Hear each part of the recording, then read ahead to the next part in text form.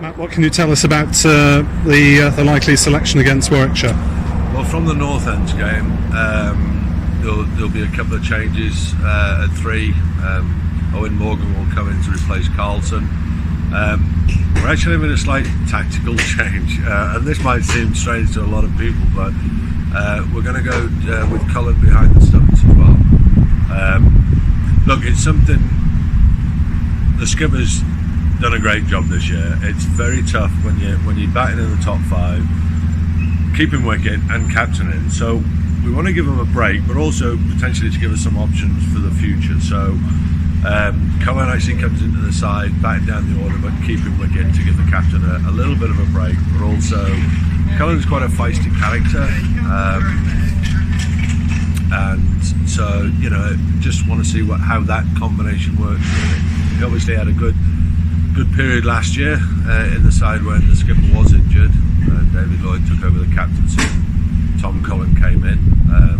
So it's a one-game opportunity, which may not obviously paint the full picture, but I'm sure Tom Cullen and both Owen Morgan would prefer to play one game than no game. So it'll be interesting to see how that combo works.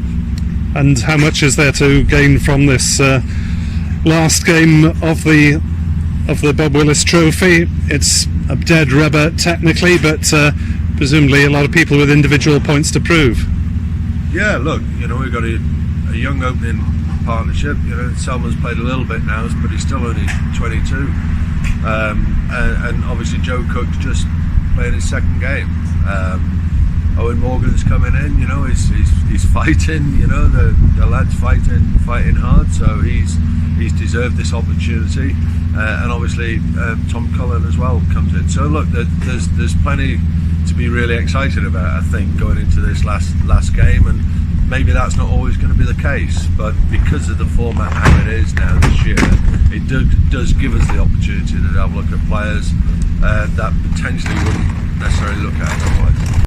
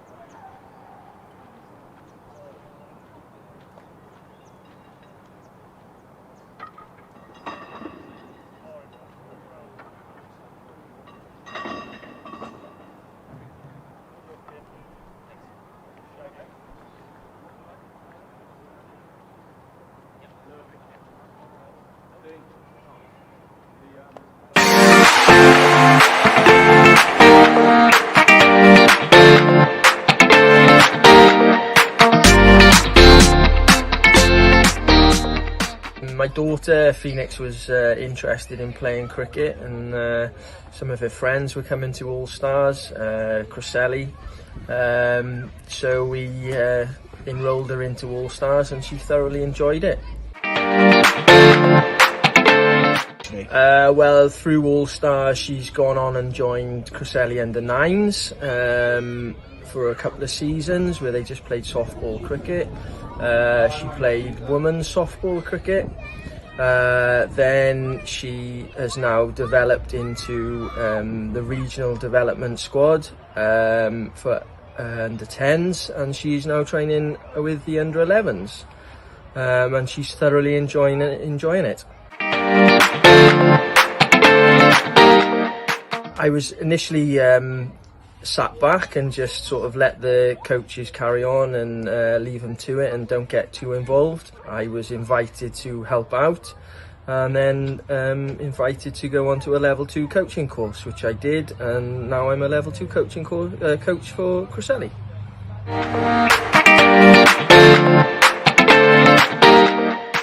Okay, so first got involved a couple of years ago. Started up the under 9s. I decided to get involved. My little girl was that age. We were looking for coaches, boys involved in the club. Thought it was a natural thing to do to get involved as a parent and as a cricketer myself. So just wanted to give a little back, something to the club. Yeah, well, we actually had a good first year with All Stars. We had good numbers, and yeah, it's just gone from there really, to the point really where we've had to cap numbers, I suppose. It's been first year was great. Second year just grew again, mainly through word of mouth and through doing a good job, I suppose. We sort of built it up on social media and got it out there, took plenty of pictures, got Starry up here, and yeah, just making it fun for the kids and making sure they come back year on year. One of our major events at the club is our fun night, and on the fun night we invite all the juniors and all the All Stars up, where we have lots of fun and games up here. We have a barbecue, a big raffle. It also meant that the children in the All Stars got their first sort of chance to mix with the juniors and just really see what we are as a club and what we offer in the community.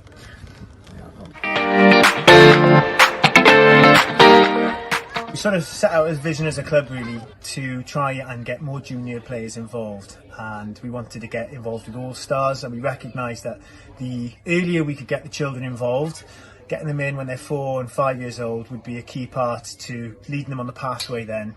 Fast forward 5 years now, we've now got, I would say, 2 or 3 under 9s teams, we've got 2 under 11s teams, and under 13s, under 15s and under 17s side. Social media has been a massive thing for us, sharing videos and photos of everything that we do, trying to make things as fun as possible, and also communicating with the parents, emailing them, using Facebook, using WhatsApp groups to share with them what's going on up here at the club, making them feel part of the club, and making them aware that we've also got under 9s training, and when we feel the time is right, we'll invite those children who are 6 and 7 who maybe show a fair degree of talent in All Stars, and they might be ready for under 9s to come into our training with the under 9s groups.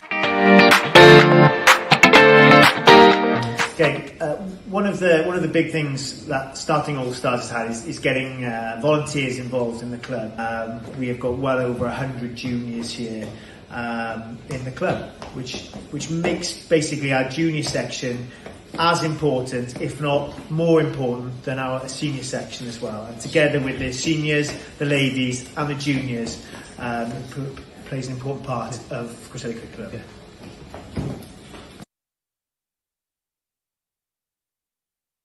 The support they've had from the coaches and all the members of the club has been incredible. It's very much a family club. Kids just love playing cricket here, and I can't see them wanting to ever play cricket anywhere else. It is massive, to be honest. It's a whole new generation of young cricketers from grassroots, and you see them all progressing all the way up to under 13s, up to 15s and so on. Financially, it also has a big impact on the club. It brings large amount of kids and their parents, and they have cokes and drinks and sweets and everything. It's a massive, massive thing for the club.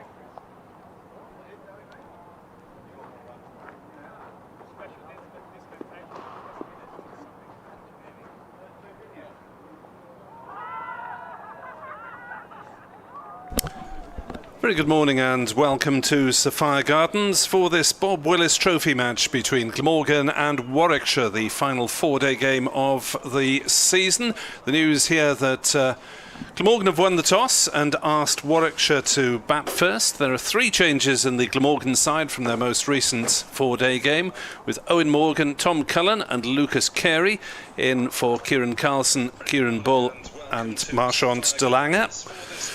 And on the Warwickshire side, just the one change with Ethan Brooks in for Tim Bresnan. So Warwickshire have been asked to bat first. And it looks as though it's Tim van der Hoogten to deliver the first over here at Sophia Gardens. I'm Nick Webb from BBC Sport Wales. Be joined by Clive Eakin very shortly indeed. And Glamorgan starting off with 3 slips and a gully for the left-handed Yates on strike. So we go through the 2 teams in the next few minutes as Van der Hoogten runs towards us from the River Taff end and bowls, and Yates leaves that one. Go through to Tom Cullen behind the stumps for Glamorgan. Chris Cook is in the side, but in order to lighten the skipper's workload a little, he is not keeping wicket. So we're underway at the early hour of 10:30. All 4-day games in September start half an hour earlier, if you're wondering why we're here at this time. As Van der Hoogten is in to bowl, and that's off a thickish inside edge down towards fine leg. Lucas Carey does the fielding in a very optimistic sun hat. And Warwickshire are underway, 1 without loss. Very good morning to Clive Eakin. Good morning. So Warwickshire with the 1 change. Ethan Brooks comes in, and the old warrior Tim Bresnan sits this one out. What can we expect of young Brooks? Well, I can't say too much because he's only played 1 first-class game. That was against Essex last season, but he's brother of Henry. He is billed as an all-rounder. I mean, you can argue that Henry is pretty close to being an all-rounder, but he's mainly billed as a bowler. Ethan is billed as an all-rounder. Not too sure why Tim Bresnan is missing. We'll try and find out at some point.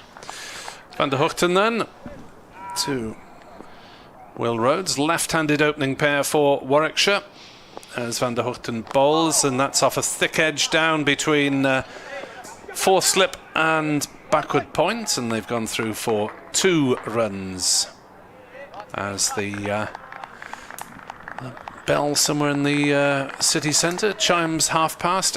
As virtually always here in Cardiff, we seem to be a minute or so early starting for no particular reason that I'm aware of. 3 without loss. Warwickshire in this first over. Warwickshire still without a win in this competition. They lost 1, but they would like to finish it with a win. Van der Hoogten is in, bowls, and well, that's a great start as he's bowled. Will Rhodes, the captain, has gone for just 2.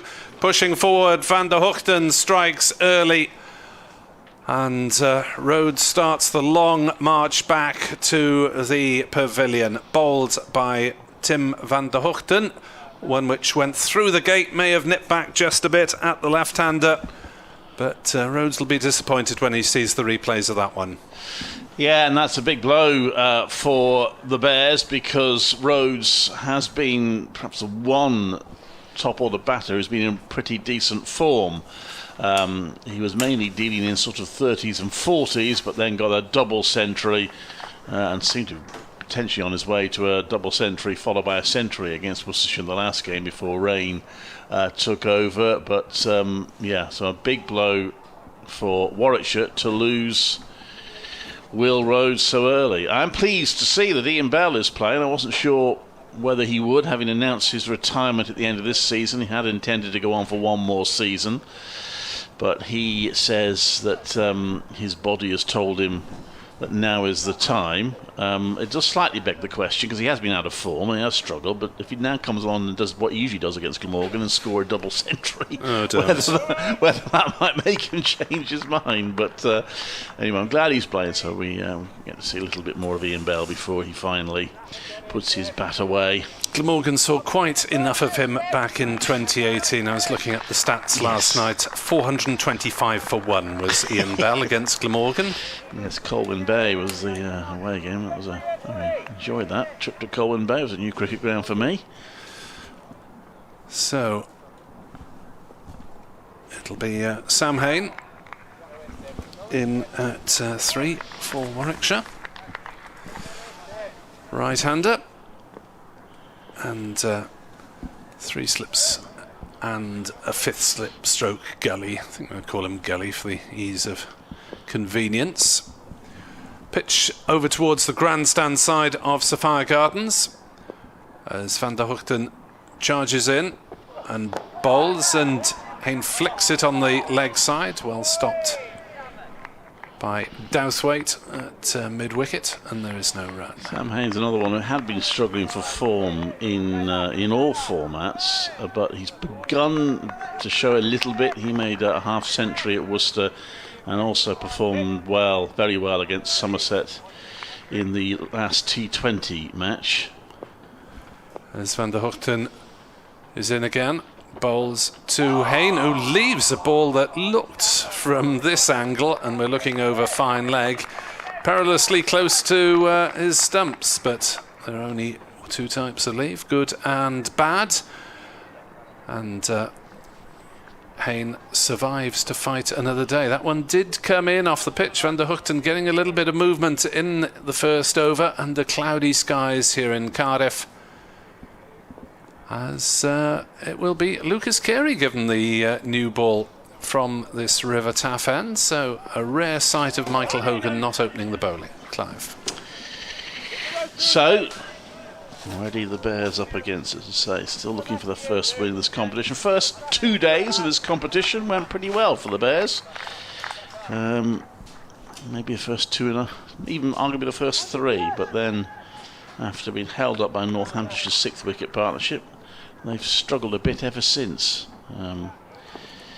As I say, can't now qualify for the final, and are still looking for their first win. This is their last chance to get it. Yates with 3 slips and a gully. He's on strike, and he's driven that slightly uppishly, but it's a nice enough shot.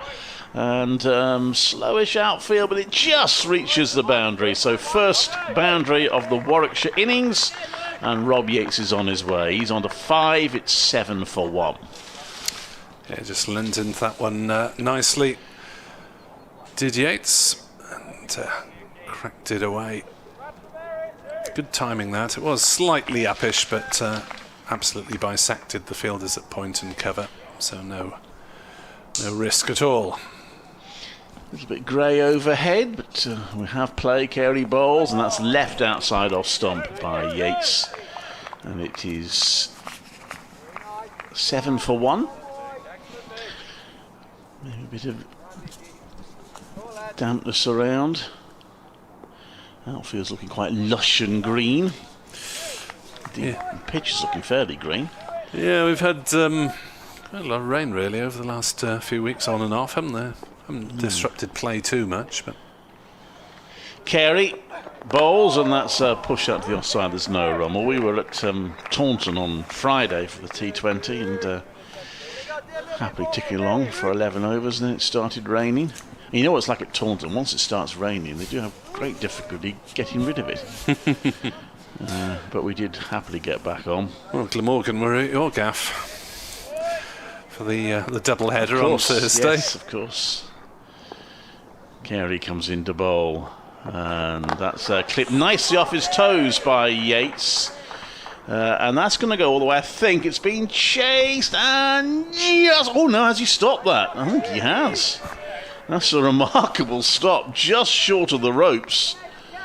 And so it is 3 runs for Yates, who moves on to 8. Oh yes, the captain reminding us that he can field as well as keep wicket. Chris Cook with the long chase, and Dan Douthwaite with the backup to make the throw. He just got a hand to it as he was going over the ropes. It's one that a third umpire would probably have looked at had there been a third umpire, but the TV umpire, but there isn't. And so sort of thing if you had crowds, some people in the crowd would get excited about. Anyway, it's 3 runs to Yates, 10 for 1, and that's another good leave by Hayne. That didn't look as if it missed by much. Who knows where his off stump is, doesn't he, at the moment? Well, I hope he does, yeah. The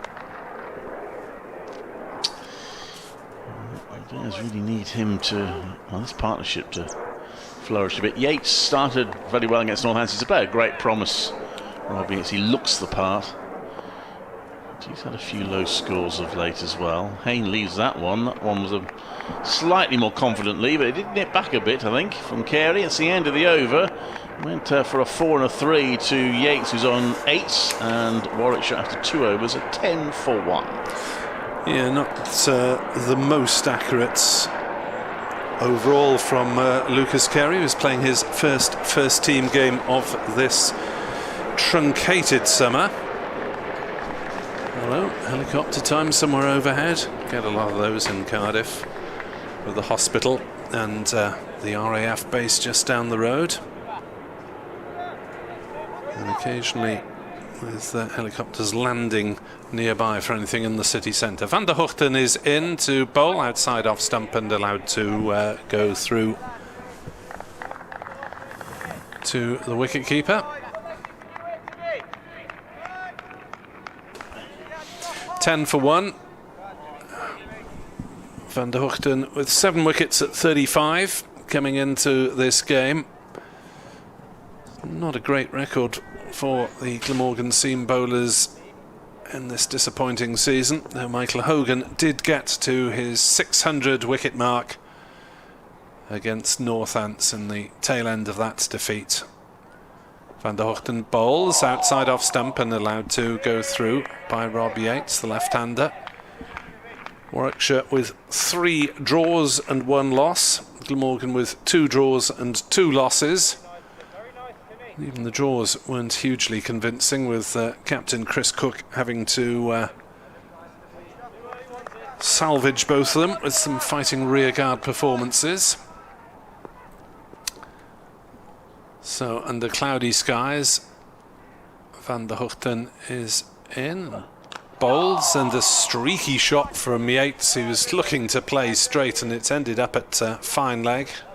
Carey doing the fielding for a single off the inside edge as Warwickshire move on to 11 for 1 in this third over. If you are just tuning in, logging on or whatever, you might have missed the dismissal of Warwickshire captain Will Rhodes, bowled by Tim van der Hoogten for 2 in the first over of this game. Glamorgan winning the toss and putting Warwickshire in to bat. Van der Hoogten is in and bowls, and a leave by Hayne this time. We're in 16 and 17, these 2 batsmen. But Warwickshire do have Ian Bell, this scourge of Glamorgan, to come in next. So Glamorgan giving Tom Cullen the gloves for this game. Probably bat 7 or 8. We contributed some useful runs in the lower middle order last season. Van der Hoogten in, bowls, and that's driven through the offside, and that'll be 4 as well. So batsmen getting for value for money for their shots, with the field in close despite this softish ground at the moment. And Warwickshire move on to 15 for 1. And Hayne just lent into that one nicely. Yates 9, Hayne 4. Van der Hoogten and Carey opening the bowling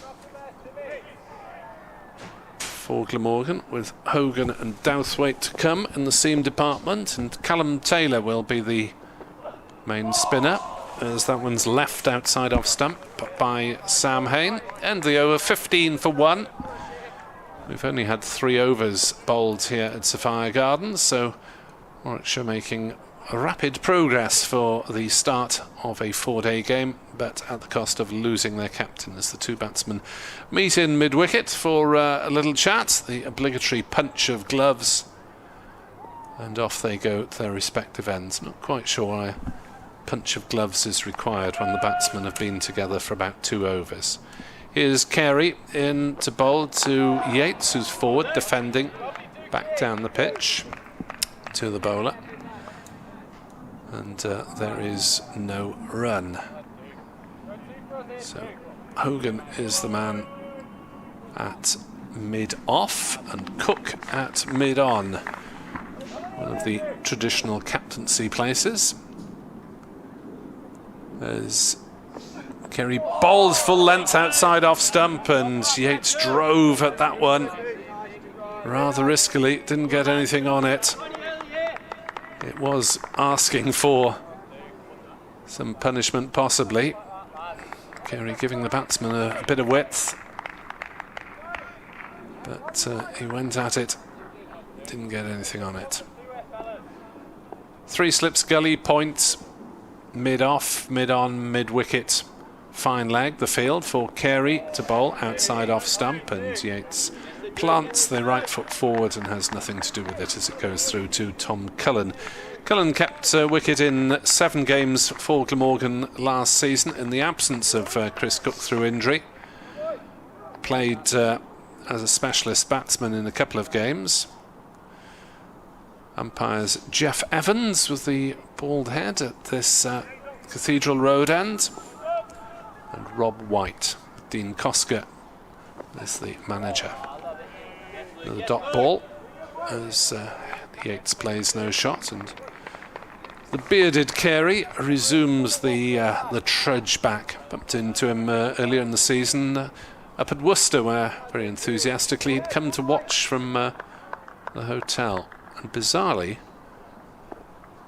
Carey's trousers are wearing the initials MH.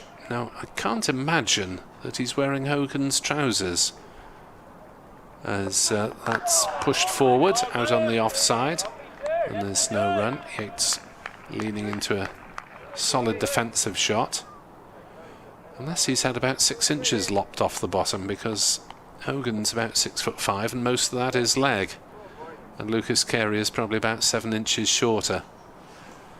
I'm not sure if we can see any signs of needlework on the bottom.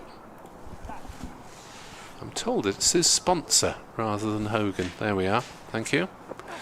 As that's worked away on the leg side by Yates, and they'll come back for an easy 2 as the throw comes in from Van der Hoogten at deep square leg.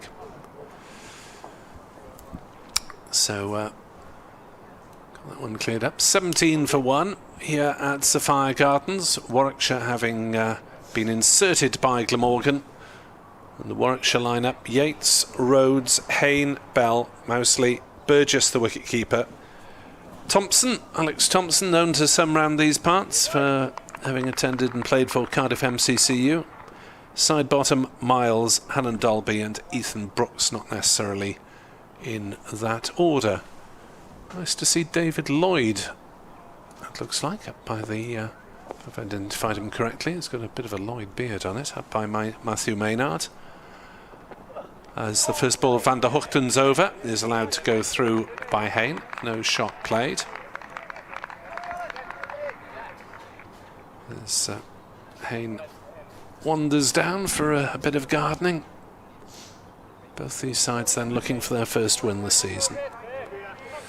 Morgan bringing in Morgan, Cullen and Carey instead of Carlson, Bull and De Lange, which means that Callum Taylor will operate as the main spinner as well as batting in the middle order, probably at 6. Van der Hoogten in, bowls, and that one seems to catch Hayne a little bit by surprise as he pushed forward, and maybe a bit of glove and bat together.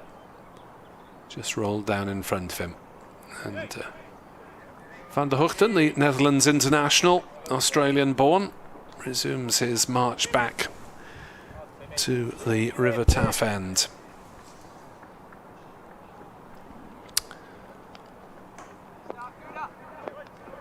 Here comes Van der Hoogten again. Bowls outside off stump, no shot played by Hayne, who promptly goes down for another spot of gardening. Well, that's a fairly green surface, but he's looking at it with some suspicion. Looks a little bit soft already would have been under covers for most of the time recently, but you have to leave a pitch breathe on occasion, and there are some muddy marks on it, even less than 20 minutes into this game. Van der Hochten in, bowls, forward comes Hain, playing back to the bowler. Decent start by Van der Hochten. Owen Morgan has gone into first slip. Nick Selman is in his usual position at second slip, and Billy Root is in at third for this game. Kieran Bull having been mostly first slip. As Van der Hochten bowls, and that's pushed down on the onside by Hain. No run. That after Charlie Hemphrey was in there for a couple of games.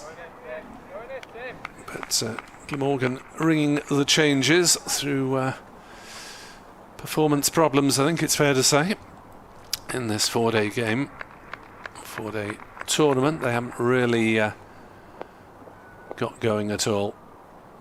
As Van der Hochten in, bowls outside off stump, no shot played, through to Cullen, end of the over, 17 for 1. Yates is 11, Hain is 4. And Will Rhodes, the man out, bowled by Tim van der Hochten for 2. So this group will be fought out between Somerset and Warwickshire.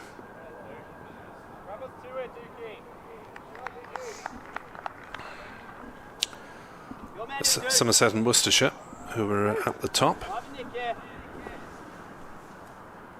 As Carey is in to bowl and beats the defensive forward prod of Yates outside off stump. Have a look at what's happening elsewhere in this competition.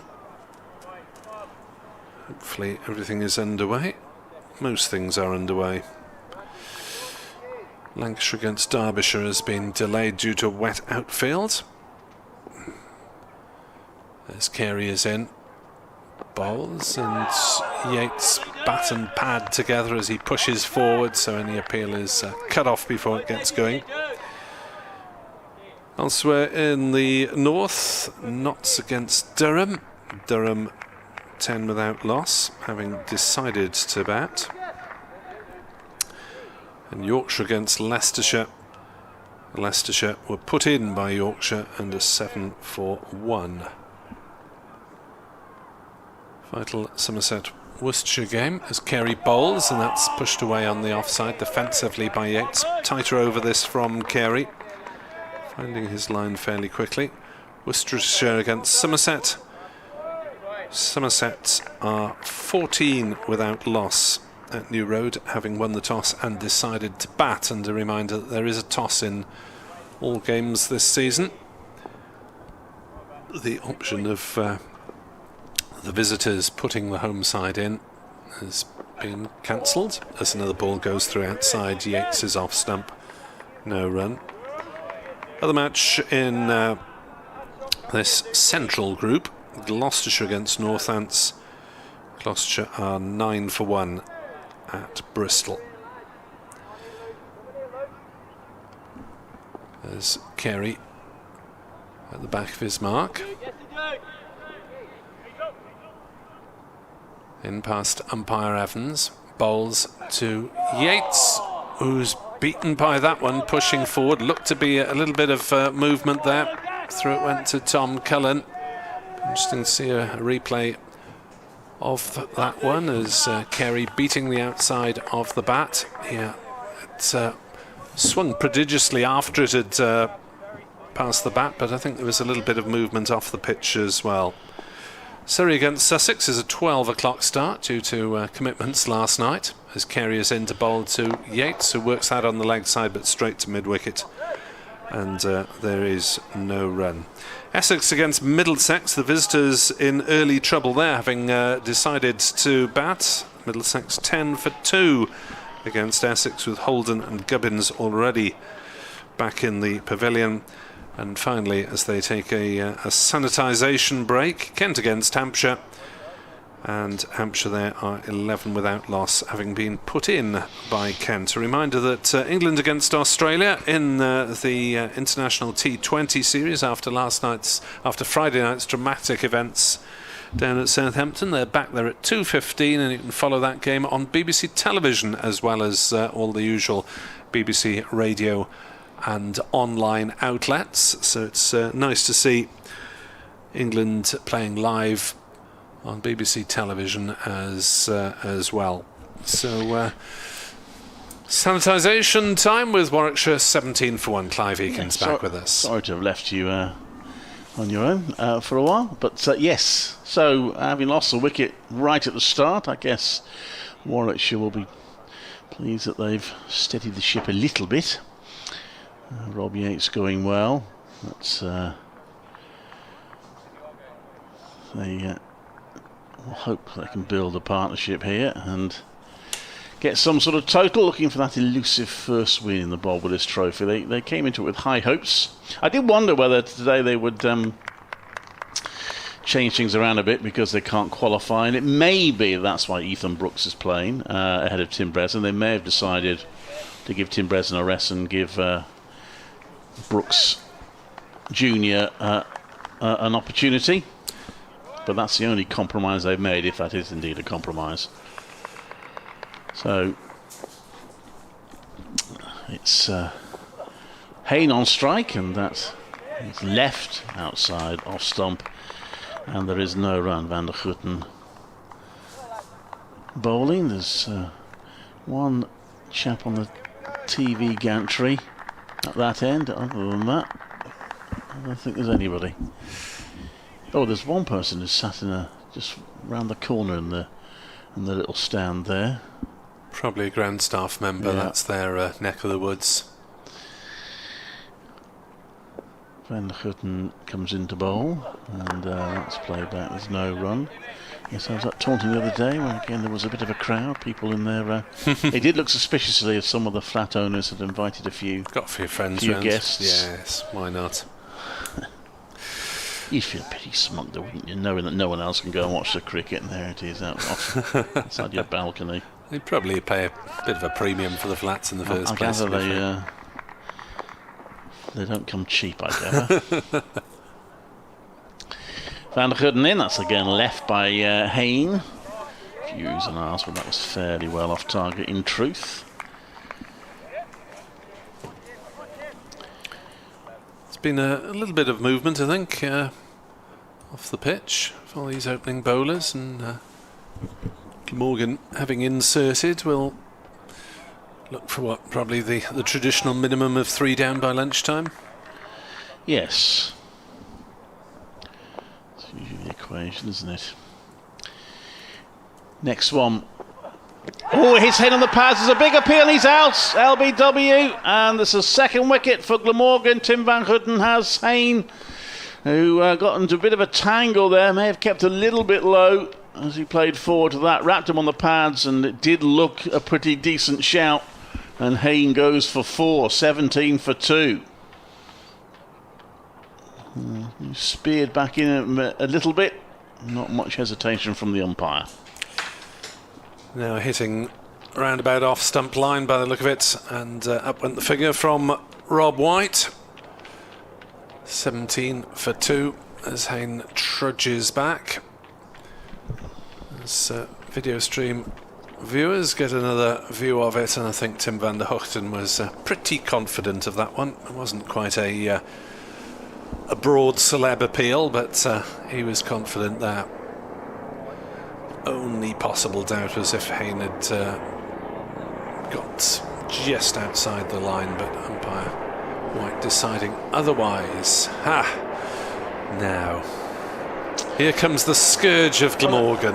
It's a shame, really. Now that Ian Bell's announced his retirement, you'd think there'd be certainly any Warwickshire supporters who would have been here would have been giving him a huge ovation. Now he's coming out to complete silence. Ian Bell, who had originally intended to carry on till next season. He'd signed a contract for next season, but he says that while his enthusiasm for the game hasn't dampened any, he feels that his body is not allowing him to play to the standard that he would want to play. And so he has called time. As I say, it does slightly beg the question, now having announced his retirement, if he scores a double century now, might you think, well, maybe my body can do it after all. But anyway, this could conceive, well, it will be his last first-class match. Yep. So it's such a shame there isn't a crowd here to give him a send-off, quite an emotional send-off, I would think. Not quite in the Don Bradman category, but from a Warwickshire point of view, not far off it, I guess. He's been a terrific stalwart for Warwickshire and, of course, for England. Van der Gutten bowls, and, well, he looks all right there. He pushes that one out to the offside and scores a very comfortable 2. He's still got it, Ian. Yes, I remember writing the match reports and the last encounters in 2018 were almost entirely based around Ian Bell.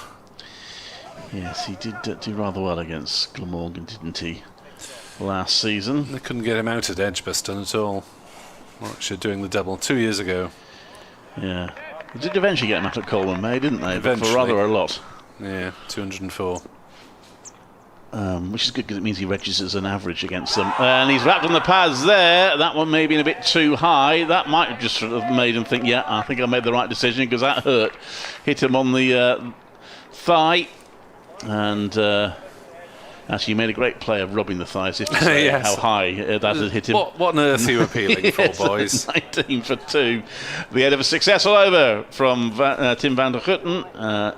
Warwickshire in some difficulties at 19 for 2, with Will Rhodes gone, and followed by Sam Hain.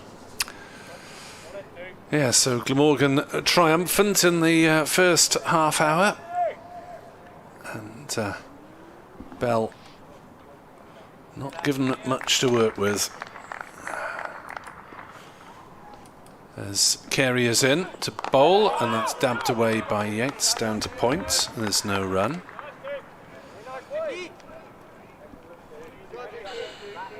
So Van der Hochten coming into this game with 7 wickets. He's now up to 9. Matches death weight. And wicket tallies are not hugely impressive from the Glamorgan bowlers. They only bowled the once in one of the 4 matches they've played so far. As Carey is in, bowls, and there's an appeal for LBW. Not given by umpire Evans, as Yates was struck on the pad. Might have got far enough forward to create a little bit of doubt. As may have been jagging back a little bit even, to be honest. Hit round about middle and leg. Having a look at the replay. Our commentary is also available on the Glamorgan video stream if you're listening online and would like to view as well, if you have time. As Carey is in to bowl to Yates and beats him outside off stump. It's a good start from the Glamorgan bowlers, making full use of the conditions this morning. Yes, looks a pretty good toss to have won. And Bears are just going to try and Warwickshire going to try and minimise the damage before lunch. Carey in again to Yates, who leaves that one through outside off stump. The field has not altered, as you might expect in these opening overs of the game. May have an update for BBC Radio Wales fairly shortly. As Carey is in, bowls and beats the outside edge of Yates's bat. Cullen doesn't take cleanly, but you can gather from the sharp intake of breath from my learned colleague and the grins from Tom Cullen behind the stumps that might have been adjacent to the outside edge. Seemed to move that one pretty sharply, didn't it? Yeah, so Carey looking to make a quick impression. in this season. As forward comes Yates, meeting that one solidly with the middle of the bat. So 19 for 2, decent over from Lucas Carey here on BBC Sport Online. And Lucas Carey 4 overs, 2 maidens, 0 for 9. Tim van der Hoogten 4 overs, 1 maiden, 2 for 10. So these two, you would imagine, would have another couple of overs left in them. Glamorgan with the 4-seamers. Michael Hogan might be salivating at the thought of bowling on this pitch. So van der Hoogten to continue to bowl to Ian Bell, 3 slips and a gully in place. Bell poised, and it's that right arm over, and that wraps him on the pads. He's playing forward to that. Not so much an appeal as a sort of anguish shout. Bowler did turn to the umpire, but didn't really appeal. But it's pretty uncomfortable work for the Warwickshire batters out there at the moment. 19 for 2. Bit of blue sky overhead now. It's Sophia Gardens. The last round of matches in the Bob Willis Trophy. And Bell leaves that one. It bounces over and wide of the stumps. Glamorgan with their very striking red numbers. And names written in red. So even when you wear whites, there can be a little bit of colour identity. Bears have got their numbers in more traditional black. And van der Hoogten comes into bowl. And Bell pushes up, nicely placed into the gap. That's a lovely shot from Ian Bell. And he is going to get 4 for it. So he moves on to 6. And it is 23 for 2.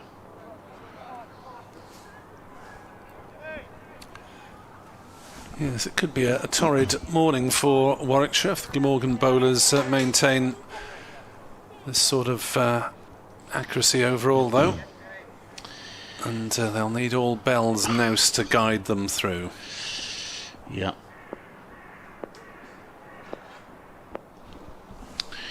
Comes in again, van der Hoogten, and Bell drives. That's a nice looking shot. Well, he shouldn't have got anything for it. In fact, he isn't going to get anything for it. They probably could have got one in the end because there was a misfield, but Bell decided that it wasn't worth the risk. It was Hogan who just let it slip through his legs. But they weren't able to get the run. 23 for 2. Will Rose out for 2. Bowled by van der Hoogten with the 4th ball of the day for that 2.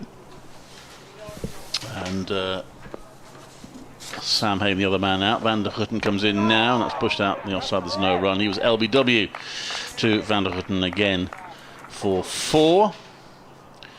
And van der Hoogten at the moment is 2 for 14. And this is 5th over. There we are. Scorecards or sheets of paper have arrived. If you get one of those autographed by Ian Bell, that'll be worth a fortune. True, yeah. Put that on eBay.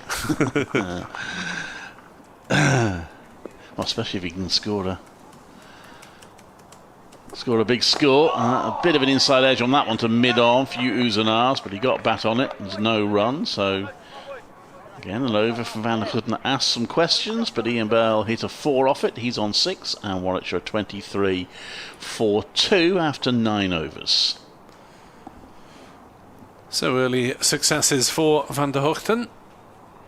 1 more over for him, I suspect, possibly 2. Michael Hogan will be presumably clearing his throat and looking longingly at Captain Chris Cook before too long.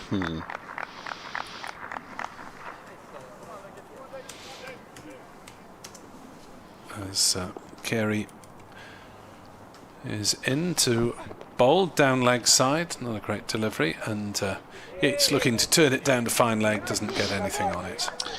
Funny, you've been watching 2020. It takes a while, doesn't it, to really adjust. My first thought was, well, that's a wide.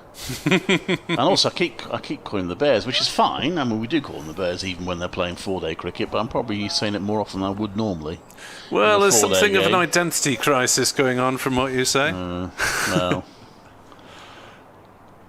Carey in. Bowls, and he's nibbled at that one. Yates, up goes the finger, little outside edge, through to Tom Cullen, who pouched a reasonably simple catch, and Yates has gone for 11. And Warwickshire are 23 for 3. Has a little bit of movement off the pitch, had to play at that one, and just feathered the edge through to the keeper, and Yates has gone. And Warwickshire are really ruining having called wrongly at 10 o'clock this morning. Yes, at least Ian Bell can't be blamed for that. He's not the captain now. But, yeah, it was... it's a difficult batting conditions. Maybe this will be like a 2020 innings for Warwickshire. How many nights hotel have you booked? Well, I'm travelling, but because I don't live too far from here. Right. I don't know about the team, but I think they stayed in Taunton after the T20 and would have travelled presumably at some point yesterday. Yeah, I mean, they've been the Bears. Well, they've always been the Bears. The Bears' nickname started getting used a lot more, I think, around the 90s. I think the squad then liked it and used it a lot when they were enjoying their success. So it was when teams sort of had to come up with surnames for their T20 team, it was pretty easy from a Warwickshire point of view. They were already known by lots of people as the Bears. So we got young Dan Mosley coming out, batted in a pretty assured fashion by all accounts at New Road, Worcester. Played in a T20 game as well, not the last one, but the one before, so he's getting a bit of experience, a youngster. A few comments on Twitter. Graham Smith, no idea why members can't be allowed to go down to the ground. Not much sense to much of what's going on at the moment. Yes, I did point out on Twitter last night with various queues outside nightclubs and protest marches in Cardiff. Not that I'm denying people the right to protest, but there didn't seem to be a lot of distancing going on in either case, and yeah, we're still not allowed to have a couple of thousand people in a 15,000 capacity ground here. Hey ho.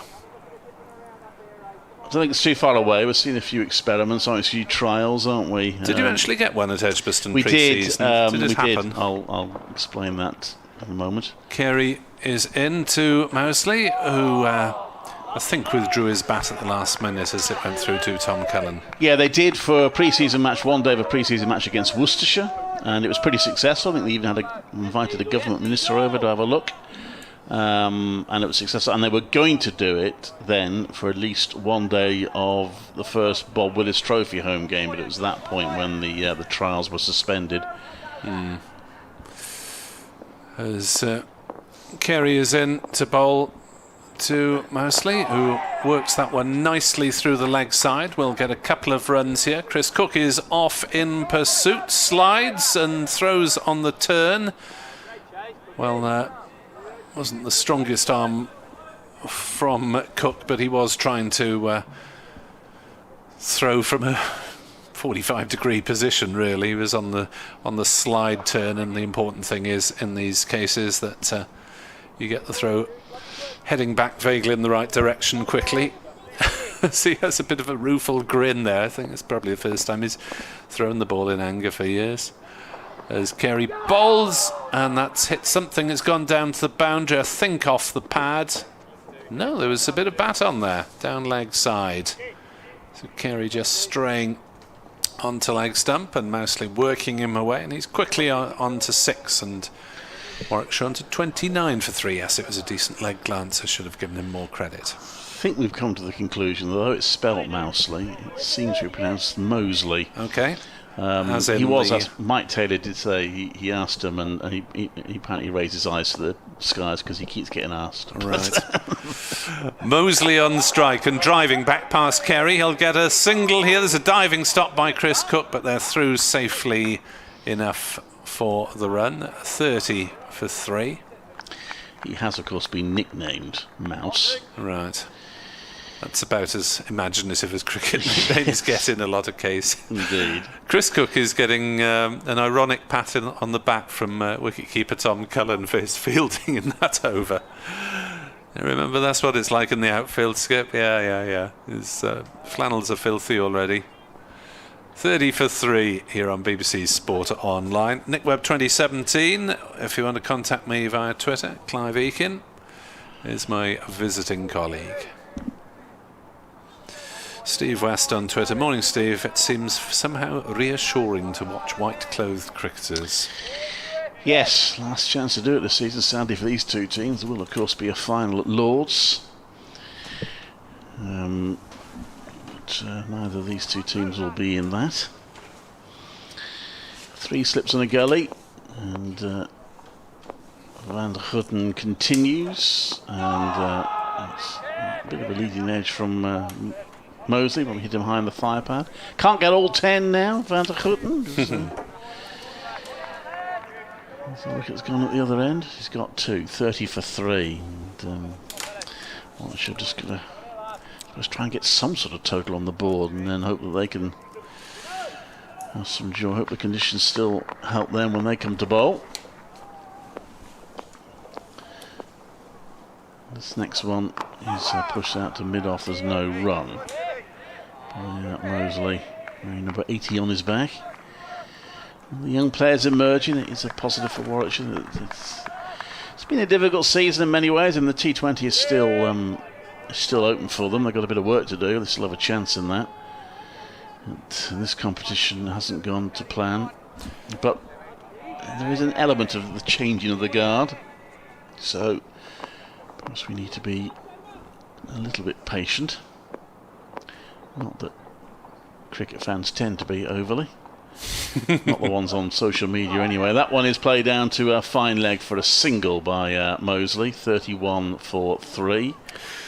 Well, yes, you shouldn't always confuse social media with real life. No, it's indeed. Something that I have to remind myself on because I spend quite a lot of time on Twitter. I saw a tweet when I think there was the anniversary of Warwickshire's famous Lord's final win against Sussex, and the county tweeted pictures of it, and someone replied, says, "Yeah, that's when we had a modicum of talent." Okay. 31 for 3. In comes Van der Houten to bowl to Bell, who just plays that into the gully area. Down into the ground, there's no run. 31 for 3.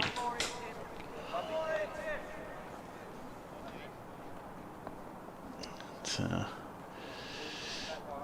think we had our first text questioning the Coventry City manager at half-time in the first competitive game.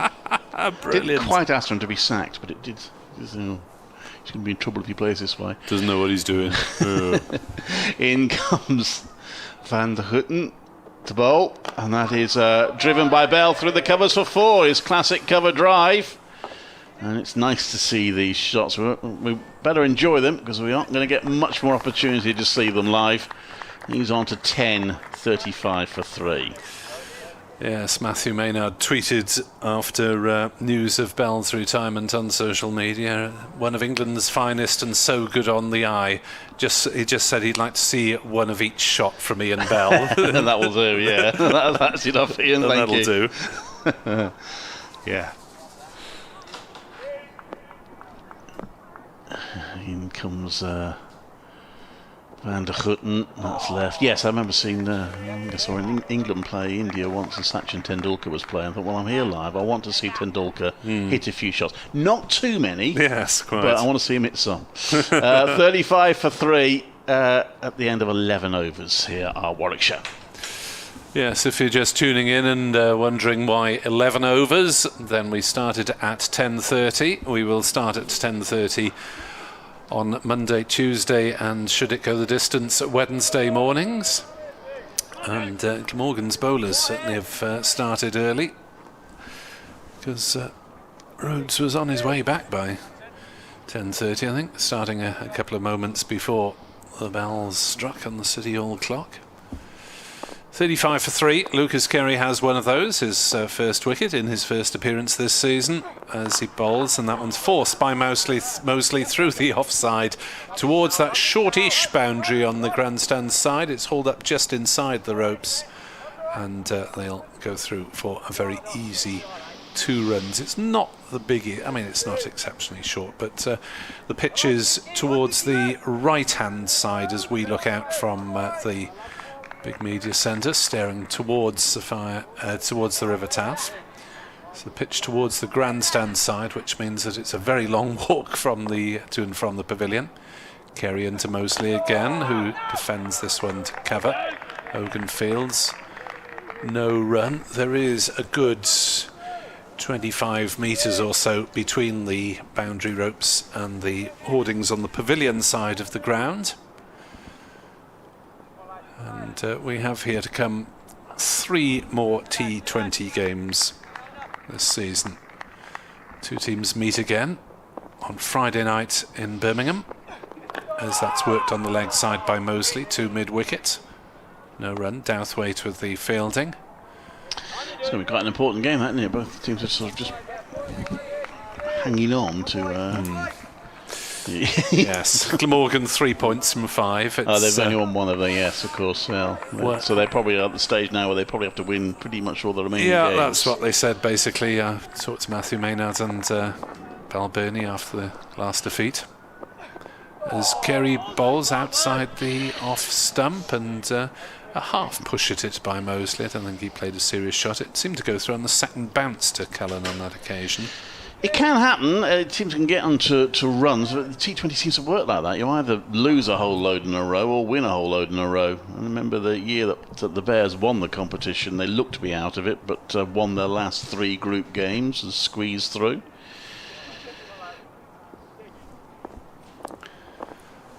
As Carey is in to bowl, and that's no shot played really by Mosley, playing inside the line of the ball. He shapes up so that he gives the impression initially that he is playing, but I don't believe he is.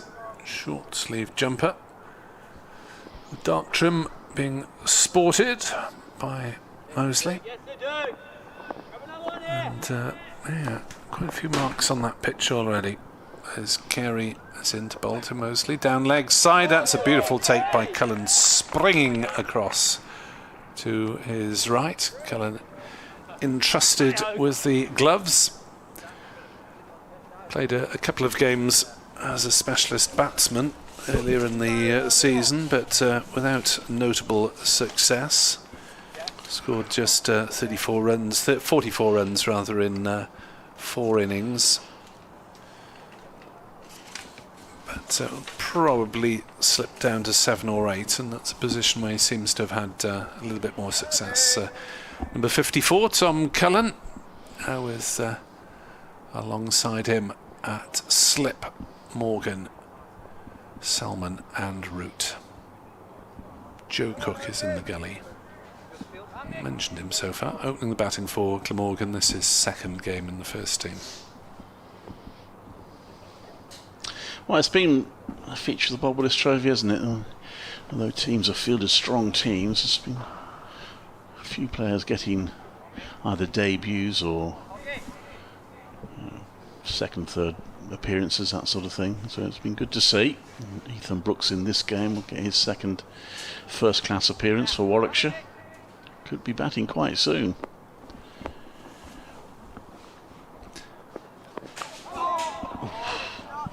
An edge from, oh, sorry, it's me. Sorry, beg your pardon. An edge from Ian Bell down to 3rd man for 4. Do beg your pardon. I'll wake up eventually. Tim Van Houten bowling. That's edged by Bell through the slip area along the ground. I don't think it was any question of a chance, but it was a false shot. It's 4 runs, 41 for 3.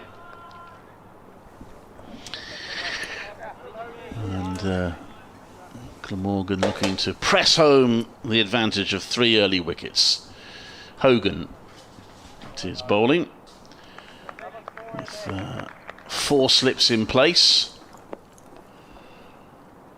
And Bell just a little step forward and opens the face of the bat. It goes to Gully. Mosley has to scamper back as he'd come a long way down. But interesting, Bell just took a little step forward, perhaps trying to negate any movement that's going on there. Played a deliberate shot into the Gully area that time. And it remains 41 for 3. At least Warwickshire are scoring at a reasonable rate. When you're losing wickets, you can get bogged down as well. Hogan in. Bell hits it off his toes. He's got it just past and mid-on, so he will get 2 runs. As that is chased down by Van der Hutten. 2 more to Bell, who's, I have to say, and he'll be out next ball, I know, even though I don't believe in commentary curse because I'm a rational human being. But he's looking quite good for his 16 at the moment, Ian Bell. One false shot this over. I promise you, if he's out next ball, it'll be nothing to do with the fact that I said, no. Let's stay rational, folks. I've told the story many times before, but next one. Oh, and he is very nearly out. I think that fell short of second slip. It was an edge. Was it a sharp low chance? We'll have to see the replay. It was Selman who went for it. I think that probably yorked Selman. Might have been on the half volley, I guess. And he's got a single. I think that might have carried low down, to be honest. Oh, that's, not sure if we can get a replay in from the other end to give us a better angle on it. Anyway, you got one. He's on to 17. I've been commentating Coventry City for some years now, and I was doing a game at Brighton, and Brighton had a free kick a long way out, and I said they shouldn't score from here, and they did. And you won't believe how angry some people got with me. I did try to explain that me saying that, I mean, they shouldn't have scored from there. I was right, they shouldn't have scored from there. And it wasn't because I said it that they did. Oh, you jinxed them. Dearie me. Anyway, in comes the bowler, Hogan, pushed out to the offside, and a bit of bat and pad in that from Mosley, and there's no run. 44 for 3. So Bell gets possibly a life. In fact, he might have hurt his hand, Salmon. He's just sort of resting his hand on the grass at the moment as if it's stinging. Yes, I did think it carried from the angle, but we didn't get a great view of it. And Mosley pushes out the offside. Well, if it did, Selman will be a little bit anxious now, won't he? I mean, if Bell's out for 25, he'll feel all right, but if he gets 225, then he's going to feel a little... Because famously, Brian Lara was dropped on 18 on his way to 501. Indeed. 44 for 3 at the end of the 13th over. A couple of comments on Twitter from Richard Black. Interesting that in previous games, Van der Huchten appeared to make a leap to his left in his delivery stride, but seems to have stopped in this game. Appears to be getting a better line. Yes, I know what you mean, Richard. He did seem to be experimenting with going a bit wider on the crease and trying to fire the arrow of the ball more decidedly in towards the batsman. Morning, Chris Drew. Thanks for the commentary this season. It's what we're paid for, Chris, but it's a pleasure to have you along. I might have been tempted to play Dai Langer as a specialist batsman. All the best. Not quite sure we've got to the stage of pinch hitting in 4-day cricket, but there we are. 44 for 3. As the sun comes out and Lucas Carey bowls to Ian Bell, who works down the leg side past a sprawling Cullen. He'll get at least a couple of runs. It's just kept inside the ropes by possibly the boot of Michael Hogan in the far distance there. A good fast bowler's stop. And Warwickshire move on to 45 for 3. Bell to 17 not out. Mosley on strike. Laborious crossing over between right and left-handers. Apologies for a little bit of interference on our effects microphone, as that's worked through mid-wicket. That's a nice shot from Mosley, and he'll get 4 runs for that one. Not much point in chasing as it races away to the boundary. 49 for 3. Moseley to 13. Bell is on 17. Warwickshire having lost the wickets of Rhodes bowled Van der Hoogten for 2. Hayne leg before to Van der Hoogten for 4. And Yates caught behind by Cullen off Carey for 11. That was 23 for 3, but these two have more than doubled that as Carey is in to bowl to Moseley. Struck the streaky inside edge down to fine leg. And they go through for a single, and that is the 50 up for Warwickshire to absolutely no applause whatsoever. It's not a stage of the T20 where you get players sitting in the dugouts on the periphery of the pitch, so you get at least you get a dozen or so people applauding when milestones are reached. As Carey is in to bowl, and Bell runs that one down into the gully where Joe Cook does the fielding. Joe Cook, new name to many listeners. This is his second 4-day game, second first team game of any description. He made 18 and 3 at Northants, but had to be given another go. Chris Cook is fielding at mid-off at the moment. A little bit of blue sky overhead as Carey is in to bowl to Bell. Allows that one to go through outside off stump. No shots needed. 50 for 3. So these two starting to rebuild gently. And we will see if Ian Bell can profit from what appeared to be a life at slip.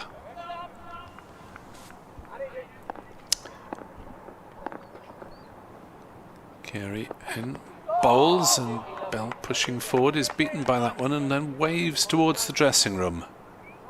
Arms open wide. Does he want a new bat? Does he want new gloves? Does he want a cup of tea? He beckons on the 12th man anyway, and let's hope the 12th man is carrying what he needs. It is sanitisation time. You're on BBC Sport Online. 50 for 3, Warwickshire having been inserted. Reminder that England against Australia is live on BBC television this afternoon. So if you haven't got satellite TV, or pay TV, it's a rare chance to watch an England match live, but I hope you keep listening to us as well, of course. The vital game elsewhere in this group, Worcestershire against Somerset. Somerset with a respectable start, 43 for 1 against Worcestershire at New Road. A run out accounting for the wicket of Green there. Somerset having decided to bat first. Also in this group, over the water at Bristol, Gloucestershire 33 for 2 against Northants. Our commentary friends Musrambani and Vasconcelos are both on the scorecard already, with those two having caused a particularly long entry on the scorebook when they combined to dismiss Van der Hoogten in the Glamorgan Northants match. New wicketkeeper for Northants there, Harry Goldstone. That's a new name on me. Derbyshire have made a good start with the ball after a delayed start at Liverpool. Lancashire 10 for 2. Both opening batsmen failed to trouble the scorers. Durham 29 for 1 at Trent Bridge against Notts, and Leicestershire in some early mire at Headingley, where they were put in by Yorkshire, and Leicestershire are 28 for 3.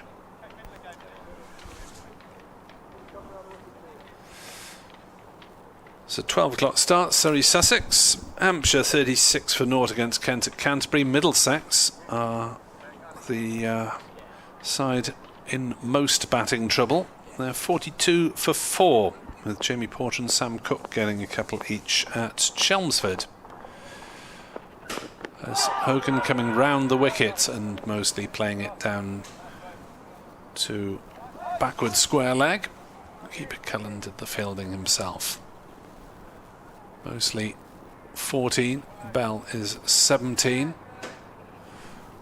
More gardening of what is a green-tinged pitch. We're unable to report from the middle these days. BBC commentators are usually among the treasured few who are allowed to out in the middle before the match as Hogan comes in. Round the wicket to the left-hander, and Mosley driving up towards mid-on, but won't get a run as Van der Hoogten picks up. But we have to observe from afar these days, which, considering we're among the few people are allowed in the ground, we can't complain too much about. Indeed. I've just been saying in my report now, I mean, this is a really significant moment, particularly in the history of Warwickshire and indeed England. This is Ian Bell's last first-class match. It's just a crying shame that there's only a handful of people able to witness it. Hogan into Mosley, who drives through the leg side. Douthwaite is off in pursuit. It's a shortish boundary. Douthwaite will need to dive. He slides, taps the ball carefully back in field, and they've come back easily for the second run. 52 for 3. Hopefully there will be many people listening to us on BBC Sport Online and viewing on the Glamorgan Club website, which is available free of charge, Warwickshire listeners, with our commentary on it as well, which may or may not be a good thing. Of course it's a good thing. Hogan in, bowls, and mostly pushes forward, bat and pad together. Ball trickles up to Van der Hoogten, no run. I'm always slightly nervous when there are pictures to my commentary, because people can see then. As he called him, as he said, Smith when it was Jones. No Smiths or Jones in this particular Glamorgan side. Rory Smith, by the way, did make his comeback from injury after a month out at Birmingham against Northants, but wasn't considered quite ready for a 4-dayer.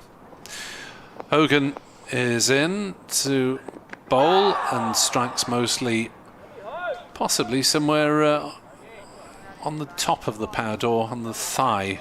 He seems in some discomfort. Yes, just giving the thigh a little rub.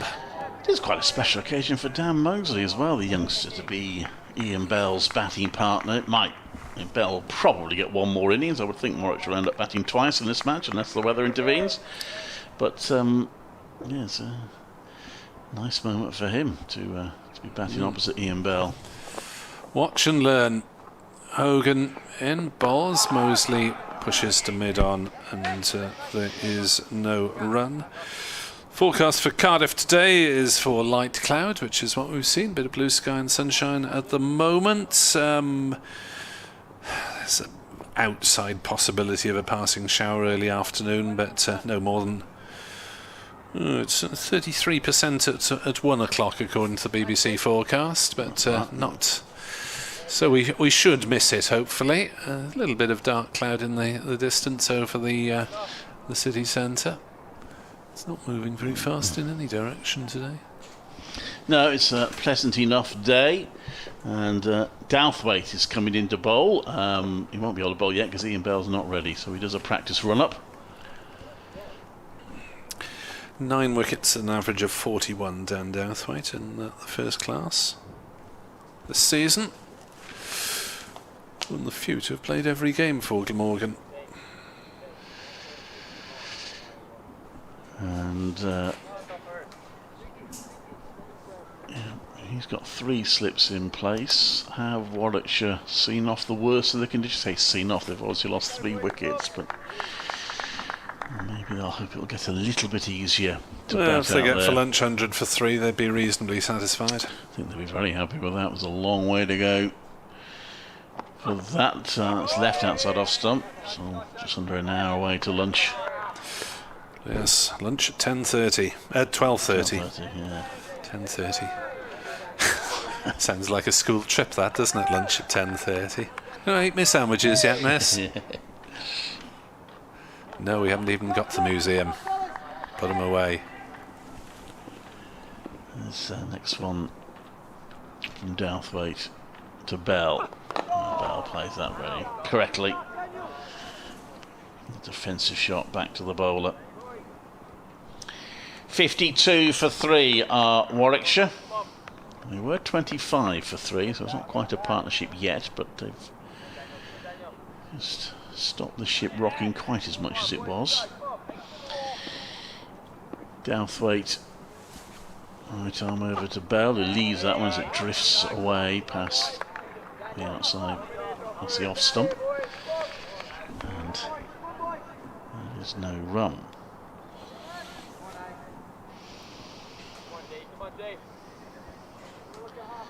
Willis Trophy, every team playing just the 5 games this year for obvious reasons. In comes Douthwaite, and that's hit uppishly. That was a false shot from Bell, but it just dropped short of mid-on, trying to work it onto the leg side. Couldn't turn it around enough, might have stopped them in a little bit. And he gets away with that one. He remains on 17, 52 for 3. Yes, that would have lobbed up to a sort of shortish mid-wicket position, but both fielders are back on the single. Douthwaite, number 88, comes into bowl, and he's given Bell a bit of width there, and Bell cuts that very nicely past the slip cordon, inside point, down to a wide third man for 4, and Bell is on to 21, 55 for 3. Yeah, message from Matthew Maynard, no doubt is right. We've seen a couple of nice shots from Ian Bell, now get him out. Yeah. Yes. Well, they have come close to getting him out. Chance put down, sharp, low chance. Douthwaite into Bell, who drives that down the ground, but that'll be cut off at mid-off, so you'll get nothing for that. Yes, Maynard's message was, hopefully I get to see a cover drive and pull over the next 4 days, but only one of each. We've seen a few drives and a cuts, but not a pull shot. 55 or 56 on the board? 55. I can't differentiate between them. Yeah, I think it's 55. Oh, well, you're right. Actually, no, you're right. It's 56, I think. No, you got me down. 56. Yeah, 56, so checked it. Okay. Checked it on Fair the enough. tablet. Hogan to continue from the River Taff end as Mosley gets a word of advice or word of consultation. Lots of red marks drawn for the bowler's run-up as Hogan is in to bowl, and Mosley into drive through the covers, may get 4 runs, and the pursuit is on, and not even the fleet-footed Callum Taylor can win that one, despite a few drops of rain actually an hour or so before the start. The outfield seems to be reasonably fast, and Mosley getting plenty of that. May have been looking to play it a little bit more towards the covers. It went through cover point for 4. 60 for 3.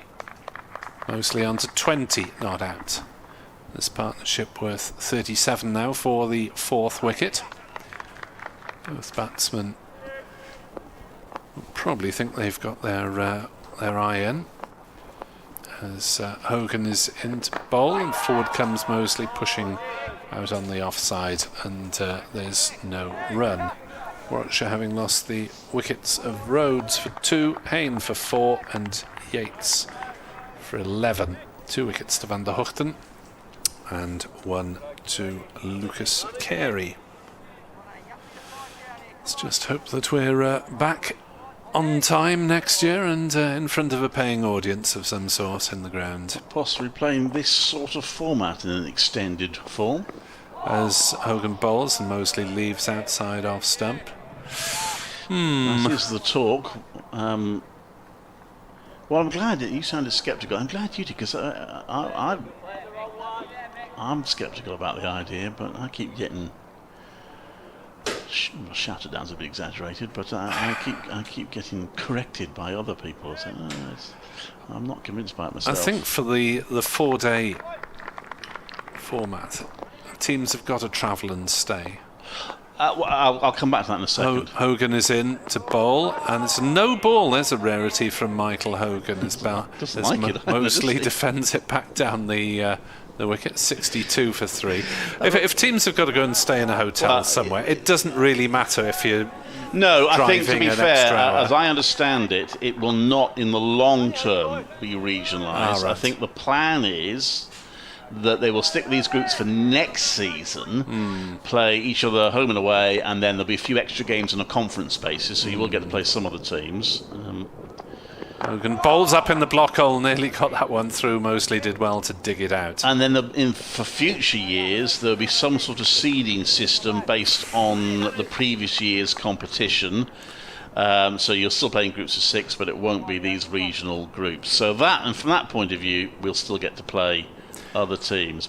Personally, I like 2 divisions. Yeah. I prefer 2 divisions of 9, I must say, but there was going to be 10 and 8. I like that, but apparently there are more and more chief executives, I am told, who favour this idea of some sort of one competition involving all 18 counties. Hogan bowls back over the wicket, and Mosley defends it back to him. There's no run. My view is that 8 and 10 is possibly the best format. 8-team first division to concentrate standards at the best, and then at the first division level, then everyone would play each other twice. My worry about a conference system is that if you've only got 5 other teams in your group, then the pressure is on them to get it down to 10 first-class matches.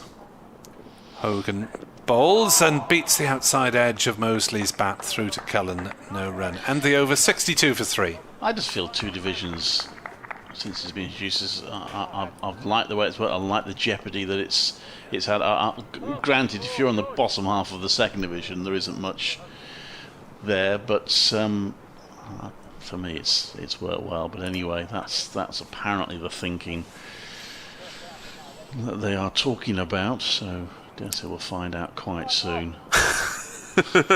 You're entirely sure that we'll find out quite soon? Well, we only found out the fixtures for T20 about a fortnight before it started. We virtually had our car keys in, wondered where to go. Slightly unusual circumstances, in fairness, to the powers to be, but yeah, I know what you're saying. I'm not quite sure why they took so long to work out the fixtures, though. Douthwaite comes in to bowl to Bell. 2 slips in the gully, and Bell, that was a deliberate shot. I think he opened the face of the bat. He has managed to squeeze it between second slip and a sort of fourth slip. There's no one in the third slip area, and he's going to get 4 runs down to third man. Bell is on to 25, which I shall have to look up now. It might be pretty close to his highest score of the season thus far. Yes, I mean, that being the case, when he talked about the body going, perhaps he meant the eyes were going. Yes, I would think so. He his highest score in any form of cricket up to now was against Glamorgan. It was the 28 he got in the T20 at Cardiff. But that's it. In this competition, his previous highest was 15. So comes in to Douthwaite. I believe he's preparing a statement saying he's changed his mind slightly. He's going to remain retired, except he's going to come out when Glamorgan are playing. Yes. 66 for 3 here. Come out to torment us. Oh dear. Well, you have to appreciate excellence, but just not like to see quite so much of it, thank you. You had enough already then? Yeah. Okay. In comes Douthwaite. They've had one chance to end it, which wasn't taken. That's defended solidly by Bell. Douthwaite gives him a bit of a stare. I shouldn't think Bell will be too worried about that at this stage of his career.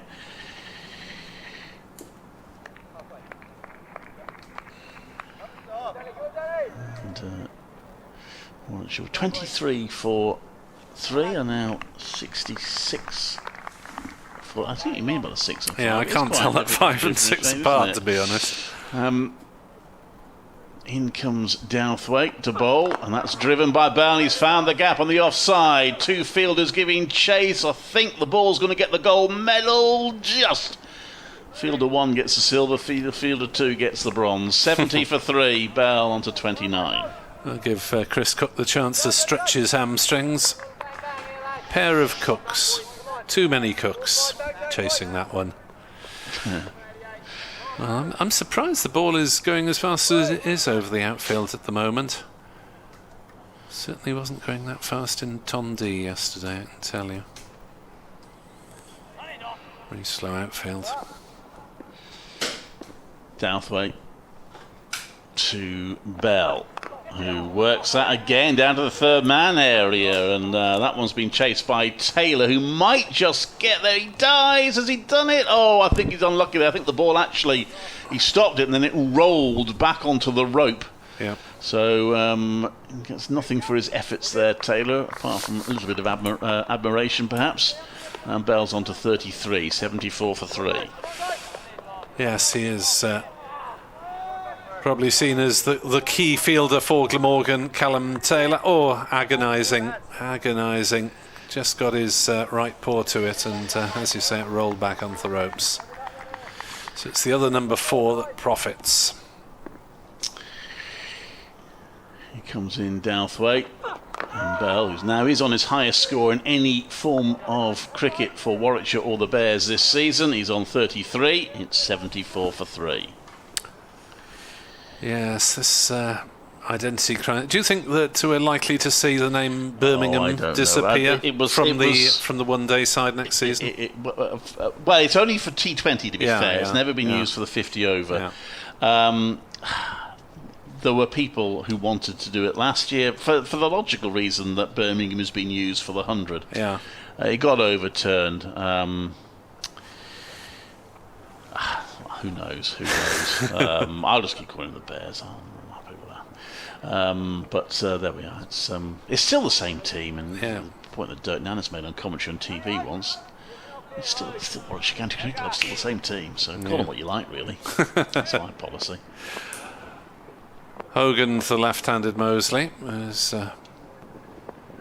on 20 and make that 21 as he flicks one off his hips down to Douthwaite at fine leg. Glamorgan were very briefly Welsh Dragons, which was a thought from the dressing room apparently. Well, I suppose at least that actually widened the geographical area rather than narrowed it. Yeah.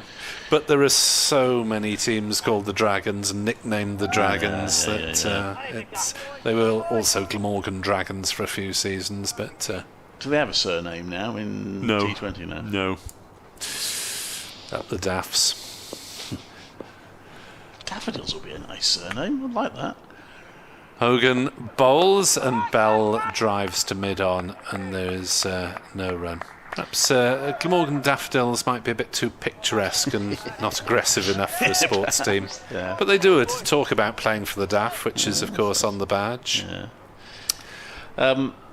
I mean, the thing that just to go back to the name, I mean, the issue potentially they've got, just taking aside on my thoughts, which don't count for anything, but they do need to make sure that Birmingham Phoenix is differentiated. It must be clear that Birmingham Phoenix is not Warwickshire or Birmingham Bears. Hogan bowls, and Bell, I think, is struck on the pad as he tried to work it on the leg side. The ball runs down to backward square. Yes, it is a leg by, 76 for 3. I mean, they've already been accused, wrongly, as they say, and I believe, but they have been accused already of using the fact that they got Birmingham Phoenix at Edgbaston as a way of recruiting players, and that's something that they are sensitive to. And so, to me, it doesn't help if your T20 team has the same half name as. But I must emphasise that they are absolutely insistent they haven't done that, and I believe them. But the name might be something that they need to think about. Hogan in, outside off stump. Mosley plays no shot. Glamorgan captain Chris Cook was due to ply his trade with Birmingham Phoenix. Had the 100 taken place this year. And of course, it's another wasp's nest as to whether it'll take place next year if there are restrictions on international travel and spectators. Hogan, number 31, on his back, runs in, bowls, and Mosley drives to mid-on, calls for a quick single as a shy at the stumps. I think Bell was just about home, even if that had hit from Van der Hoogten. But it was, I would suggest, slightly risky run when you've got an experienced man at the other end and you're 3 down on the first morning. I wonder how Mosey would have felt if Ian Bell had been run out in his final first-class appearance. I don't know who called the run, but well, I thought Mosey might have felt a little bit. Yeah, it should have been Mosley's call since he was playing towards so mid-on. You might have been a little embarrassed if that had been the way Ian Bell's innings had ended. 4 slips back in place for Bell. Interesting. They are close together now as Bell pushes forward. There's a strangled yell from bowler and those behind the stumps, but realising that an appeal wasn't worthwhile. But interesting that they've reinforced that slip cordon again, with Bell playing a couple deliberately down to third man. So they've blocked that option off to the 38-year-old Warwickshire and former England batsman as he meets for another chat with young Mosley. Yes, I'm enjoying this, I have to say. Ian Bell makes some runs. He's on to 33, and maybe the pressure's off. Maybe he's probably more relaxed. He's always set himself high standards. He's always loved batting for Warwickshire. He will have been hurting at the fact that the team has struggled somewhat, and he has struggled. He's not been able to do anything about it. Out for naught in the last T20 game against Somerset. Warwickshire found themselves 1 for 2 in the second over when he was out. It would have hurt, but now I guess, having announced his retirement, he's probably eased the pressure on himself somewhat. Looking at the age disparity, it is literally a case I were playing for Warwickshire before you were born, lad. Literally. Yeah. Been in the side for a couple of years, actually.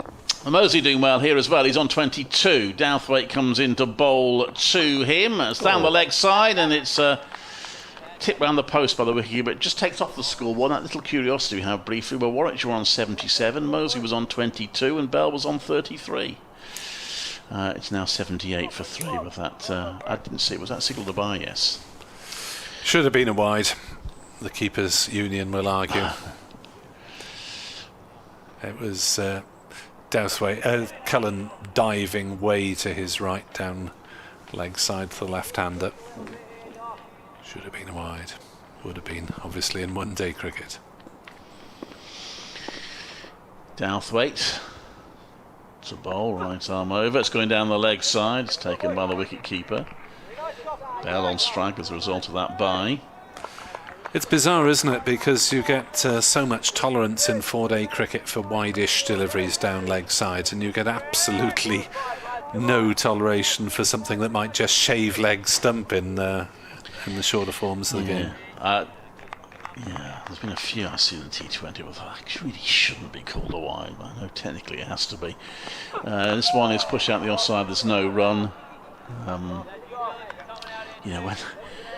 the batter's beaten and the ball whistles past the varnish of the leg stump, you think that's blooming harsh to call that a wide. But there are same for everybody, I suppose. I think I'm right, and the umpires, any umpires out there will tell me, won't they? The umpires can call leg side deliveries wides in Championship cricket if they think it's a deliberate strategy to stop the batter being able to get to the ball. Anyway, this next one is pushed out to the offside. There's no run. 78 for 3.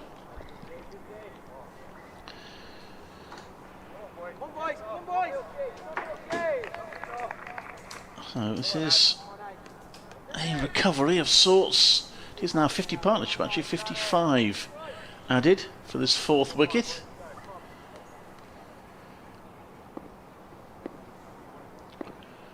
Douthwaite to Bell, who clips up nicely off his pads. There is a man out there at fine leg, so he'll just amble through for a single, probably his favourite sort of single, one that he can amble through these days. And it's 79 for 3. And some news that's emerged this morning is that Phil Salt, the Welsh opening batsman, will join England's ODI group as a reserve for the series against Australia, the one-day series starting on Friday next week. Douthwaite right arm over to Moseley, who leads that one. It just jags back a bit. I don't think it went over the stumps, but Moseley was confident it would go past them, and so it did.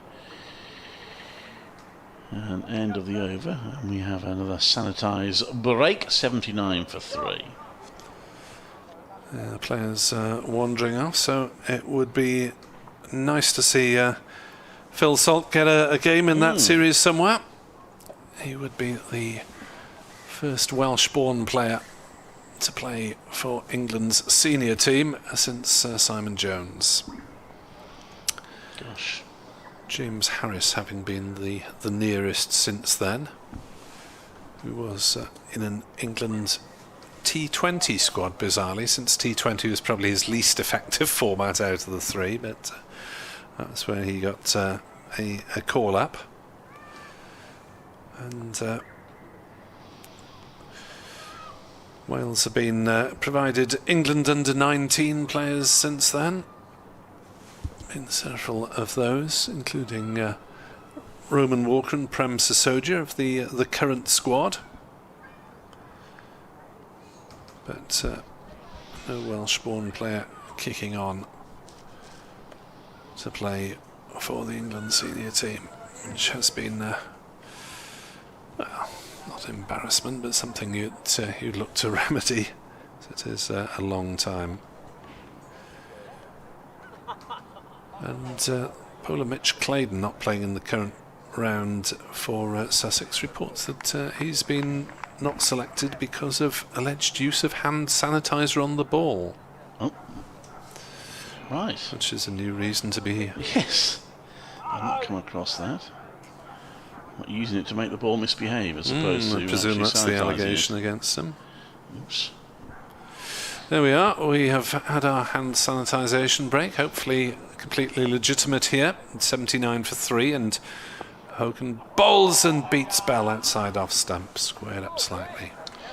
I think Dom Sibley was the first international player who had to confess to inadvertently using saliva on the ball. He momentarily forgot, but he did report it immediately to the umpires, so that was fine. They were able to get it re-sanitised.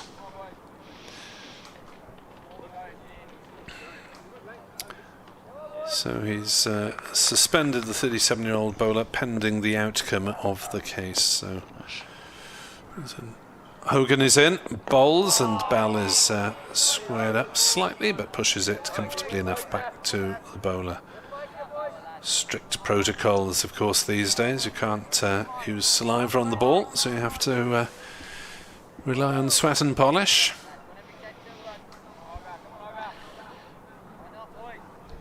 Difficult one, could be a difficult one to prove unless there's video evidence, because naturally you'd have traces of sanitizer on your hands, otherwise what's the point of doing it? Unless an umpire spotted it or something, I suppose. Hogan bowls and pushed back to him by Bell, and there is no run. Took 3 wickets in that particular match that the acquisition allegation refers to. But could be an unusual quirk of the game. 79 for 3. Half an hour to go until lunch. Only in the 21st over as the clock strikes midday in the distance and Bell pushes forward. Ball trickles out in the offside. There's just a little twitch as to whether they ought to think of taking a quick single, but Chris Cook came in. The captain fielding still at mid-off and having to cover quite a wide arc of the ground there, since he's the only fielder in front of the wicket. Point is actually quite significantly behind square, together with the 4 slips, so Glamorgan still on the attack as Hogan is in to bowl and Bell dabs it down on the offside. Go through for a single. Sorry, no single attempted. Carey is at mid-wicket. Van der Hoogten at mid-on. Douthwaite down just to our left at fine leg. Callum Taylor is backward point. Joe Cook at fourth slip. Billy Root at third. Nick Salmon at second. And Owen Morgan at first, playing his first 4-day game of the season. As Bell is hit on the thigh there. Ball runs down into the slips. So he's not looking entirely comfortable against Hogan, but he's still there, leading the way for Warwickshire. 34 not out and 79 for 3 after 21 overs. So a decent scoring rate, but you might expect that with such an attacking field. Well, he's taken a couple of hits, which will probably remind him why he made the decision to retire. But this is a decent innings from him, and a difficult time for Warwickshire. Remember, they were 23 for 3 when Dan Mosley came out to the crease. And now 79 for 3. And it's a really pleasing senior youth partnership here. 3 slips. And Douthwaite and Mosley seem to like high numbers. Douthwaite is number 88, Mosley's number 80. In comes Douthwaite to bowl. And that's a flicked to square leg 4-4. It's a lovely shot from Mosley. Sometimes when you get numbers like that, 80 or 88, it's because they want to be number 8, but someone's beaten them to it. I don't know whether that's the case here, but anyway. Yeah, Graham Wagg's 8. Yeah. Rhyming slang, 88, Dan Douthwaite. I don't know what it is from Mosley. Shot for square leg that from no for 4. He's on to 26. Maybe it's a prediction of his first class average. Maybe that's what he's aiming for. Glamorgan have got a 90 Marchant de Lange. He's not playing this game. Perhaps that's the speed at which he wants to bowl. In comes Douthwaite to bowl, and that's going down the leg side, and it's very well taken by the wicket-keeper. He had a little nibble of that. Mosley missed, and a terrific tumbling stop by Cullen. 83 for 3. Yeah, Cullen seems to be enjoying himself. Sunglasses perched optimistically on the top of his cap, but Cullen playing as a keeper for the first time this season in Glamorgan's first team. He comes in to bowl, and that's defended out to mid-off. There's no run. Tom Cullen described by Matthew Maynard as a feisty character, and well, you wonder if there is a view over the next couple of years that it might be too much to ask Chris Cook to keep and captain and bat in the top order. Next one to bowl, and that's clipped nicely off his toe. Well, he's a penny for an LBW. Does he think he hit the pad first? It's certainly a big clunk of bat on it, down to long leg for a single. And Mosley, Bell rather, is no, it was Mosley. He's on to, the score must move very quickly. He's on to 27, 84 for 3. Yeah, so I suppose it's an invidious position to be in as reserve keeper at the club if the captain is your first choice keeper. You're not going to play very much unless you put an argument with the bat, which he has done at times. Former Cardiff MCCU player Tom Cullen. In he comes to bowl down, and that's a little bit offline. Maybe have a slight issue with his radar. Douthwaite, 84 for 3. Yes, in terms of the seam attack, you'd probably only expect to see the 4 that we have seen so far. Callum Taylor will bowl spin.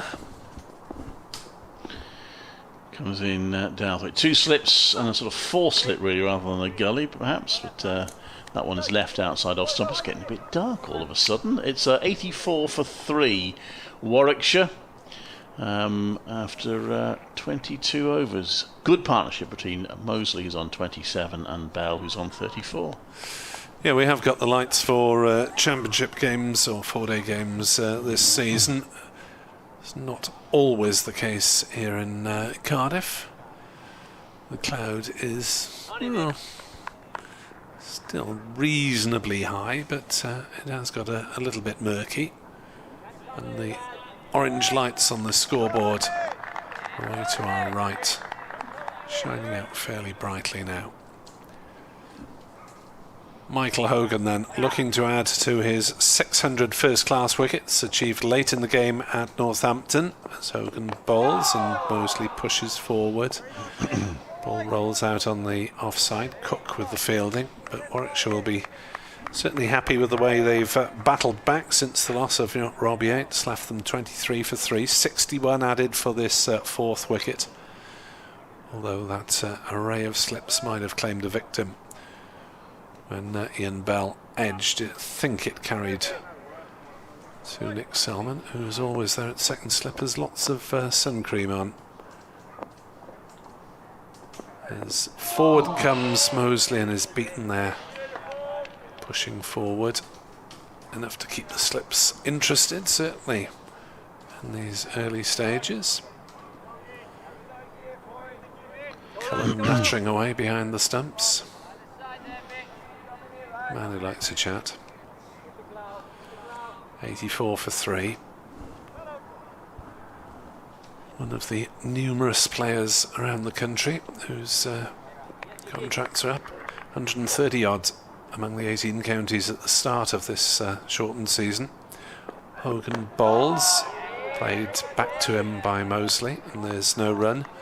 And the PCA, Professional Cricket Association, has now, of course, conceded the possibility of players being only on part-year contracts for 7 or 8 months, which is possibly a retrograde step, but these are exceptional times, and it's better, I suppose, to be on the books for 7 or 8 months than not at all. Yes, as long as it's a sort of a temporary move. Yeah.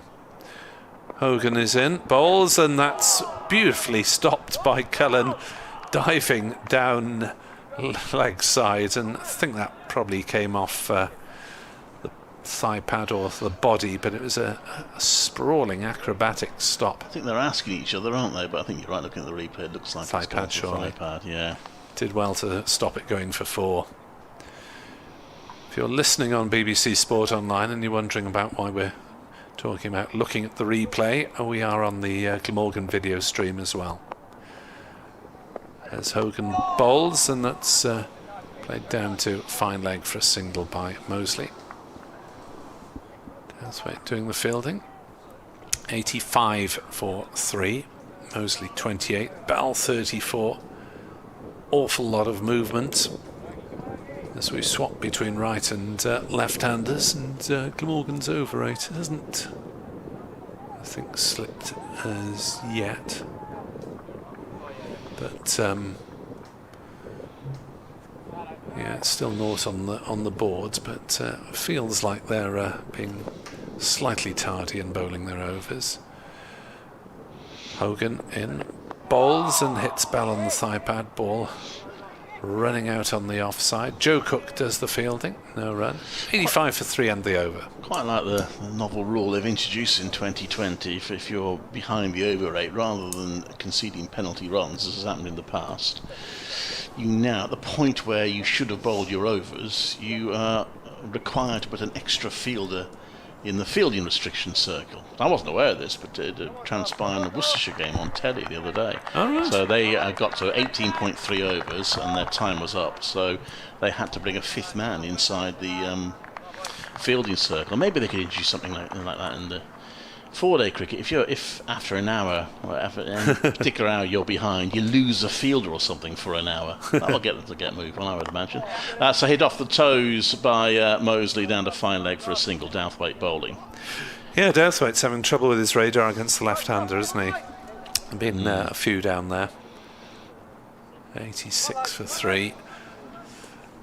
Oof, an extra fielder in the circle. I mean, the trouble with that is it may or may not have an effect on the scoreboard. Well, I suppose so. It just, penalty runs always seems a bit, it's a tough one, and you award penalty runs that have such an impact on the game that it creates a bit of bad feeling and puts a bit of pressure on the umpires, whereas that sort of just having a little fielding restriction is not quite as bad, if you like. That's pushed out to the offside, there's no run.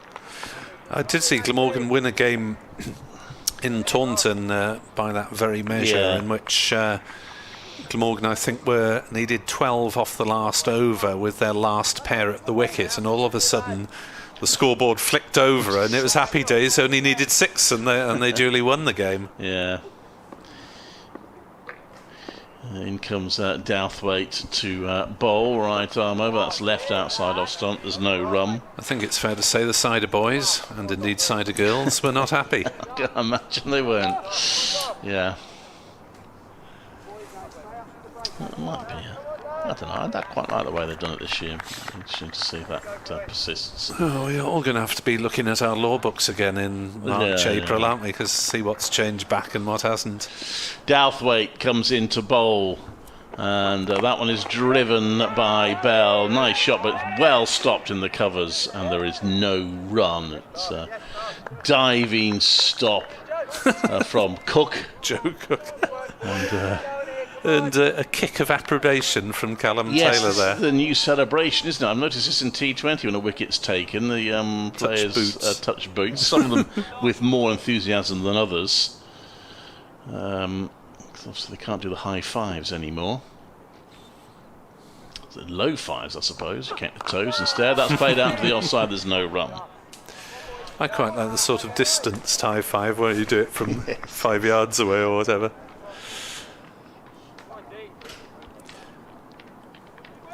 I suppose it's possibly easier for cricketers to remember than footballers. I'm not sure many football teams have remembered the etiquette of social distancing. Yeah. In comes Douthwaite to bowl, and that's left outside off stump by Ian Bell, who remains on 34. You'll be thinking, can I get to lunch now? Just over 15 minutes away, and the Bears, if they do get to lunch 3 down, I think we'll feel in the end there's not been a bad morning at all. There's quite a black cloud overhead, but hopefully that's going to... It's moving slowly, but hopefully it's going to go across before it decides to unload on us.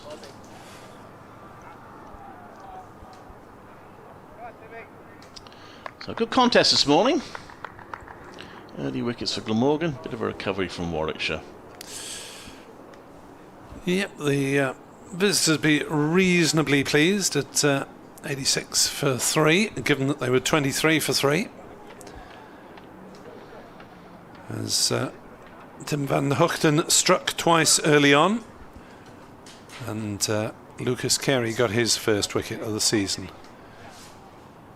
Mostly appeared to be just checking round the field there. It appeared to be pointing to them as if to say, have you got enough in the circle? No, we're not playing that one then. So Van der Hoogten is to have another blast before a luncheon.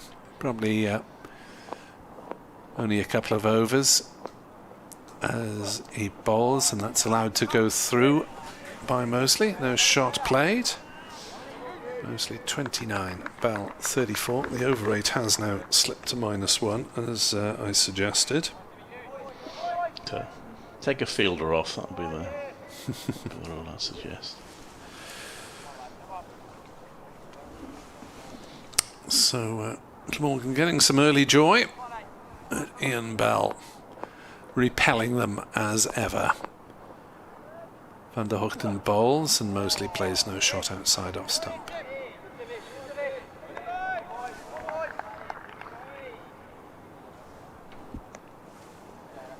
So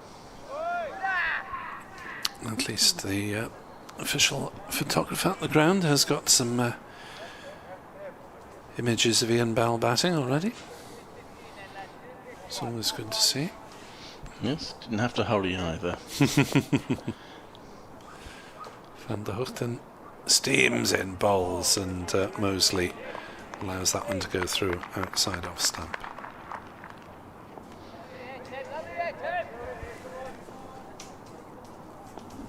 If you wonder why I'm looking, the lunchtime Twitter account update. 86 for 3. BBC Sport Wales, if you're interested, on Twitter. Obviously don't get the chance to update things hugely often since we're constantly on air. So all the intervals you'll find an update there. Van der Hoogten bowls and Mosley is struck on the pad as the ball runs out gently to Carey. Encouraging for Warwickshire's future to see Mosley. He batted pretty well at New Row by all accounts. He made 47 against Worcestershire in what were pretty friendly batting conditions, albeit it was slow pitch. And this one, more testing conditions, he's acquitted himself pretty well. Van der Hoogten bowls, Mosley leaves outside off stump. The batsmen just seem to be giving the impression that they're settling in and not finding the discomfort that they did early in their innings when the ball has stopped moving quite so much. I presume there's slightly less life in the ball after 24 overs. In the 25th, should get 28 I suppose before lunch, which is not too bad these days. Van der Hoogten bowls and Mosley leaves through to Cullen. Tosses it to Nick Selman, who wasn't looking. Billy Root picks it up. As the players jog round between overs, anxious not to see that over 8 go down to -2. Heavy cloud then, but a little bit of sunshine illuminating Sophia Gardens as well for this last 4-day game of the season.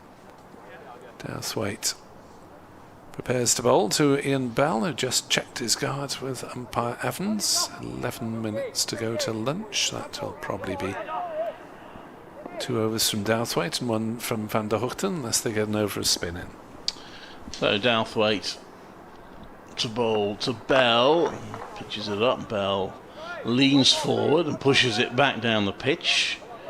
There's no run. Umpire, I think he's just having a word with Douthwaite, perhaps about his follow through.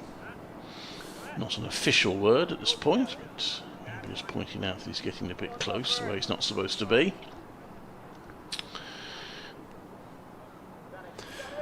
Andrew Chapman, Mosley looks a decent player. Yeah. This next one, Bell turns around to square leg. He looks a decent player as well. It's Bell, and he's got 2. He moves on to 36. This, of course, will be Jeff Evans' final first-class match.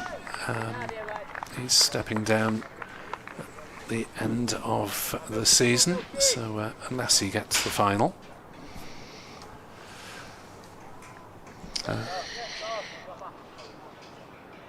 Yes. A few careers ending with not a great deal of fanfare.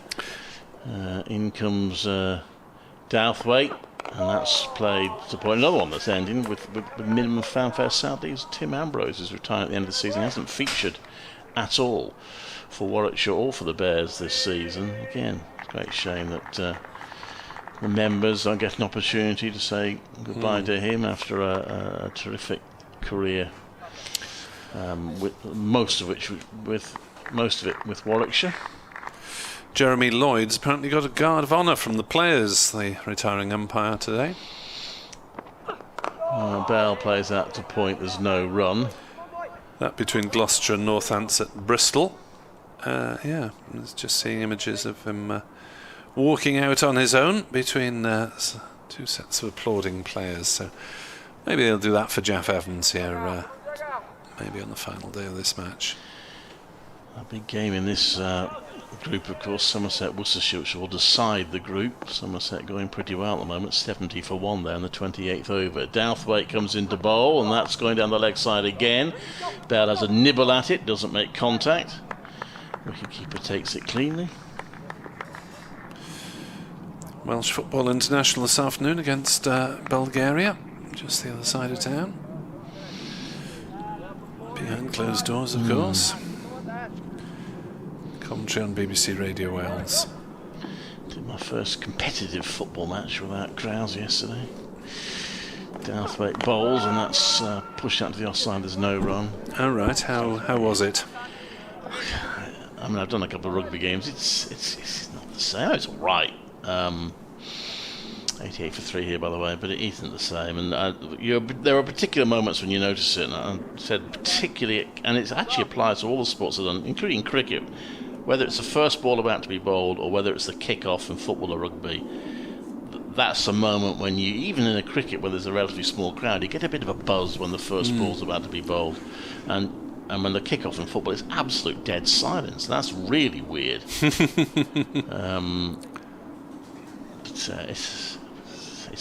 It's frustrating in many ways because you know you want people in there, but at least we've got some live sport, I suppose. Yep. Hopefully people are enjoying this at home or wherever. 88 for 3 as Van der Hoogten bowls to Mosley, and he works it on the leg side, but there's no run as it's straight to Lucas Carey. As my phone keeps vibrating with details of my club's duck race that took place this morning. Who's winning? Don't know who's won the first prize. Did you have a duck entry? I had a couple of ducks, yes. Van der Hoogten is in and bowls, and that's allowed to go through by Mosley, outside off stump. Yes, 200 ducks floated down the river in Machen this morning, as opposed to our usual 1,000. But we still got the same amount of money from them, because we didn't think that we'd get to see as many people this summer, of course. They usually sell them for £1 each over the course of the summer, but since we didn't know at the time, we sold them online, etc., for £5 each, so we still got 1,000 in. Well done. Mind you, a fair chunk of that goes out in prize money as well. As Van der Hoogten bowls and forward stretches Mosley up to mid-off. There's no run.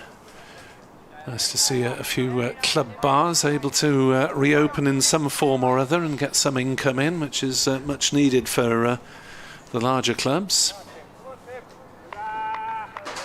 Sadly, no audiences at professional level as yet, apart from at the Oval, as Van der Hoogten bowls and allowed to go through by Mosley to wicketkeeper Cullen. Ball dying somewhat. The hope, of course, is that there will be crowds permitted by the time we get the closing stages of the T20 competition, which, because they're played in October, and they've talked about possibly allowing more crowds in October in England, certainly. In Wales, things seem to be proceeding more cautiously as usual. Van der Hoogten comes round the wicket and bowls, and Mosley pushes forward, bat and pad, plays out on the leg side, no run.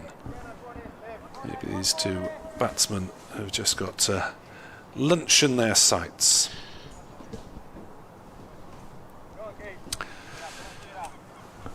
Which is a couple of overs away. You'd have thought Van der Hoogten might get one more. That's the 27th. 3 slips for the left-hander. Van der Hoogten steams in the sunshine, bowls, and it's played on the leg side by Mosley. Carey makes good ground towards the umpire and stops it. End the over. Tom Cullen races off. Does he need a helmet? Are we to see the over of spin high up in every captain's handbook? 12:25, get the spinner on. 12:26 might mean Van der Hoogten gets another over. Cullen jogs back towards the middle, helmet in hand. He's got the sun cream on, the old adamant across the nose. Australian upbringing. Always very keen on the slip, slap, slot message. As Glamorgan reorganise, and Callum Taylor waits for Prem Sisodia, one of the 12th man, to come and take his cap off him. Cullen standing up to the stumps then. And Taylor, who took 1 for 20 at Northampton. He is the frontline spinner now. And Callum Taylor has been at the peroxide bottle.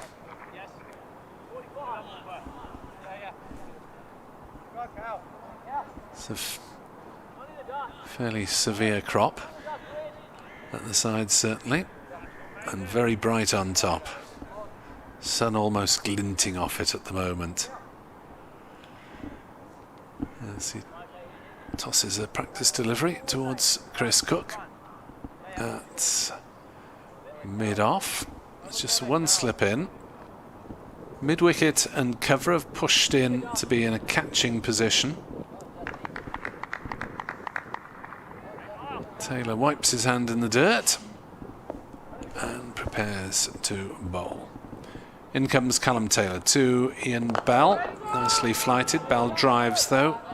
Taylor can't get down in time, but Hogan at mid-on did the fielding.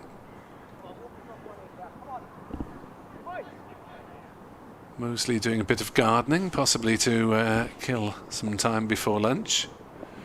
Taylor bowls, Bell back on his stumps, nurdles it down to square leg, and they've gone through for a quick but pretty viable single. As the ball was well wide, the man coming round from fine leg. And Callum Taylor, 22-year-old, born in Newport. Plays his club cricket for Newport, but most of his upbringing in Australia in between times. So he doesn't sound like a man of Gwent, even though he is. 89 for 3 here on BBC Sport Online and on the Glamorgan website. As the left-handed Mosley checks his guard. Similar field, one slip. Cover and mid-wicket in tight. See whether Billy Root is actually in a catching position at short extra. He's just moving in, and first ball to the left-hander is defended back to the bowler. 28th over of the innings. Warwickshire 89 for 3. Mosley 29 not out. Bell 37 not out, having come together at 23 for 3. Taylor bowls and Mosley is forward, playing back to the bowler. No run. Batsman out Will Roates, bowled by Tim van der Hoogten for 2. Sam Hain, leg before to Tim van der Hoogten for 4. And Rob Yates caught Cullen, bowled Carey for 11. Taylor bowls. Stretching forward is Dan Mosley. Pushing back on the leg side. Touchline, whether touch and go decision whether we get an extra over before lunch. Van Taylor bowls and worked away on the leg side gently by Mosley. Umpire Evans will remove the bails. The clock has just ticked on to 12:30, and so at lunch it is pretty much honours even after the first session. Glamorgan dominating the early few overs. Warwickshire fighting back with a stand of 66 between Dan Mosley and Ian Bell, whose final first-class appearance this is. The same is true for umpire Jeff Evans as Bell and Mosley walk off towards their dressing rooms on the top floor of Sophia Gardens. Glamorgan using the bar area below them. Warwickshire being given both dressing rooms. And so at lunch, Warwickshire having been put into batter 89 for 3, Mosley 29, Bell 37. Commentary resumes on BBC Sport Online and on the Glamorgan website at 1:10. Thanks for listening.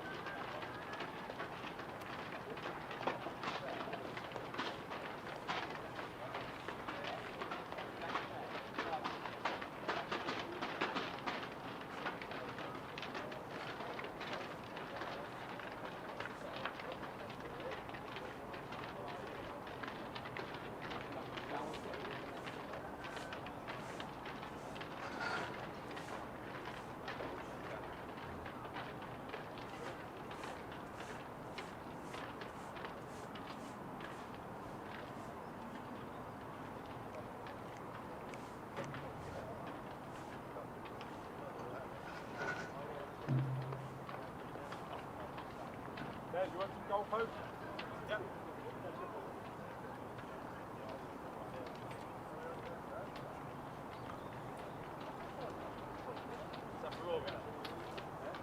this is for Charlie and Prep.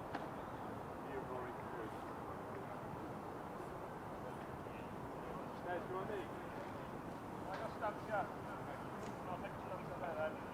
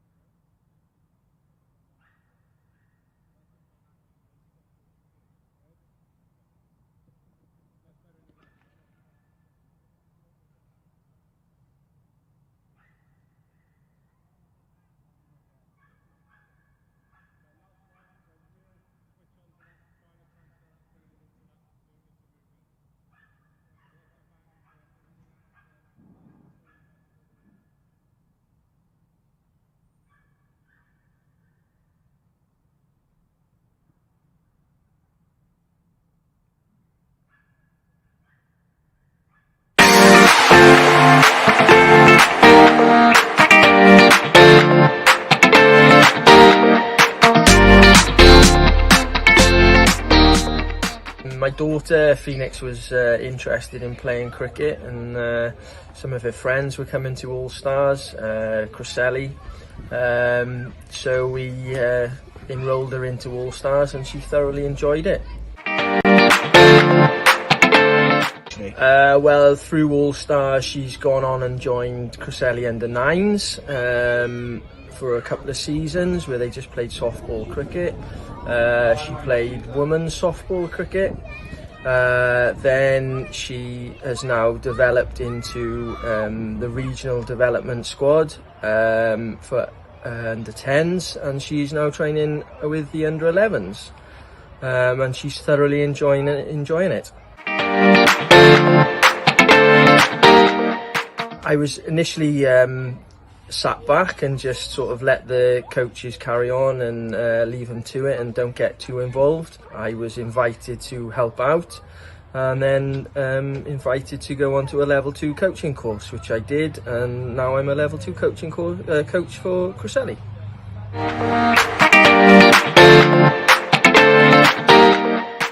Okay, so first got involved a couple of years ago. Started up the under 9s. I decided to get involved. My little girl was that age.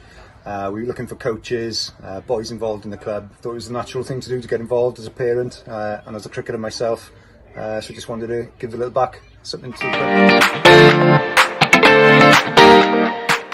Yeah, well, we actually had a good first year with All Stars. We had good numbers, and yeah, it's just gone from there really, to the point really where we've had to cap numbers, I suppose. It's been first year was great.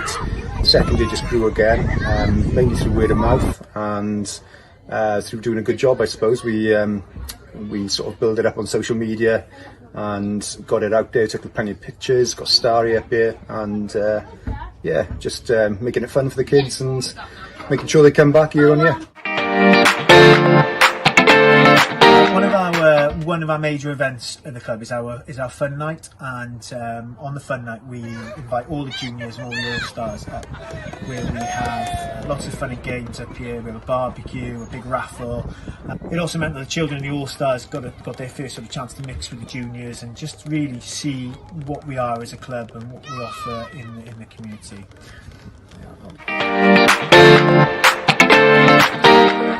We sort of set out a vision as a club really to try and get more junior players involved, and we wanted to get involved with All Stars, and we recognised that the earlier we could get the children involved, getting them in when they're 4 and 5 years old would be a key part to leading them on the pathway then.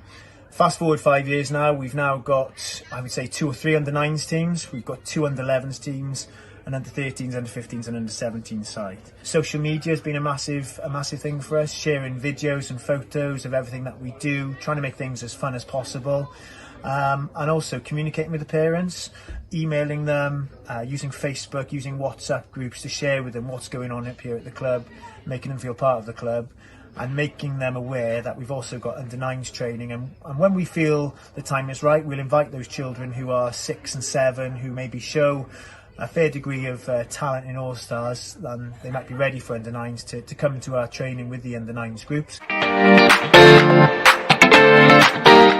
Okay, one of the big things that starting All Stars has had is getting volunteers involved in the club. We have got well over 100 juniors here in the club, which makes basically our junior section as important, if not more important, than our senior section as well. And together with the seniors, the ladies and the juniors, plays an important part of Cresselly Cricket Club.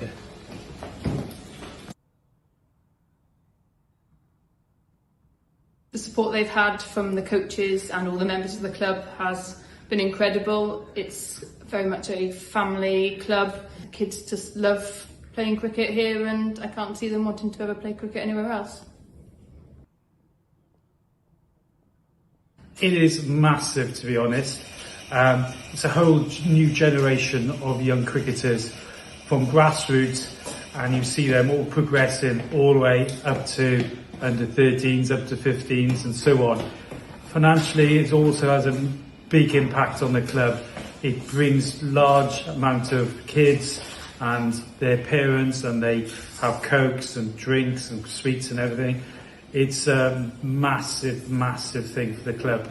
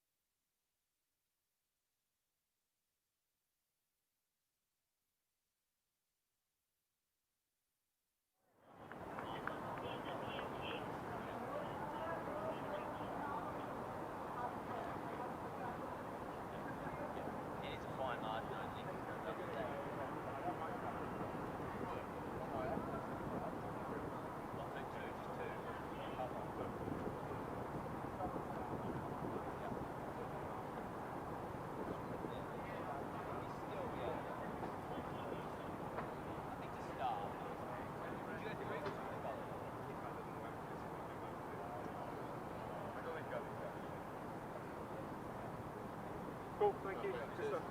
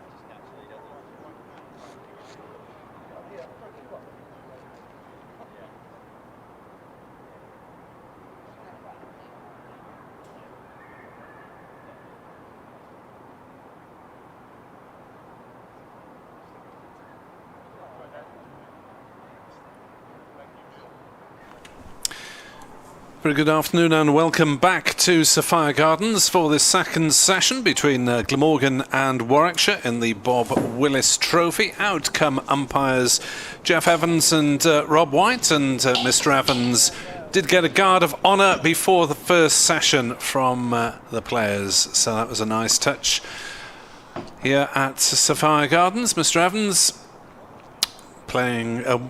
officiating. He didn't play first class cricket, but has officiated for some seasons now. He is stepping down on age grounds at the end of the season. The match here is interestingly poised with Warwickshire 89 for 3, having fought back from 23 for 3.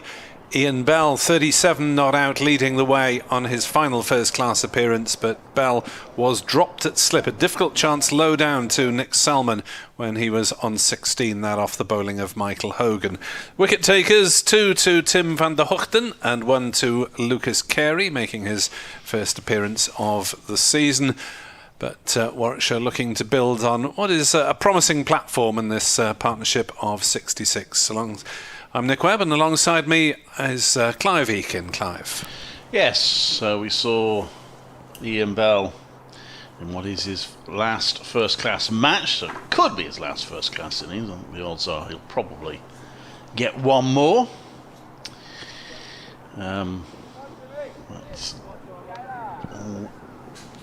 Watched by just a smattering of people actually up the ground. I'm sure there'll be plenty of Warwickshire supporters in particular watching at home. Say farewell to Bell, but he's there on 37, and we're just jesting in the morning session that he might come out of retirement for Glamorgan matches only. Already his 2 highest scores this season are coming against Glamorgan. Van der Hoogten bowls and Bell pushes forward. Bat and pad close together. Ball trickling out on the offside where Joe Cook is fairly close in, or ended up fairly close in from cover anyway. 3 slips for Tim van der Hoogten.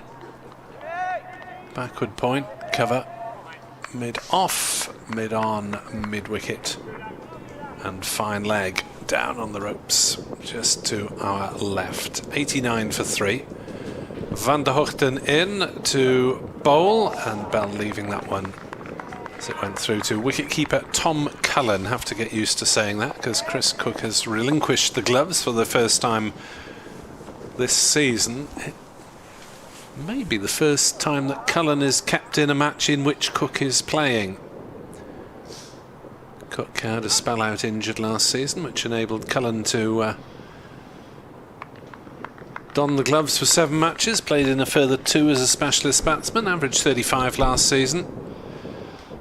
As Van der Hoogten is in to bowl to Bell, who drives, but Van der Hoogten gets a hand to it in his follow-through, as that one was heading pretty straight back down the track. May well have saved a couple of runs there. Now, Chris Cook is patrolling at mid-on at the moment.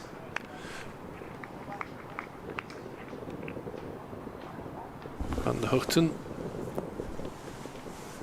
looking to rediscover his snap of a couple of seasons ago. In now, bowls, and Bell pushes down the back down the track, averaging 35 with the ball, but has generally bowled pretty decently this season, Tim van der Hoogten. And we await to see the contractual position of how people will be affected by the end of Colpack players for next summer. As Van der Hoogten's in, bowls, and Bell forces on the offside, but Joe Cook is in close and prevents any single being taken. Probably one of the less thought about consequences of the Brexit debate, that EU players or players qualified via various EU passports in future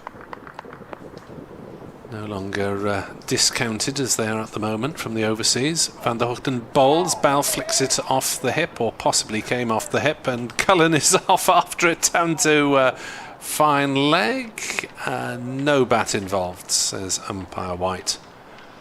As Dan Douthwaite had a fair way to make up off the ropes, and Cullen, being very enthusiastic, charged back about 25 metres to do the fielding himself.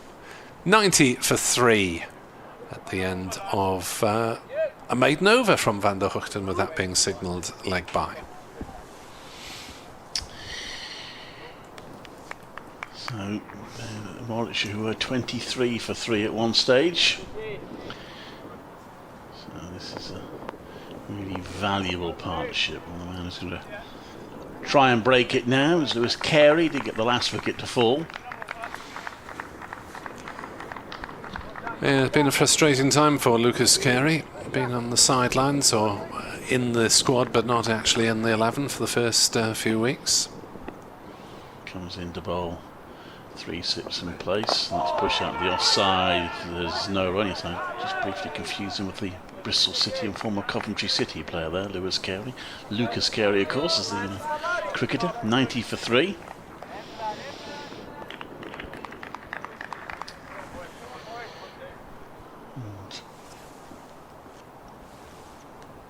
That's nicely poised. We should fight it back. Glamorgan will know. 2 quick wickets and they'll be well on top again. They've been held up at the moment. Carey comes into ball. That's a wide of off stump. No need for Ian Bell to worry about that one.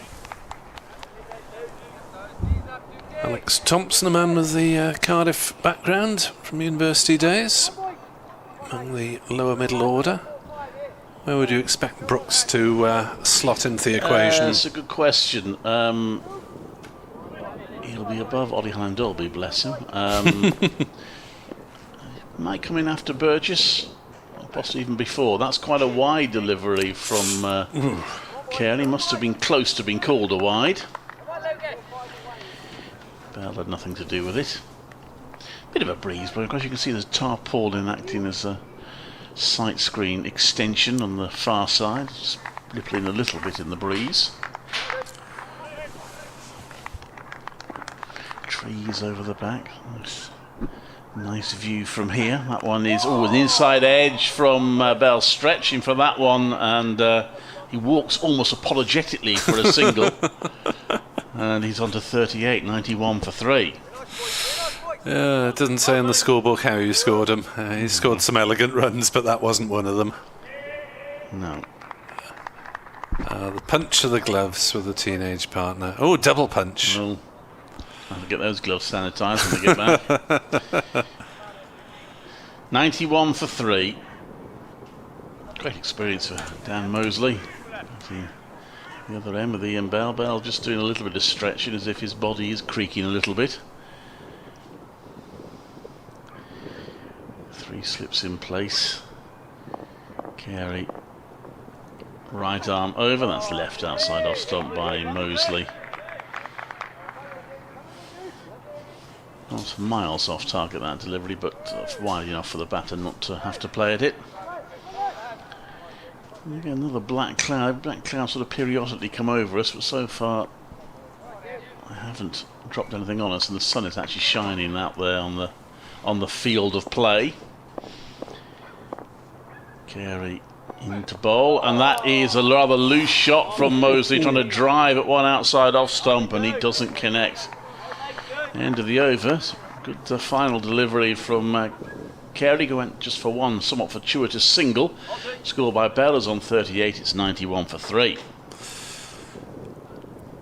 Yes, Carey's radar is reasonable, but not entirely on track at the moment. And the man at the other end, of course, he usually has a pretty decent radar, has had for the last 8 seasons with Glamorgan, and we wait to see whether that will carry on until next season. As Van der Hoogten is in and bowls and hits Bell on the pad, and there's no run. Yeah, and Bell has had a few not quite awkward moments. He's never hugely looked in trouble, but just signs that he's not at his fluent best maybe this season.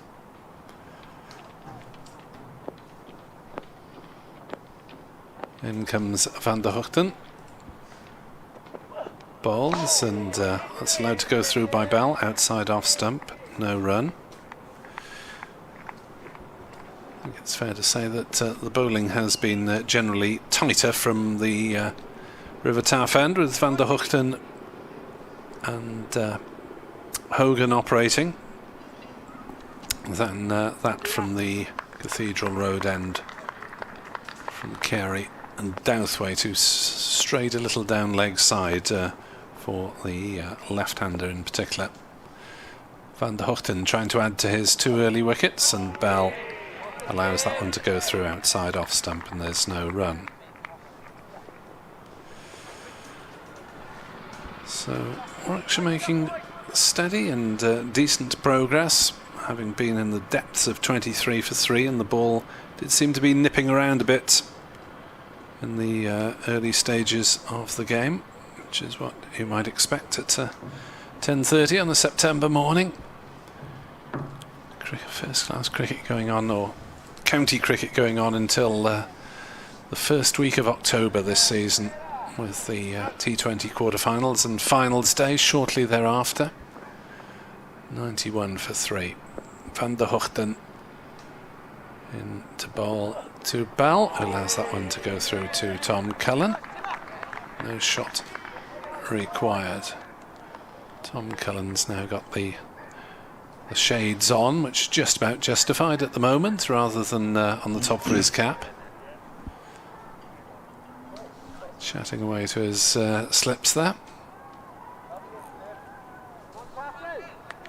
Owen Morgan wearing 29 as the new man into the team, or this season anyway.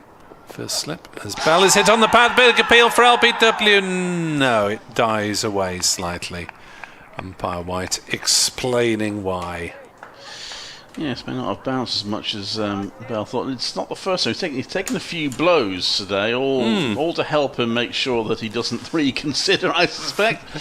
And there's a little bit of discomfort there as well, but he's still out there.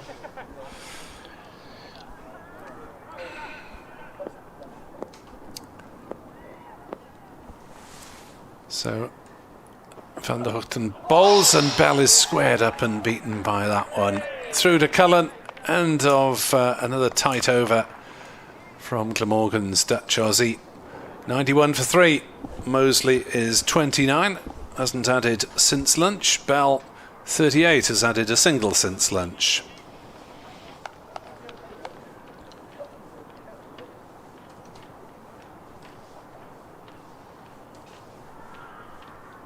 Well, it's never looked entirely easy for them. They've ticked along nicely. Warwickshire losing a wicket in the very first over. Will Rose out for 2. Ball by Van der Hoogten at 3 for 1. As Carey comes in to bowl. And that's well wide. Knows he can leave that one. Sam Hain then followed in the 7th over. LBW to Van der Hoogten for 4, and Rob Yates fell in the 10th over, caught behind off Carey for 11. That was 23 for 3. And on the 32nd over, 91 for 3. It probably won't impact in this match, but if they do stick with this sort of format next year, there's one thing I do hope they change. Carey comes into bowl, and that's punched nicely onto the onside for... They're going to come back for 2.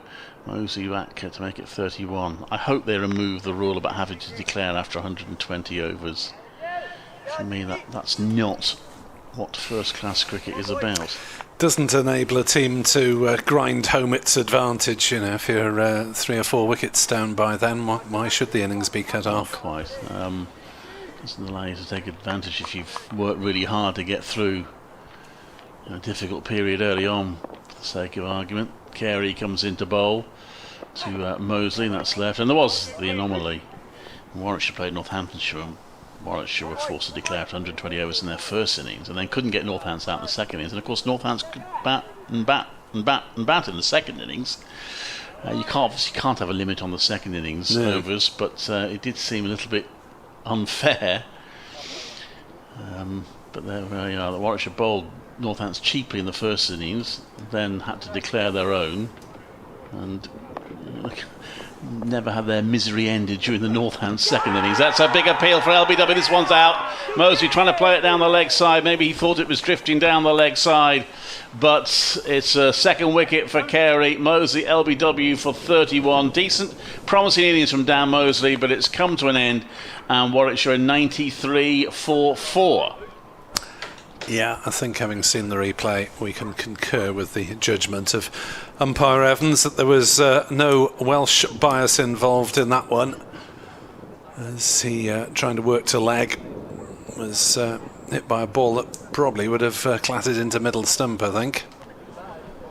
And so Dan Mosley has to go, but signs of promise, and he's put together a decent partnership of 70 runs that has got Warwickshire to some degree out of those early difficulties. They may slip back into them, but Mosley crosses the boundary looking rather forlorn, leaves his gloves behind pitch side. It's quite a long walk, isn't it? It is when you're out, I would imagine. That's very odd. He's just discarded his gloves just outside the boundary rope, as if he's playing in a club game and someone else might need to use them later because they're out of the team bag. But you're not meant to do that this season, are you, without sticking them in a washing machine in between or something? Maybe they get collected and taken away or something, I don't know. Well, you wouldn't have thought they had to be sanitised between every use, because batsmen, you would have thought, would only use their own. But there we are. Discarded batting gloves lie on the surface, and this will presumably be the keeper. Sorry, yes, I assume it is. Michael Burgess, it is. A naturally aggressive player.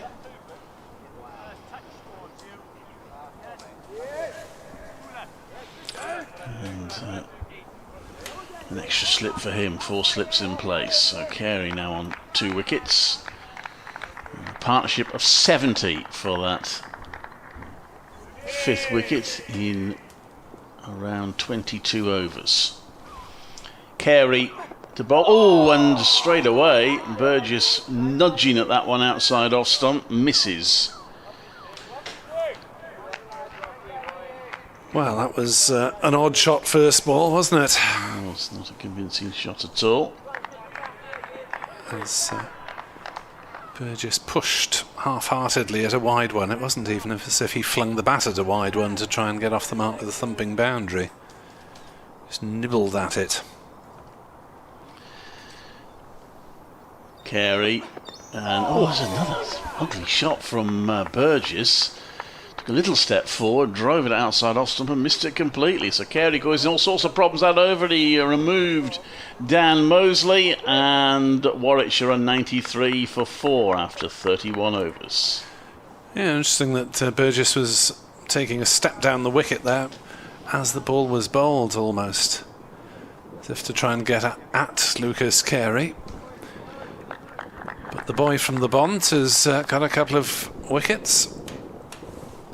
Can Glamorgan press home what is now again a slight advantage in this game? Though you never know. Cliché number 93 until both sides are batted. Van der Hoogten in to bowl, and that's worked through the leg side by Bell, and the ball bouncing out towards the square leg ropes for 4 runs. Rare off line ball from Van der Hoogten, and Bell just clipped it away through the empty square leg area for 4. He moves to 42, 97 for 4. The shouting echoes around the Glamorgan infield. Van der Hoogten working away with the ball on his shirt. Now he's in to bowl to Bell, who's defending that one out on the offside. There's no run. I've got a feeling that this season there are going to be a lot more red and pink stains on shirts than usual. The rule that you're not allowed to apply saliva to the ball, most players appear to be using the edge of their shirt rather than the trousers. Van der Hoogten in sunshine runs towards us from the River Taff end. Bowles and Bell pushing forward cautiously, defensively, out on the offside, and there's no run. And at least whatever happens from now on, Ian Bell's final match will have yielded some sort of score for him. 42 not out. Yeah, his biggest score this summer in either 4-day or T20 cricket. As Van der Hoogten into bowl and Bell dead bats it out on the offside. Is he expected to play in the remaining T20? I was just thinking that. He has been. He missed one, but he has been. But my gut feeling is he might not play in the remaining, because he has struggled on the T20. I wouldn't be surprised if he didn't play in the remaining game. So this could be his last game for the Bears. As Van der Hoogten is in to bowl, clipped off his legs by Bell for a single down to fine leg. 98 for 4, Bell for 43. What would be nice if the Bears were to get to finals day, get to the final, bring Ian Bell back, score a quick century, win the match. That would be at Edgbaston, hopefully in front of a crowd. That would be a nice way to end his career. That might just be a bit of comic book writing. Well, we get a little hint of it on Friday night, I suppose, when these two teams meet again at Edgbaston. Important game that'll be for the Bears, because they're just about still in contention, but they haven't got much more margin for error. Well, Glamorgan, who suspect have got no margin for error now. Van der Hoogten balls, and that's driven by Burgess, but not with any timing to Hogan at mid-on. No run. 98 for 4. Burgess yet to score. Bell, well, his job to hold things together. As we'll get an update on BBC Radio Wales Sport fairly shortly, as they discuss Wales's football match against Bulgaria, which kicks off in just over half an hour, a couple of miles away at the Cardiff City Stadium. Wales looking to build on Friday's win over Finland. So I'll continue on the commentary in the meantime, if that's all right, Clive. Ooh, I think so, yeah. Unless you want to do the Radio Wales update, that might shock him. If you like, yeah. Carey is in to bowl to Bell, who's driving at a wide-ish one. And Lucas Carey with a big grin on his face. A little moral victory for the bowler there. As Carey probes away for a third wicket. Looks as though might still be a little bit of movement around out there. Under cloudy skies now as the light levels dip a little bit. Carey lopes in and bowls down leg side. And through to Cullen, no run.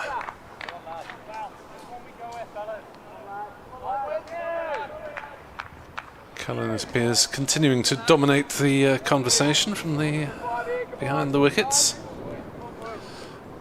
3 slips still to keep him company. Carey in bowls, and Bell with a flick of the wrists works on the leg side for a single. Ball running past the umper. Dan Douthwaite does the fielding. 99 for 4. Bell on to 44 not out.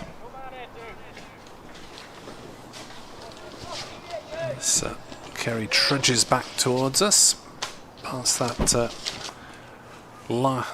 forest of red lines marking out the bowlers' run-ups. Carey bowls now. Oh, and that's through Burgess, who has not looked entirely at home in his several deliveries so far. Sorry, I'm not sure he's showing the conditions due respect. Warwickshire are 99 for 4. Glamorgan had the visitors in deep trouble early on at 23 for 3 after winning the toss and putting them in. There were 2 early wickets for Tim van der Hoogten, 1 for Lucas Carey. We then saw a stand of 70 between Ian Bell playing his final first-class match, the former England batsman signing off at the age of 38, and he's leading their efforts now because he's on 44 not out, showing a stand of 29 with Dan Moses Mosley, who wasn't born when Bell started his first-class career. Mosley falling leg before to Lucas Carey for 29. A few minutes ago, Warwickshire are 99 for 4. As Carey is into bowl, and Burgess trying to run it down into the gully to get off the mark. Achieves the first part of it, running down into the gully. But the sun-hatted Callum Taylor did the fielding, 99 for 4 at the end of the Lucas Carey over. Yes, I'm not quite sure about Burgess's approach here. He's playing it as if it's a T20. But, he's fortunate to still be there. So, as it gets a little bit cloudy, more overcast. Ian Bell on strike at 99 for 4. And he's edged that one, and it bounces in front of third slip, and it's a good tumbling stop by Root. Van der Houten, the bowler, and he edged that one down, did Bell, and a good take on the bounce by third slip.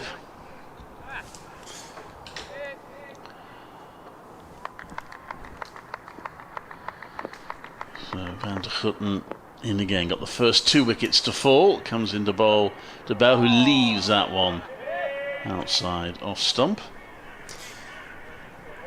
8 boundaries so far for Ian Bell, and Warwickshire would be in even deeper trouble had he been caught at slip on 16.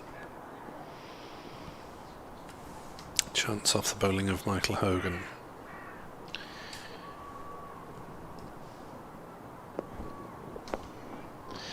He's had his moments of discomfort. He's also played some glorious trademark shots. That one is a defensive shot to point for no run.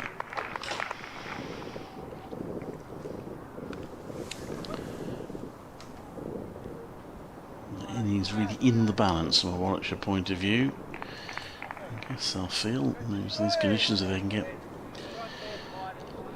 anything towards 300, they might feel that's a pretty decent effort. At the moment, the possibility of them being skittled out for 150 remains alive.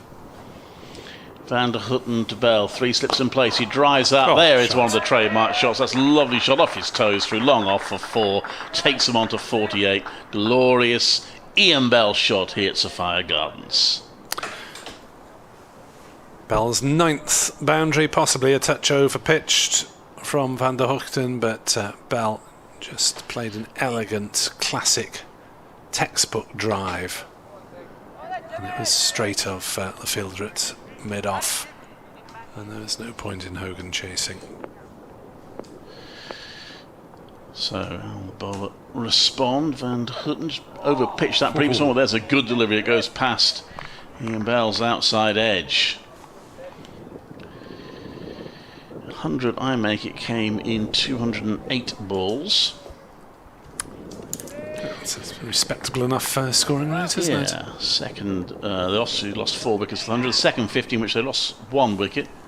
It's taken a bit longer than the first, but it's obviously a bit more secure than the first. It's taken 127 balls compared to 81. That one is, he played forward to that one, Bell. They got excited for a moment. And goes out to point, there's no run. Just add 1 to my figures there.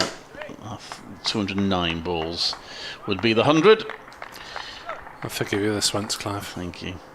That does take into account 1 no ball in the innings.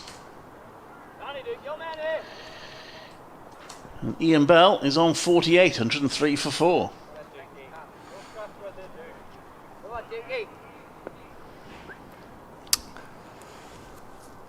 So Lucas Carey, 2 wickets so far in this first match of the season at first team level, as that's played out into the covers by Burgess, but a tumbling stop by Chris Cook prevents Burgess from getting off the mark. Of course, the fact that there's been no second team cricket has proved problematic for coaches around the country, no doubt, because You can't look at the form of those trying to get into a squad. Carey into Burgess. Step forward down the wicket, but then leaves it. Although members of the Glamorgan squad have been making one or two appearances in the top level of the South Wales structure. Allocated to a club at the start of the season. And Carey lopes in, bowls, and Burgess drives to mid-on. Hogan fields no run. Of course, a lot of second-team cricket is played on outgrounds. Glamorgan do stage a couple here at Sophia Gardens, but most of them are elsewhere. But the difficulties in putting in all those extra health and safety precautions. Carey is in, bowls, and Burgess does get off the mark with a scorching drive through the covers. That's what he's been looking for ever since he got in, really, looking to get after the bowling, step down the wicket and smash that one away towards the pavilion side of the ground for 4. 107 for 4, Burgess off the mark. Yes, as you say, he's been trying to do that for a while. Finally gets some joy.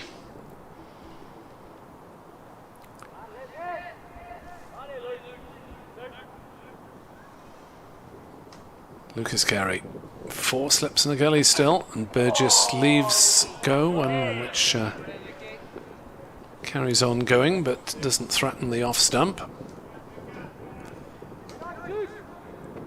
So attacking approach continues from Glamorgan. We've usually had at least 3 slips for the majority of plays so far, 4 at the moment. They must feel they've got a chance of getting Burgess the way he's playing. 4 slips in a gully suggests so, as Carey is in, bowls, and Burgess pushes down towards point. It's fielded by Douthwaite, no run, and the over. 107 for 4. Burgess with the boundary, providing the runs off that over. Well, lots revolving around Ian Bell at the moment, and it'll be his frustration this season that he hasn't really been able to help the team so far this season. Played a part in the win against Glamorgan in the T20, but that's about it really. But he is helping them as a potential hole here. He needs to carry on though from a Warwickshire point of view, and he does a little bit of gardening. Van der Houten, the bowl to him. Sun now shining at Sophia Gardens. He comes into bowl. Right arm over. Oh, Bell drops a bat and that gets a bit of an inside edge. They wonder whether the single wicket-keeper Cullen is quickly onto it and prevents any runs. 107 for 4. It's been an innings littered with some glorious shots, but it is not been an innings where he has looked in control all the time.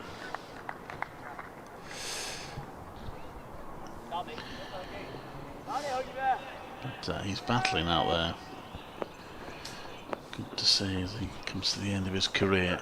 And he's hit that one uppishly as well. That goes towards mid-on. It was in the air when it sort of reached his opposite number, his opposite batter.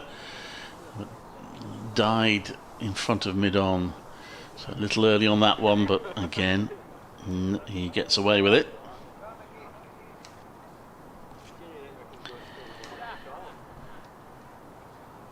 And in comes Van der Houten again. The ball to Bell leaves that one outside off stump. So he's set to try and bat a big one here. Ian Bell.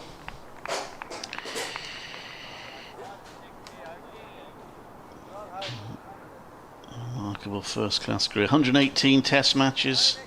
161 ODIs, 8 2020 internationals.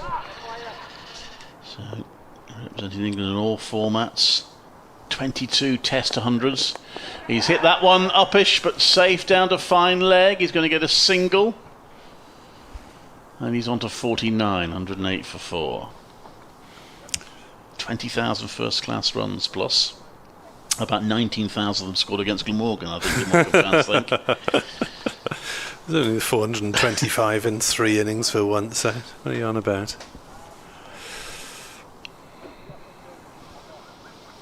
So that brings Michael Burgess to the strike to face Van der Gutten. Burgess has been looking to play possibly. He's connected with one, but he's swished and missed quite a few others. Van der Gutten into him, and he's edged that, and I think that is a drop. It was a sharp, difficult chance at 4 slip, but I think that has been put down. Yeah, Joe Cook, the man left sprawling in the dirt, and Hogan left bemoaning his luck. Second chance goes down off him. Sorry, it's Hogan bowling. Apologies. And yeah, well, it certainly wasn't a regulation chance, but it moves sharply. Not taken, and this one he pushes out to the offside. Burgess for a single, 109 for 4. He's on to 5. So Bell dropped early in his innings, and now Burgess dropped as well. As you say, both off Hogan. Warwickshire 109 for 4 after 36 overs.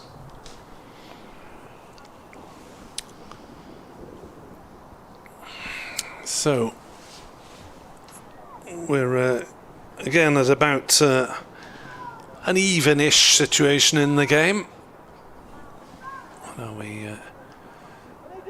35 minutes after lunch in the second session. But there are certainly signs of hope for the Glamorgan bowlers.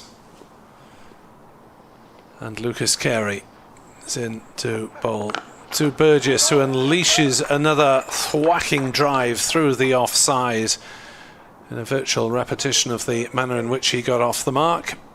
He certainly middled that one, and the ball racing away as on the 12th man goes to retrieve it from close to the pavilion hoardings. 113 for 4.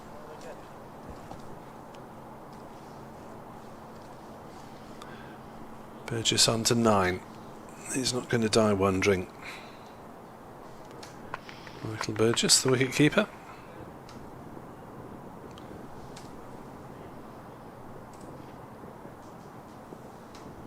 Played and missed several times already, though, and he's done enough to keep Glamorgan interested.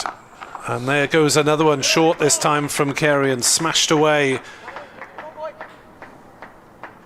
Out to cover point this time, racing over the turf. 117 for 4. Burgess goes on to 13. Bell on 49, not out. Update for BBC Radio Wales listeners to come fairly shortly. Burgess hitting the ball very powerfully indeed. A couple of boundaries already in this over. 117 for 4. Make that 5 as the Warwickshire total, as Burgess drives and is caught at slip by Nick Selman. Michael Burgess, the Warwickshire keeper, just smacked Lucas Carey for a couple of boundaries in that over, was looking to make it 3 on the bounce, and Lucas Carey gets his 3rd wicket, and the balance of the game tips back Glamorgan's way after they made a good start this morning, reducing Warwickshire to 23 for 3. There was then a stand of 70 between Ian Bell, the experienced former England batsman, playing his final first-class match, and Dan Mousley. But Lucas Carey gets his 3rd wicket. Michael Burgess has gone for 13, and Warwickshire 117 for 5. Never, not quite sure about Michael Burgess's approach there. He obviously came out and intended to play attacking shots from the word go. It never really looked likely to prosper all that much.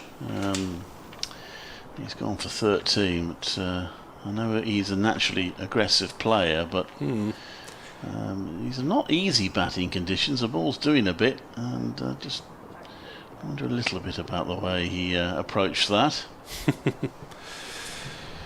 Johnny Evans says on Twitter, good start from Glamorgan. The bowling's been good this season. Hope the batsman can replicate. Just need to get Ian Bell out now. He is waiting. He is preparing his living room, is Johnny Evans, to watch this game, the Wales football and England cricket at the same time. He's going to have to keep a good attention span there. So that is an impressive grasp of technology if you can manage that. 117 for 5. New batsman. Appearing to see the number. Is it that is Thompson? Yeah, Alex Thompson. I expect Ethan Brooks will come in next. Formerly sort of this parish, Cardiff MCCU.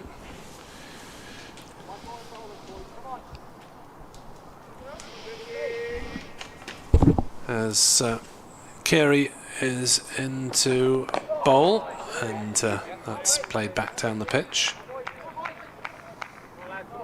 No run.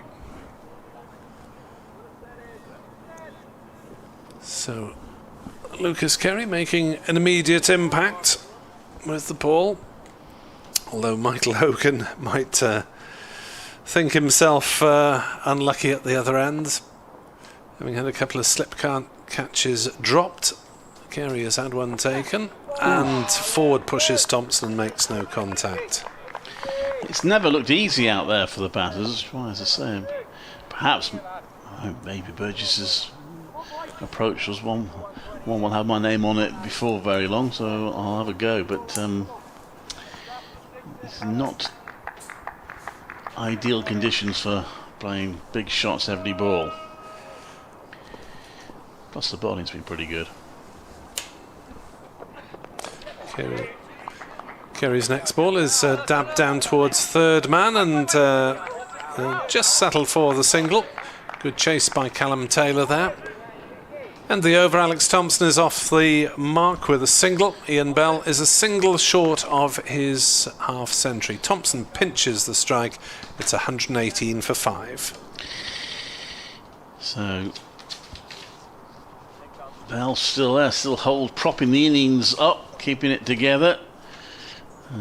Right now 200 looks a long way off, but as long as Bell's out there, Warwickshire will hope they can still get to some sort of total, but it needs batters to stay with him. Another reason really why I don't entirely understand Burgess's approach. However, 4 slips in place. Thompson facing, Hogan into him, Thompson leads it, a little bit of bounce,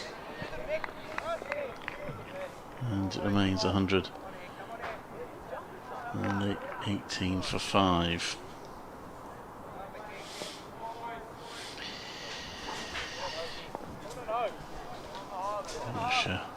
Put in by Glamorgan, the last Bob Willis Trophy match. I'll say ever. I don't know whether the Bob Willis Trophy might re-emerge as the Championship Trophy. In comes Hogan, and that's pushed out to the offside as no run. I mean, this is not the County Championship. That was the official ruling. It's first class, but it's not the County Championship. No, there were whispers at one stage during the summer, I'm not sure how much traction there was, that the ECB didn't actually want the games to be first class, but that would have been ridiculous if they're full strength county sides playing over 4 days, then it's first class. Yeah. This next one is left. I suspect that was maybe because they were thinking they wanted some flexibility in potentially allowing more than 11 players and that sort of thing. But yeah, it would have been a real shame if it had not been first class. These players are pretty much losing the season as it is. You might as well give them a few games in which they can accumulate some first class runs and wickets. In comes Hogan, and that one, goodness me, that nips back sharply as Thompson played a forward defensive at it and missed it. Well, that one seemed to keep a bit low as well, didn't it? Yeah, 1 or 2 I think have.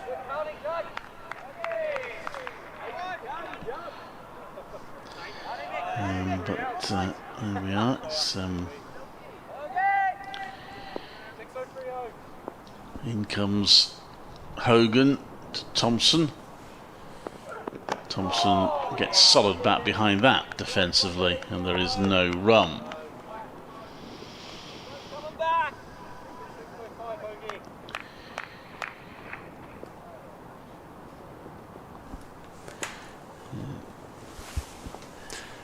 I think when assessing the Warwickshire score, you have to take into account the frailties of the Glamorgan batting that's been demonstrated this season. Yeah, I think conditions have been easy. It might ease up as we go along. Hogan, oh, that's a bouncer, which Thompson has nothing to do with. That was a bit of a sort of balloon bounce, wasn't it, over his head? End of the over, 118 for 5. Thompson on 1, Bell on 49. Yeah, although Michael Hogan is actually slightly Ian Bell's senior, he will be keen to hear news of any new contract for next season. Michael Hogan looking to the first class game. He said with Glamorgan, hopefully, when I asked him about it following his 600th wicket. So, yeah. Hogan looking to play past the age of 40, but he did start quite late in the first class game, age 28. Carey bowls and Bell watchfully leaves outside off stump. No run. Over 8 back to naught, having slipped to -1 earlier.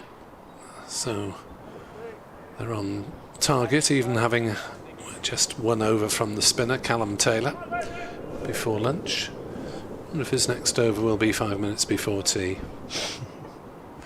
Carey has to stop as umpire Evans has his arm out. Bell wasn't quite ready to receive. He is now on 49 not out, and Carey is in to bowl to Bell, who leaves outside off stump with a flourish of the bat. Players working hard to keep enthusiasm levels up in this final game of the season. With only Somerset and Worcestershire having a chance of topping the central group and therefore going through to the final last week of September. Carey in, bowls to Bell, who pushes on the offside and can't get to his half century there. No chance of a dab and run. To get to that mark. News from Southampton is that Australia have won the toss and decided to bat against England, having made a bit of a pig's ear of their chase on Friday night. Carey is in, bowls, and Bell works on the leg side, thought about taking the single, but was, I think, sent back by Thompson.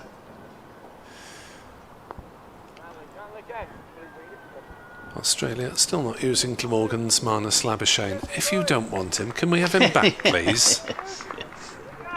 We'll put him in a bubble for you, if you like. He can field at third man, as long as he bats. 118 for 5. Carey in to Bell, who's forward watchfully, in no apparent hurry to get to a half century. Actually, Labuschagne reminds me of being at Canterbury last year when we were desperately trying to work out who was winning the race to get to 1,000 first-class runs first, yes, between him and Dom Sibley, and we think Sibley just about won. It was pretty tight. He was, of course, going in his usual. Carey in, bowls, and Bell plays on the leg side. No run to be had there. In his usual sedate way, while Labuschagne was going somewhat faster in the match that he was at. But well, we claimed the honours for Glamorgan because it's Labuschagne was first to 1,000 championship runs, about which there was no doubt. Sibley had a few against one of the universities. And well, also to be fair, MCC. So I think he got some for the MCC, which is, you know, that's. That was slightly more creditable, but anyway. Yeah, it just made it an easier record for us to work out. Labuschagne first, the 1,000 championship. Well, that was part of the problem, I remember we were working out, because the scorers couldn't quite assert whether the Warwickshire game against the universities was a first-class match. So there was a little bit of confusion there, but I think we did ultimately award the honours to Sibley. 118 for 5, that's played to mid-on. There's no run. As you say, Labuschagne got there first in the championship. That's Hogan body. It needed something to keep us entertained at Canterbury. Was there something in that... was the Warwickshire against the MCC match somewhere else? I can't remember. It was the MCC against... Oh, it's MCC against somebody, yeah, against the champion county. I can't remember where it was played, though. Was it you know, abroad? it was played in Dubai, I think. Yeah. Yes, I did. I had the pleasure of doing one of those MCC matches against Warwickshire out in Abu Dhabi. That's driven to point. There's no rum. What sort of experience was that then? It was very interesting. I enjoyed it. It was different. Any crowd? About 50 people. It swelled a bit when a British boat docked somewhere nearby, and about a dozen sailors popped over to watch a bit. But no, there was no real interest from the locals, to be honest. No. And the expat workers from South Asia were presumably doing all the work. This next one is driven by Thompson into the ground. Hogan fields at one-handed, there's no run. But yeah, it was a good experience. Stayed in the hotel in Abu Dhabi where the Grand Prix circuit is at. It's a terrific hotel, but I'm afraid it's not one for a peaceful night's sleep. Outside your window every first thing in the morning. In comes Hogan to bowl. Oh, that's gone past Thompson's outside edge. He might have played inside the lines. Good testing delivery from Hogan for sure. And there is no run. Yes, lads, looking out for 6 here. Would it have been any quieter in the centre of Birmingham, though? Well, yes, I think it would have been, to be fair. Anyway, it was a good fun. Talking about playing some of them in the Caribbean, aren't they? Wouldn't mind one there. This next one is played to mid-on. There's no run. I mean, you see whether there is an MCCV quotes champion county next season, given that, strictly speaking, there won't be a champion county. No, it'll be a Bob Willis Trophy winning county of some nature. As long as the final, of course, doesn't get rained off completely before they've had a winner on first innings. Yes, that's right. So, yeah. Of two. Next one, Thompson nudges out into the onside for no run. So the rules for that final is that if there isn't a winner of the match, and they've allocated 5 days in case of weather, if there isn't an outright winner, then it's allocated on first innings as long as both first innings are completed. And if that doesn't do the job, then the trophy's shared. Indeed. No count back on boundaries or anything on this occasion. A super day's play. Yeah. 50 overs each. Well, it might. If they had a super over at the end of it, that would change the form, and that would change the pace somewhat, wouldn't it? Carey comes in to bowl to Ian Bell, and Bell defends that, and there's no run. 118 for 5. Yeah, can you imagine that? Yes. Someone's blocked out a draw for 5 days, and then you've got to have a super over under floodlights probably by then. Carey, number 17 for Glamorgan bowls, and that's Bell's half century. He plays that to square leg, completes a half century, does Ian Bell. He raises his bat, and it is the 161st time in first-class cricket that he has reached that landmark. So he's quite used to raising his bat for a 50. 161 of which 68 are in test matches. So Bell on to 50. Thompson leaves that one, nips back a bit, but too late to bother the stumps. Thompson judged it well. 119 for 5. 9 fours. just over 100 balls.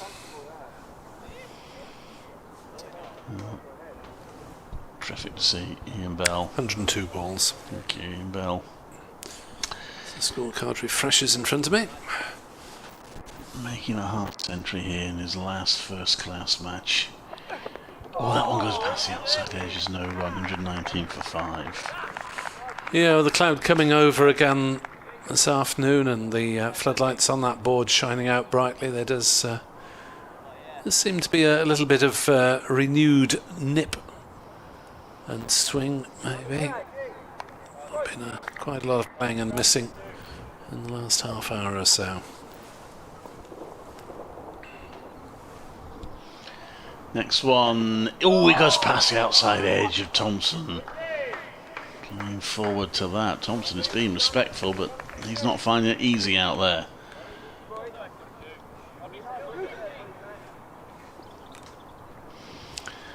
It's tough work, isn't it?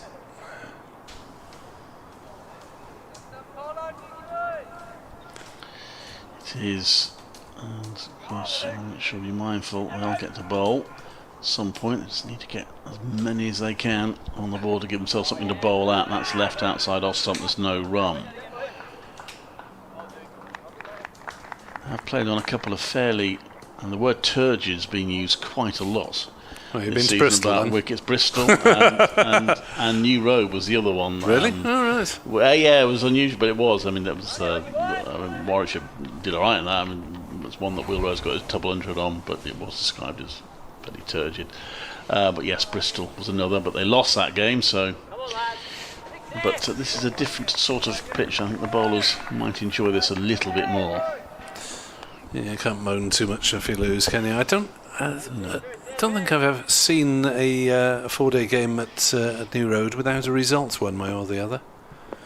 Hogan then, from the River Taff end, is into bowl, and Bell prods forward, makes no contact, wanders away and has a think about life, practices that defensive push, and wonders how he's going to get his next 50 runs. Well, he must be thinking, wouldn't it be wonderful to get a century in his final first-class match, go out on a high.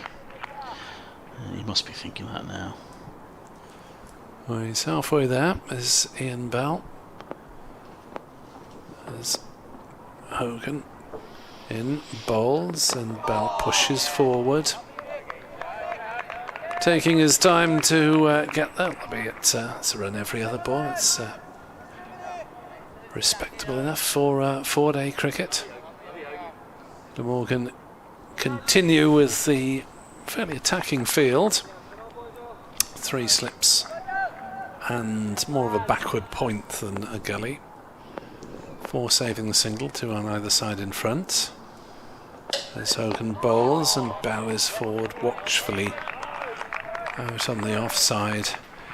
And you know, he's only 38, he's not from another generation, but there are, you can just see signs that you don't see in modern first-class batsmen who've been brought up playing T20 at the same time, that he's willing to, you know, play 6 forward defensives in a row if he has to, Ian Bell. Facing up again to Michael Hogan, nudges it down the leg side, and this one could run away for 4. It will, off the pad in fact. No contact made with bat, despite the pursuit of Tom Cullen from behind the stumps and Lucas Carey from a 45-degree fine leg. And Cullen is certainly not lacking in the enthusiasm behind the stumps, given this rare chance. In the presence of Chris Cook, not very often you see a keeper chase one to the boundary from 4-leg byes. 123 for 5. Bell remains on 50, and Hogan into bowl and beats him with one with a bit of extra bounce on that one, and Bell almost squared up, fended at it, didn't get anything on it. Through it went to Tom Cullen. 123 for 5. Getting decidedly dark out there at the moment. The cloud is as low and black as it has been all day. I wonder if they will think of switching on the lights. Hogan in to bowl. Bell defends. Out on the offside. No run. End the over. The 43rd of the Warwickshire innings. And the visitors, having been inserted by Glamorgan this morning, are 123 for 5.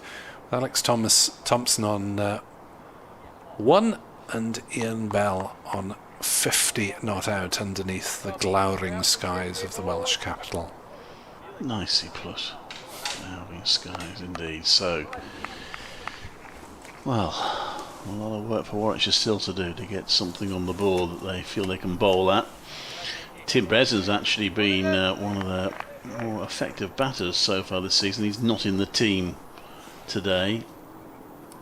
Carey comes into bowl to Thompson. 4 slips in place. Thompson leaves that one. That was somewhat off target from Carey, but Thompson's found it difficult. Playing and missed it a few. He's trying to dig in and play himself in.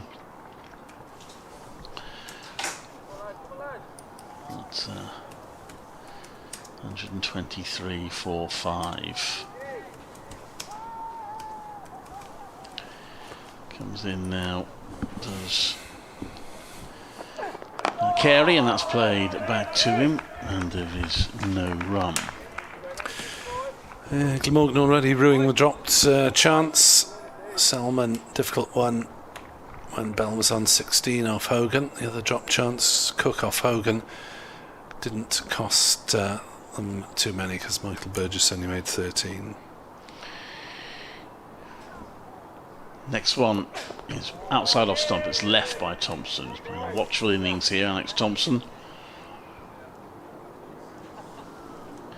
Getting his opportunity. Jitan Patel not been involved in the Bob Willis Trophy. He could in theory have played in this game, Jitan Patel, but with an eye to the future, they're sticking with Thompson.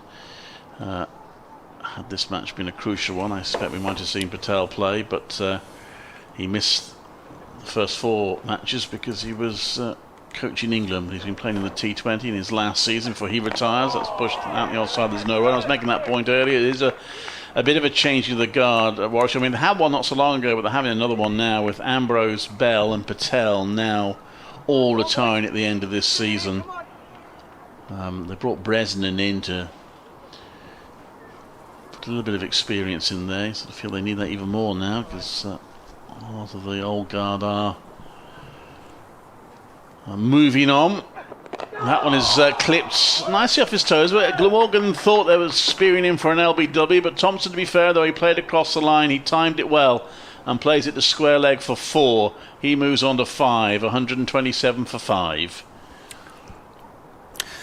Yeah, the changing of the guard, it's a question with Glamorgan's bowlers, I think, with Michael Hogan and Graham Wagg, but both showing evidence that they are worthy, potentially, of contracts for next season. Ball just been retrieved. Travel quickly to square leg.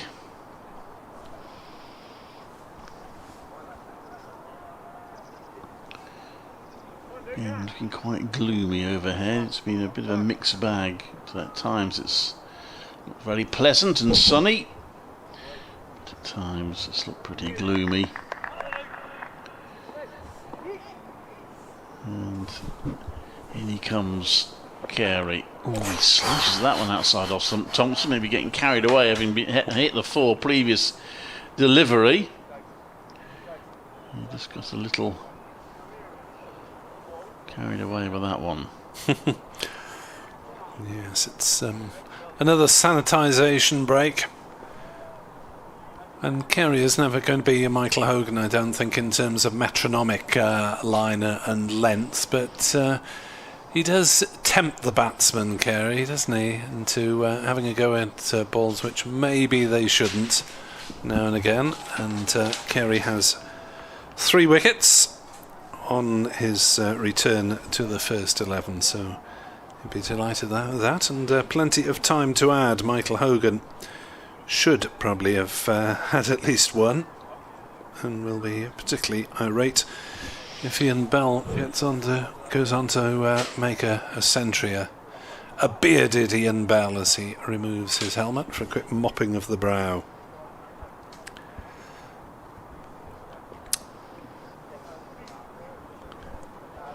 So 127 for 5. As you say, if they get to 200, I think, on what has been quite a bowler-friendly pitch, then Warwickshire could well think themselves in with a chance of getting a first innings lead. Yeah. Yeah, it's a different sort of surface they played on. They played on one that flattened out spectacularly at Edgbaston against Northamptonshire in the first game. So having bowled Northampton out for 144 in the first innings, they would still be bowling up them now if the match hadn't ended in the second innings. Probably still at Rossington, it would probably be about 142 not out now.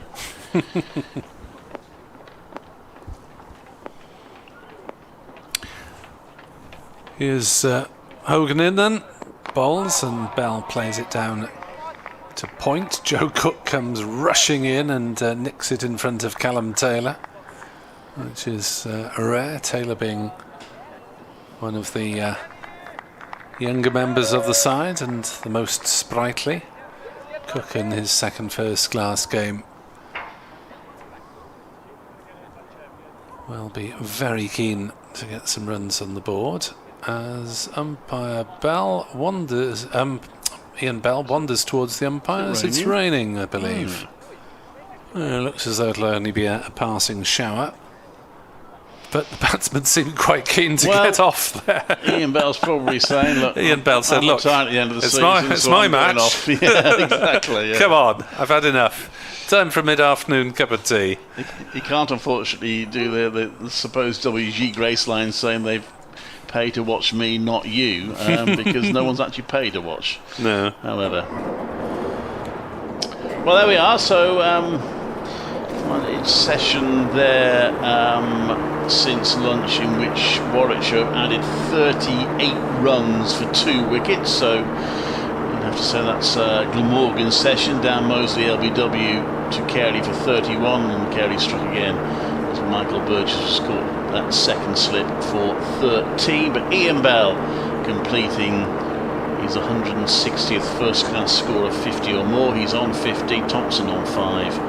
Warwickshire 127 for 5 from 44. So a reminder that the T20 International between England and Australia is available for you to watch as well as listen on the BBC, on BBC Television, on BBC Sport Online, and of course on the usual radio outlets as always.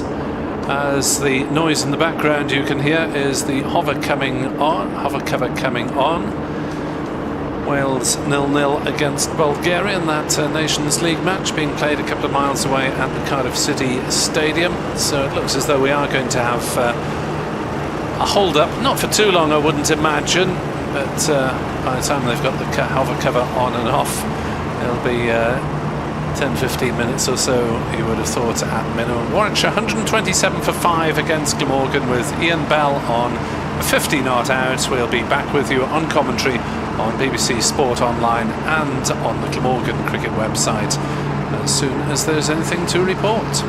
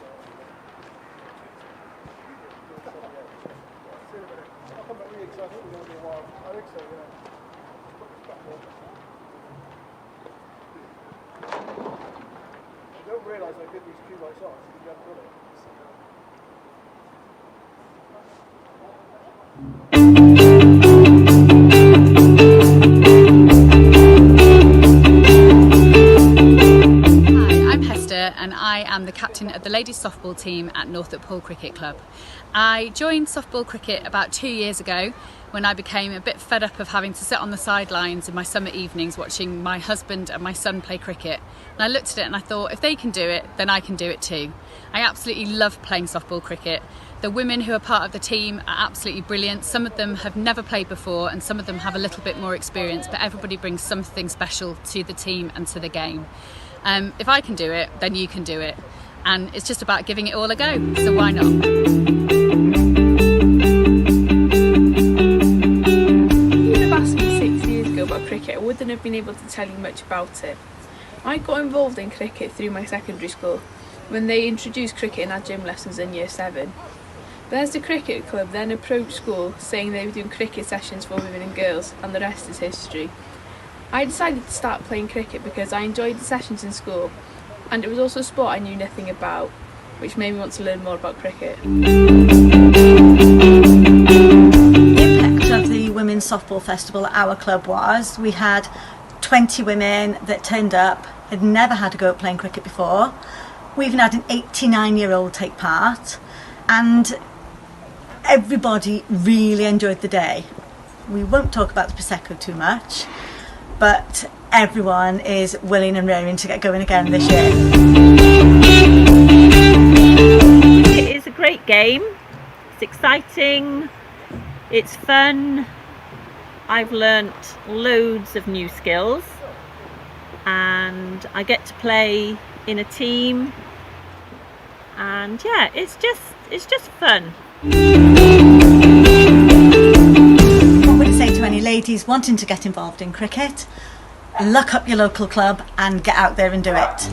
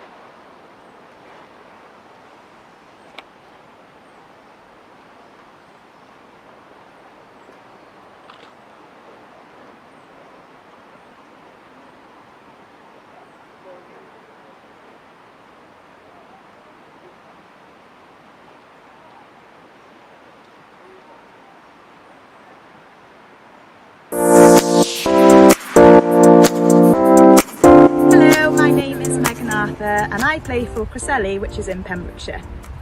We are very fortunate here in Pembrokeshire as we have a women's league, and the league itself has been running for many, many years. This year, before the global pandemic came, we had 11 teams entered in the league, and about 4 or 5 years ago we were in a position where we only had 3 or 4 teams entered in the league, and we were actually thinking, was the league going to take place? We decided to do a paired format, which then encouraged other teams to join the league. We've also been doing lots of softball festivals, and the festivals taking place in primary schools to encourage the children, the girls, to come through and take part and participate in women's cricket. My name's Laura, I'm Women and Girls Development Officer for South West Wales. I feel extremely lucky to be able to work alongside the wonderful ladies down at Pembrokeshire Ladies Cricket. They're an extremely proactive bunch who work tirelessly on getting fixtures and training throughout the summer. Pre-COVID, the intent was that we as Cricket Wales were going to supply bursaries for the ladies to complete their level 1 coaching awards. This is something that we'll definitely look to work on in 2021. Hi, my name's Alex John and I play cricket for Whitland Ladies Cricket Team. We rejoined the league last year for the first time since 2010. So we were back last year with plenty of girls keen and enthusiastic to play. Some girls had never played before and were still learning the rules each week, and we had some experienced players and that could help those that hadn't played to develop the game. We tend to have between 20 and 30 girls in softball junior training each week. If they then move up the age ranks, they can come on and play for the ladies, and we'll have plenty of girls available to play each week to be able to stick in the league for many years to come.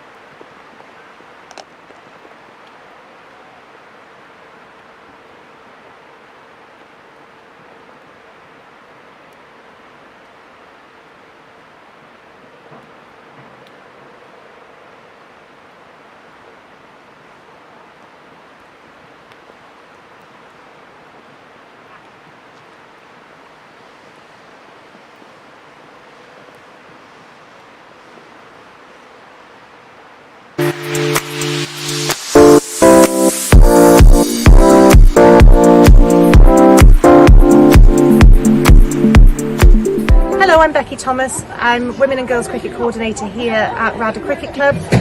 We're delighted that over the last 10 years our commitment to Women and Girls Cricket has grown our junior section to over 30 girls, and that we're now in a position to put on a women's softball team and a women's hardball team. Yeah, so my name is Lydia. I'm going to be in a captaincy role here at Rada this year. The girls are really looking forward to having a good season. We're going to play the likes of Britton Ferry and Newport. That's going to be really good, and we're looking forward to the season.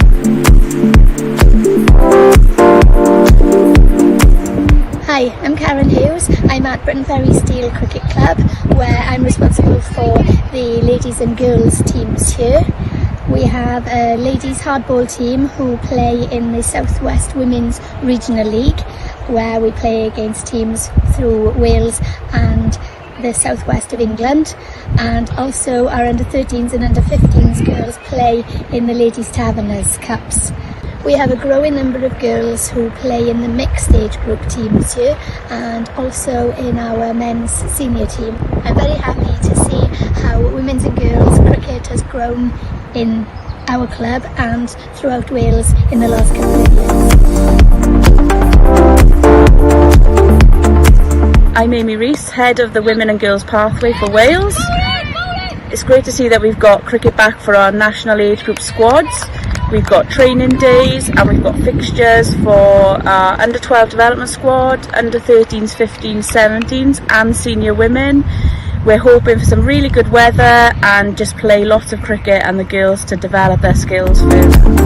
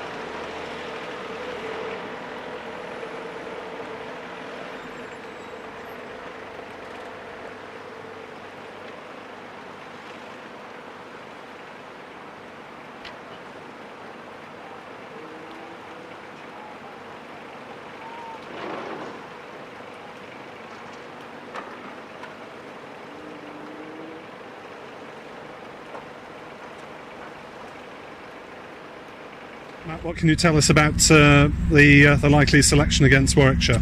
Well, from the North End's game, there'll be a couple of changes at 3. Owen Morgan will come in to replace Carlton. We're actually having a slight tactical change, and this might seem strange to a lot of people, but we're going to go with Cullen behind the stumps as well.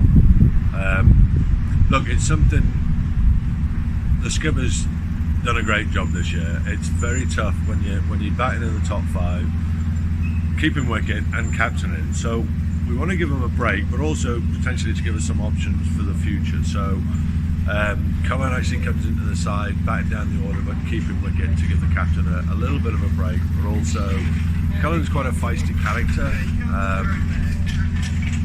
and so just want to see how that combination works. He obviously had a good period last year in the side when the skipper was injured. David Lloyd took over the captaincy. Tom Cullen came in. So it's a one-game opportunity, which may not obviously paint the full picture, but I'm sure Tom Cullen and both Owen Morgan would prefer to play one game than no game. So it'll be interesting to see how that combo works. And how much is there to gain from this last game of the Bob Willis Trophy? It's a dead rubber technically, but presumably a lot of people with individual points to prove.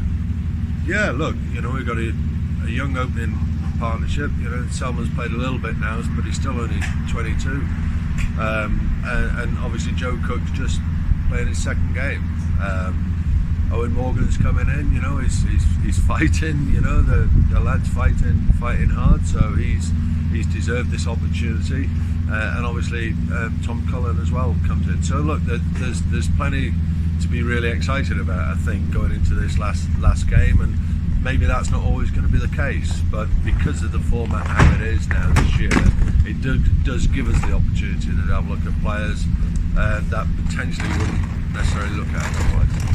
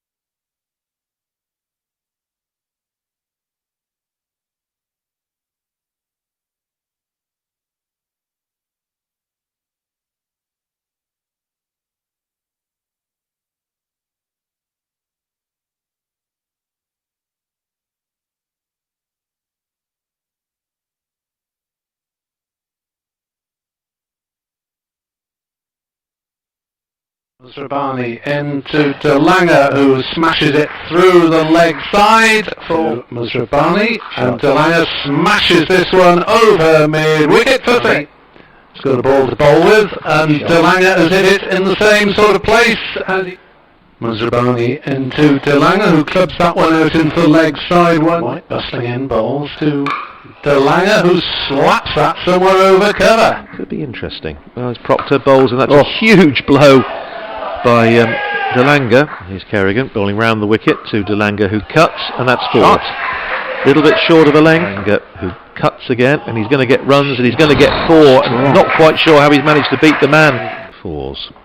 As Proctor bowls to DeLanger, who cracks that away towards long off. 25 as Proctor comes in, bowls, and that's another smear by DeLanger. It's not pretty. Proctor to DeLanger, who hits this one up and over. Keogh in to DeLanger, who mows that ferociously up. Oh no, maybe not. Maybe not. That one smashed over midway. Kerrigan in again, bowls, and that's another huge hit by Martin DeLanger. For the first time in his professional career, turns that one away on the leg side. They go through for a quick single, and they're there. And Marchant DeLanger has a century of just 62 balls, and that is the quickest of all time for Glamorgan, beating the previous best by Gary Butcher. 64 balls. There's Kerrigan in again, bowls to DeLanger, and he's gone for another big hit, and that's six more.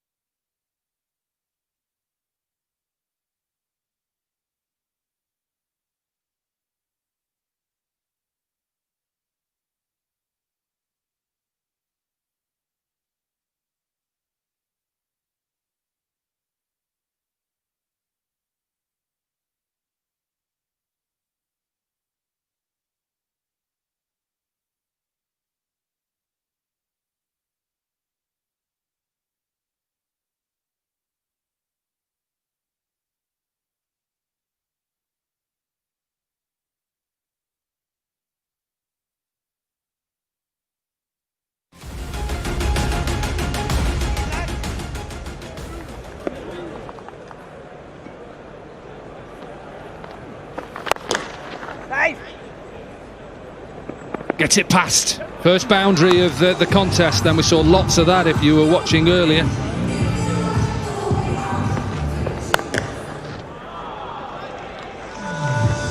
Just short and just hit it straight to that short boundary. First maximum. Just have a look at these wheels here. Look at the colour of these here. Wowzers. Bosh. All the way six. Don't worry about them. There's traction on those shoes.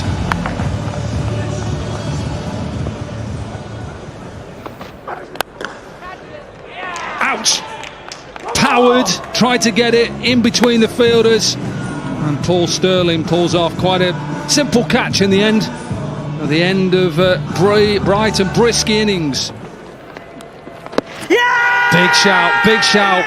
Probably turns a bit too much. Just watch how Nick Cook looks at him like, why are you appealing?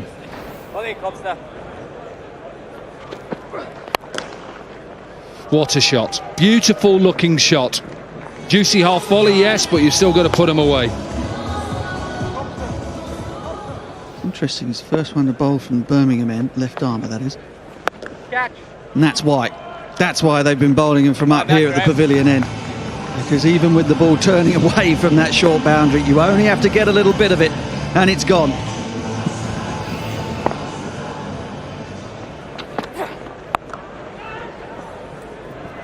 Out, would you believe it? The short boundary. Selman again with not enough intent really. There wasn't any violence in that pull shot. Top edge would have sent it sailing over that 50-metre boundary. Oh. Shot. Ball hit a manhole. Those sprinkler head covers, I think, as it travelled outside of the circle, but it still disappeared off to the boundary from Balbirnie.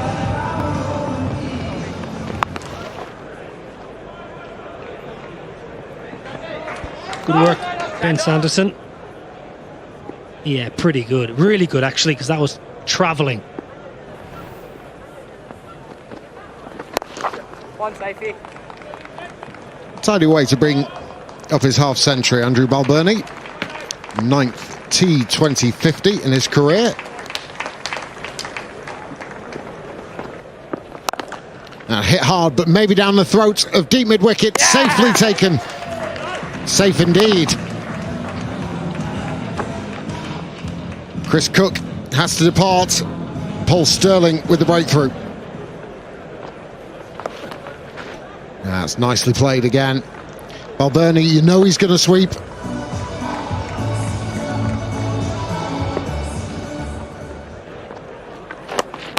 Oh, nice piece of work now.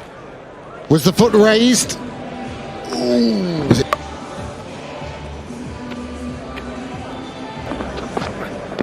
Oh, well bowled, Nathan Buck. Fabulous Yorker, rocking back middle stump. Had to be a good one to get rid of Balbirnie, it certainly was that. Catch.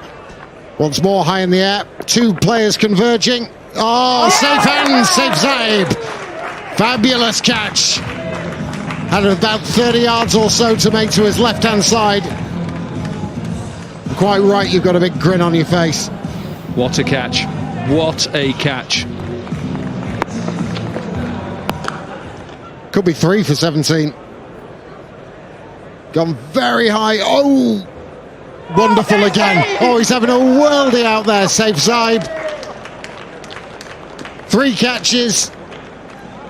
All excellent. And should this stand, it's another piece of brilliance. It's not all about the batting and bowling in this game.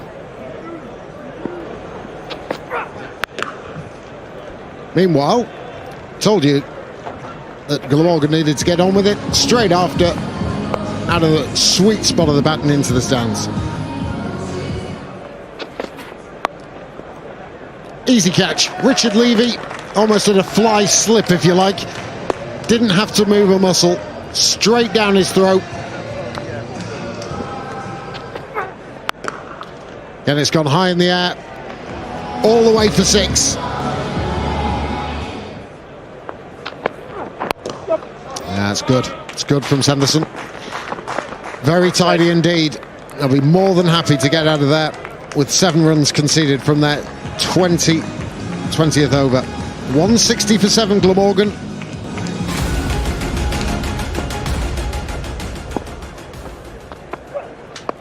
A big appeal, huge appeal. Rob Bailey not interested. Right across the now one yet, Prem.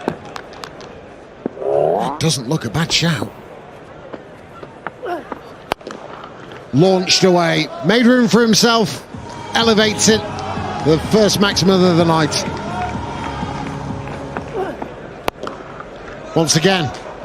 And it's just stand and deliver from Paul Sterling. Even further, it's an enormous blow, colossal. End of the first over, an expensive one, 17 without loss. He's made one thing happen. And he has just walloped it. And I think Richard Levy has just said to Rob Bailey, yeah, that's 6, mate. Oh, walloped away. Too easy for Richard Levy. He's overtaken Paul Sterling now. His second 6. What can he do? Short. chance of a catch. Taken. First ball. Where were you 4 overs ago, Martin de Lange? Excellent catch out in the deep. Pulled away, shouts the catch. It's 2 in the over. The 2 big wickets for Northamptonshire, and it is Martin de Lange who's made the breakthrough. Sweetly timed. A lot to do on the boundary. Again, Taylor does well. He's been patrolling that cover boundary.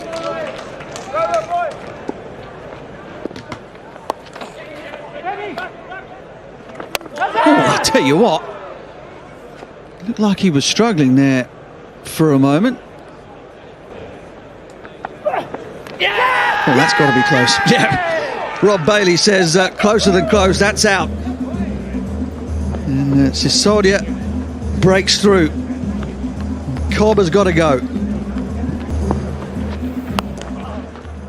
Down the ground and into the stands. He struck that absolutely beautifully. Old school stickers, perhaps. Modern power from Wakely.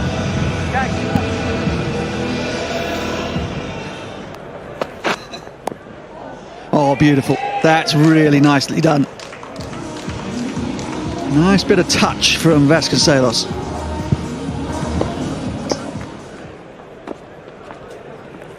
Taylor gets the wicket. First ball into the attack. All of a sudden, Glamorgan are striking back here.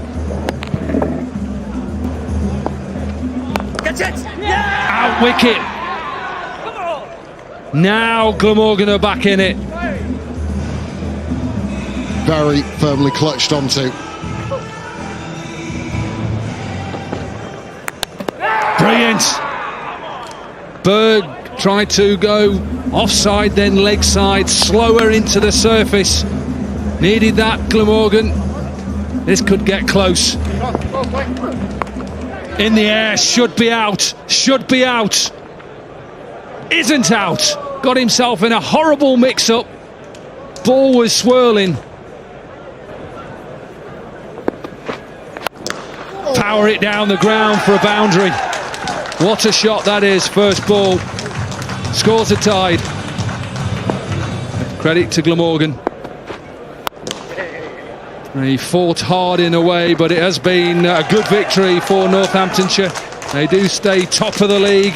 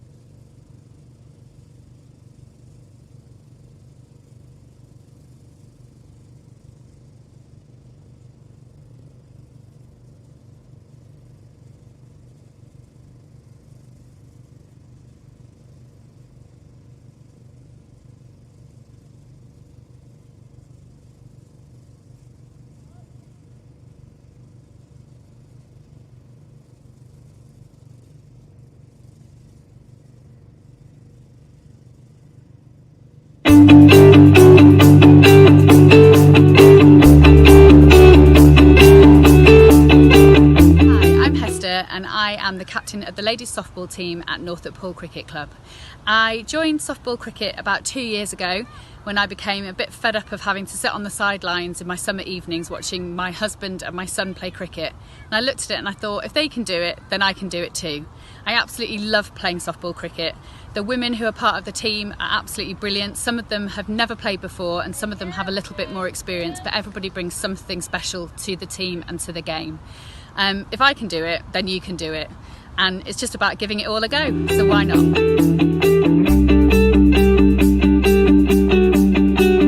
you'd have asked me 6 years ago about cricket, I wouldn't have been able to tell you much about it. I got involved in cricket through my secondary school when they introduced cricket in our gym lessons in year 7. There's the cricket club then approached school saying they were doing cricket sessions for women and girls, and the rest is history. I decided to start playing cricket because I enjoyed the sessions in school, and it was also a sport I knew nothing about, which made me want to learn more about cricket. The impact of the Women's Softball Festival at our club was we had 20 women that turned up, had never had to go at playing cricket before. We even had an 89-year-old take part, and everybody really enjoyed the day. We won't talk about the Prosecco too much, but everyone is willing and raring to get going again this year. It is a great game. It's exciting. It's fun. I've learnt loads of new skills, and I get to play in a team, and yeah, it's just fun. What would you say to any ladies wanting to get involved in cricket? Look up your local club and get out there and do it.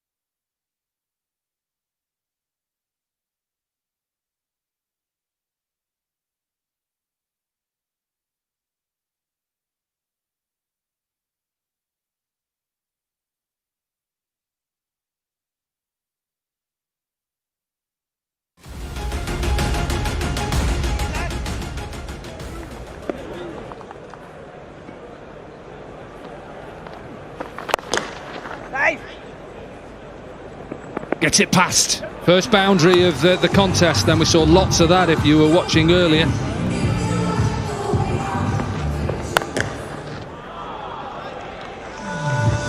Just short and just hit it straight to that short boundary. First maximum. Just have a look at these wheels here. Look at the colour of these here. Wowzers. Bosh. All the way 6. Don't worry about them. There's traction on those shoes.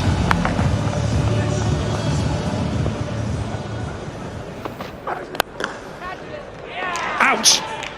Powered. Tried to get it in between the fielders. And Paul Sterling pulls off quite a simple catch in the end. At the end of bright and brisk innings.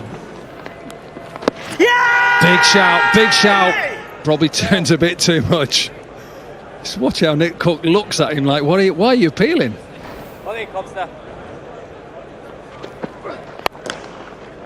What a shot. Beautiful looking shot. Juicy half volley, yes, but you've still got to put him away. Interesting, it's the first one to bowl from Birmingham end, left armour that is. Catch. And that's why. That's why they've been bowling him from up here at the pavilion end. Because even with the ball turning away from that short boundary, you only have to get a little bit of it, and it's gone.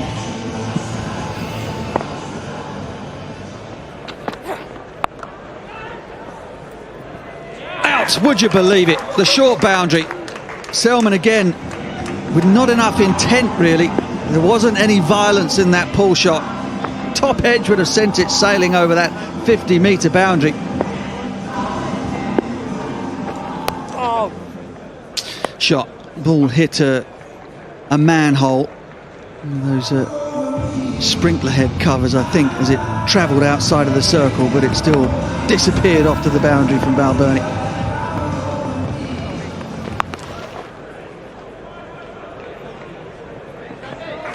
Good work, Ben Sanderson. Yeah, pretty good. Really good, actually, because that was travelling. One safety. Tidy way to bring up his half century, Andrew Balbirnie. 9th T2050 in his career.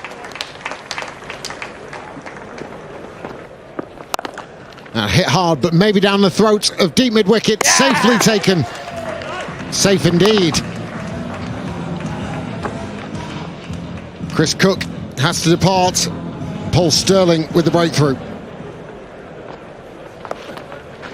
That's nicely played again. Balbirnie, you know he's going to sweep.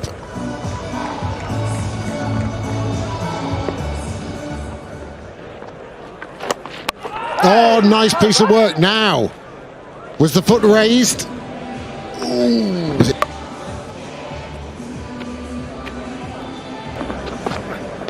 Oh, well ball, Nathan Buck. Fabulous Yorker, rocking back middle stump. Had to be a good one to get rid of Balbirnie, it certainly was that. Catch. Once more high in the air, 2 players converging. Oh, safe hands, safe Zaib. Fabulous catch. Had about 30 yards or so to make to his left-hand side. Quite right, you've got a big grin on your face. What a catch. What a catch. Could be 3 for 17. Gone very high. Oh, wonderful again. Oh, he's having a worldie out there, safe Zaib. 3 catches. All excellent. And should this stand, it's another piece of brilliance. It's not all about the batting and bowling in this game. Meanwhile, told you that Glamorgan needed to get on with it straight after, out of the sweet spot of the bat and into the stands. Easy catch. Richard Levy almost at a fly slip, if you like. Didn't have to move a muscle. Straight down his throat. And it's gone high in the air, all the way for 6. Yeah, it's good. It's good from Sanderson. Very tidy indeed. They'll be more than happy to get out of there with 7 runs conceded from their 20th over. 160 for 7, Glamorgan.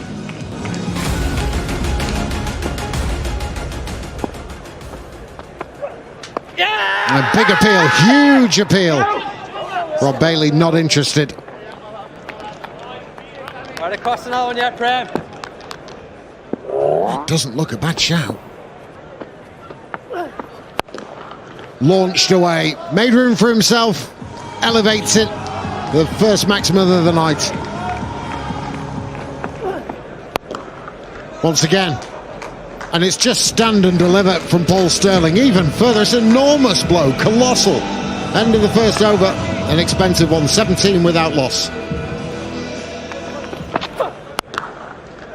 He's made one thing happen. And he has just walloped it. And I think Richard Levy has just said to Rob Bailey, yeah, that's 6, mate. Oh, walloped away. Too easy for Richard Levy. He's overtaken Paul Sterling now, his second 6. What can he do? Short, chance of a catch. Taken, first ball. Where were you 4 overs ago, Martin de Lange? Excellent catch out in the deep. Pulled away, shouts the catch, it's 2 in the over. The 2 big wickets for Northamptonshire, and it is Martin de Lange who's made the breakthrough. Sweetly timed. A lot to do on the boundary. Again, Taylor does well. He's been patrolling that cover boundary.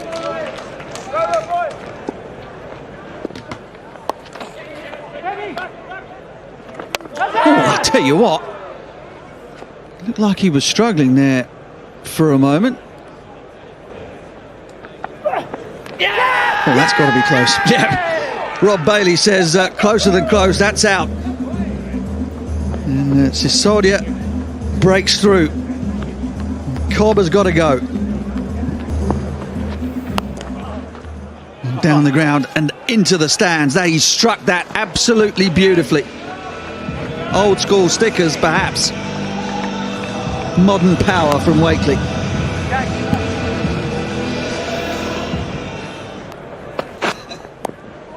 Oh, beautiful. That's really nicely done. Nice bit of touch from Vasconcelos.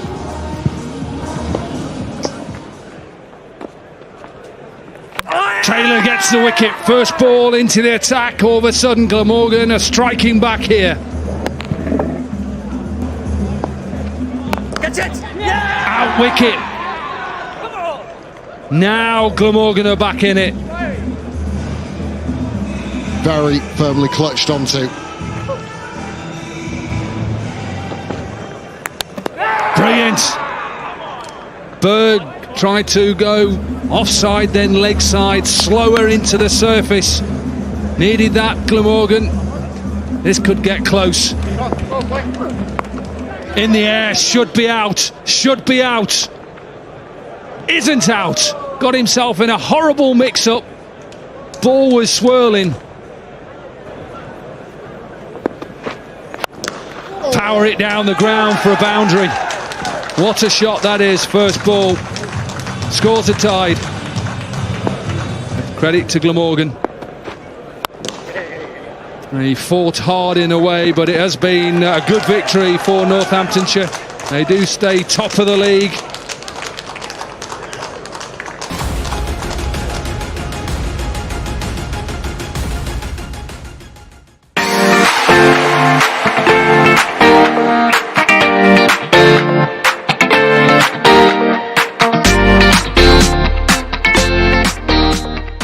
My daughter Phoenix was interested in playing cricket, and some of her friends were coming to All Stars, Cresselli, so we enrolled her into All Stars, and she thoroughly enjoyed it.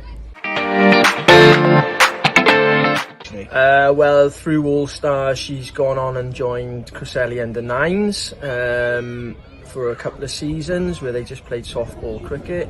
She played women's softball cricket.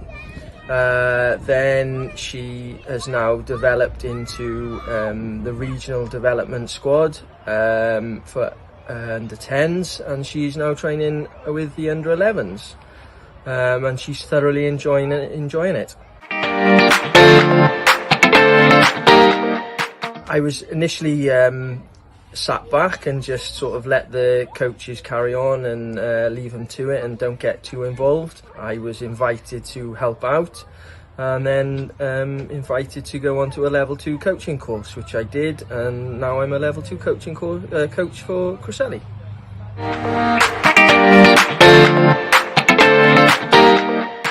Okay, so I first got involved a couple of years ago.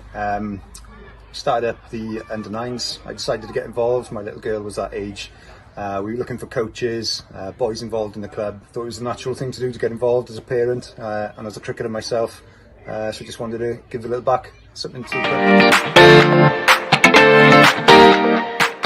Yeah, well, we actually had a good first year with the All-Stars. We had good numbers, and yeah, it's just gone from there really, to the point really where we've had to cap numbers, I suppose. It's been, first year was great, second year just grew again, mainly through word of mouth and through doing a good job, I suppose. We sort of built it up on social media and got it out there, took plenty of pictures, got Starry up here, and yeah, just making it fun for the kids and making sure they come back year on year. One of our major events at the club is our fun night, and on the fun night we invite all the juniors and all the all-stars up, where we have lots of funny games up here. We have a barbecue, a big raffle. It also meant that the children in the all-stars got their first sort of chance to mix with the juniors and just really see what we are as a club and what we offer in the community.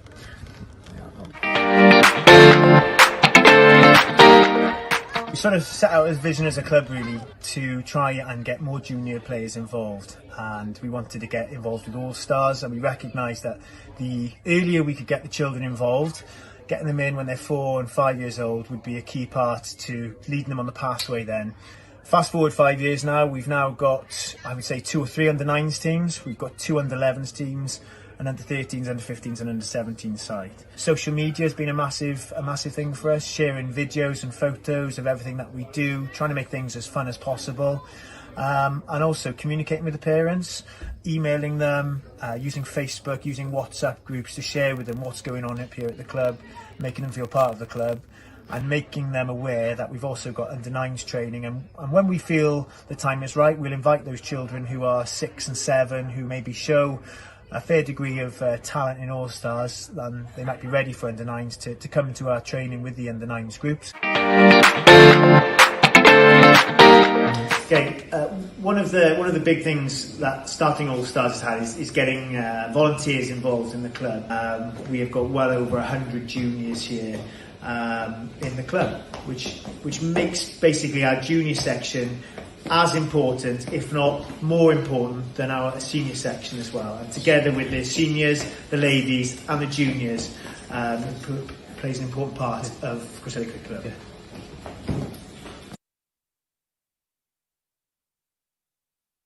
The support they've had from the coaches and all the members of the club has been incredible. It's very much a family club. The kids just love playing cricket here, and I can't see them wanting to ever play cricket anywhere else.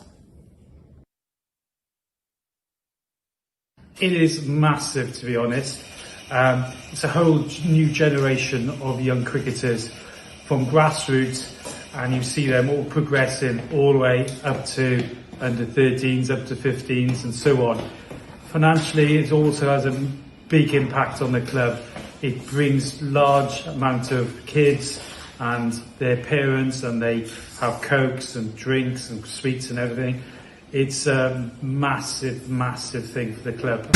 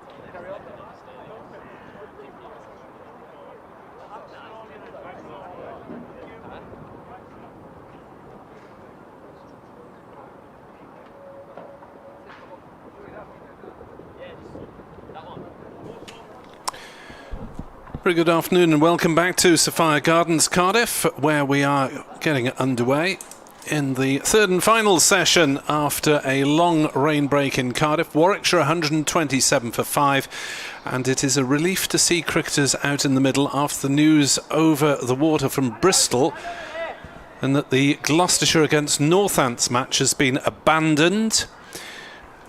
Its statement from Gloucester says it came to light that a member of the Northamptonshire playing squad has tested positive for COVID, although the player was not part of the group that travelled to Bristol and has been self-isolating at home. Further members of the Northants squad have been in contact with the player within 48 hours of the player developing symptoms. No risk should be taken with the health and safety of the players, etc. Here we go with Michael Hogan bowling to Ian Bell, who's forward defending out on the offside, and there is no run. I understand, by the way, that the player involved, who hasn't been named but wasn't involved in Glamorgan's recent match against Northants at Edgbaston on Thursday. So it seems no direct implications as far as Glamorgan are concerned. But that obviously could throw the schedule into difficulties. As Hogan is in to bowl to Bell, who drives to mid-off, and there is no run. Be having an update for BBC Radio Wales listeners in around 3 or 4 minutes' time. But worrying times, Clive. Yeah, well, I suppose it's kind of inevitable something like this would happen at some point. It's how they now manage it and what impact. It won't have an impact on this competition, but what impact it has on the T20 Blast remains to be seen. Yeah, Northants top of the group and unbeaten at the moment. as Hogan bowls and Bell gets something on that, whether it was bat or pad, I'm not sure. It's run away for 4 to fine leg. It was leg byes once more. The first thing, of course, to say is let's hope is okay and asymptomatic, or at least not seriously ill. Yes, if he's at home isolating, one hopes that it is not serious. Obviously hasn't been hospitalised as far as we know. So let's hope that the schedule can continue. I mean, the abandonment of that game in Bristol has no implication on who qualifies in this 4-day competition, but obviously could affect the T20. Hogan is in to bowl to Bell, who pushes forward and is beaten the ball through to Curran just outside off stump. Australia 157 for 7 in their 20 overs against England. Job here for Warwickshire's batters to get back to it after the break. They weren't finding it easy before then, I should say. Even Ian Bell had his moments. As Hogan is in to bowl to Bell, who drives into the offside. Nicely timed, but fielded by Joe Cook at cover. And there's no run, so the 5 balls of the over that was interrupted have been completed, with the 4 leg byes added to the total. I think I'll have to carry on through the next over, Clive, if not hogging the airwaves, but update for BBC Radio Wales of various cricket headlines. Just quickly, just to make Glamorgan feel better, as Ian Bell's already scored more runs in this innings than he scored in the entire competition before today.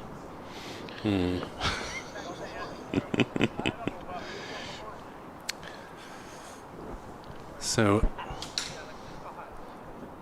Dan Douthwaite to bowl from the Cathedral Road end.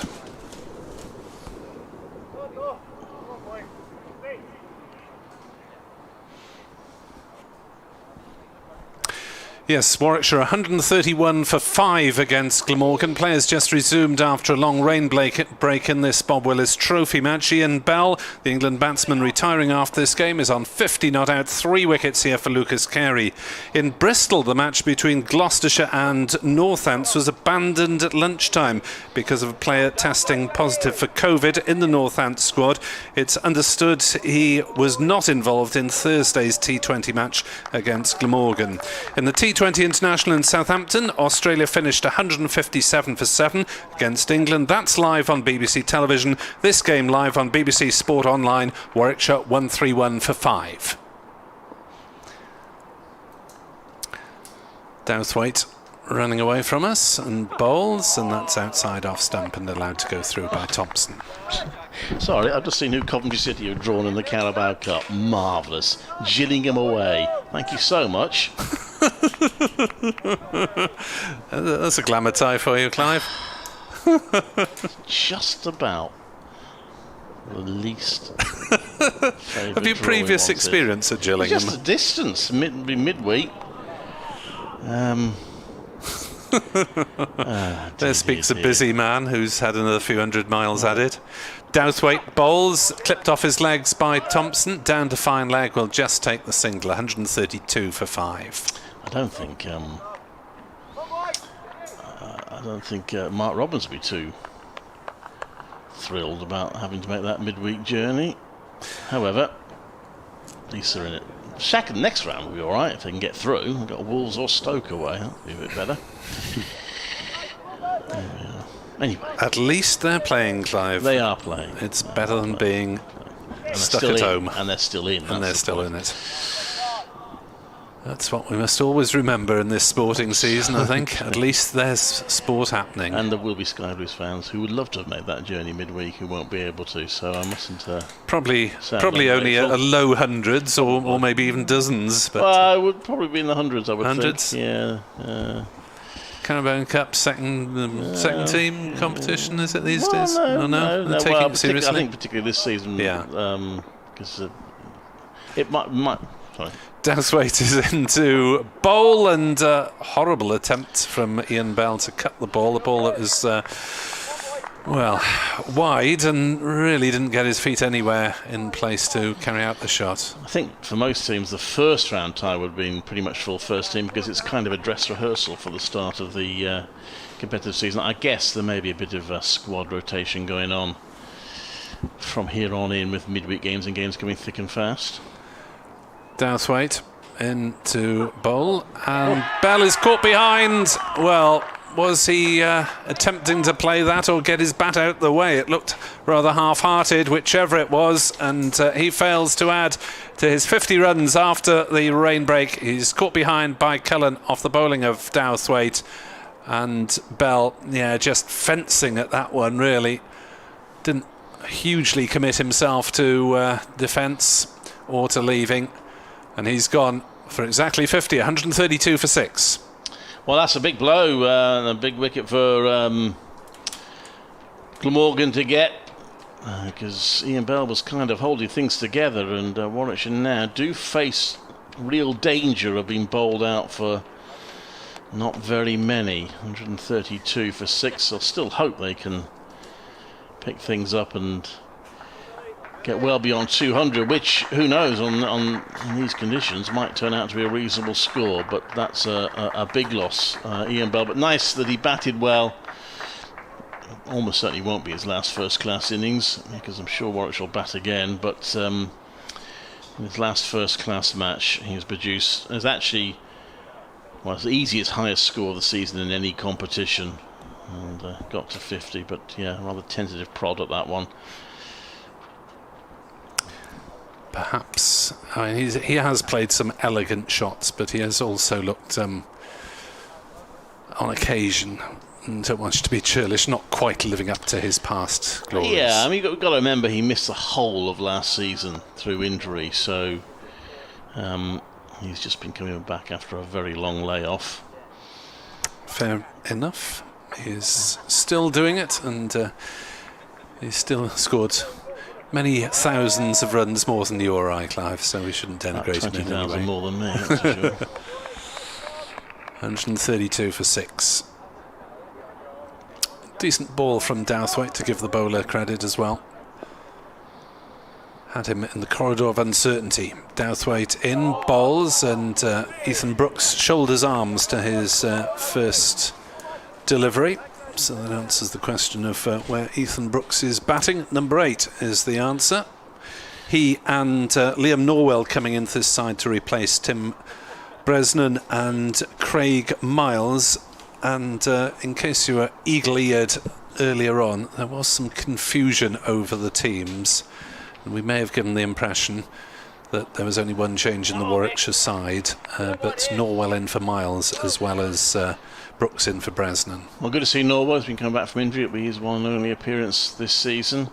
But Warwickshire, after that stand of 70 for the 4th wicket, have a little bit of a flurry of wickets go against them as Thompson leaves that one outside off stump, bowled by Hogan. So they've lost the last 3 wickets for 39 after that partnership in the space of 14 overs. So it's been hard going for them. The men out today: Will Rose for 2, Sam Hain 4, Robbie Yates 11, Dan Mosley 31, Michael Burgess 13, and now Ian Bell for 50. 3 wickets to Lucas Carey, 2 to Tim van der Gutten, and now 1 to Dowthwaite, as in comes Hogan, and that's left outside off stump, and there is no run. And in case anyone's wondering about Hogan's performance, he has had 2 catches dropped at slip. So should be in the wicket tally. Bit of sunshine in London. Yeah, one of our BBC colleagues tweeting pictures to make us envious. We're under cloudy skies here in Cardiff. Next one from Hogan. Oh, that's whistles past the outside edge of Thompson, who may have played inside the line. There are obviously far more important implications of the Gloucestershire Northants abandonment. One assumes, though, they will get 8 points each for the draw. Plus, I think Northants had picked up 2 bowling points by the time the game was off. Doesn't affect the qualification, but Warwickshire currently in third, can't finish higher than third.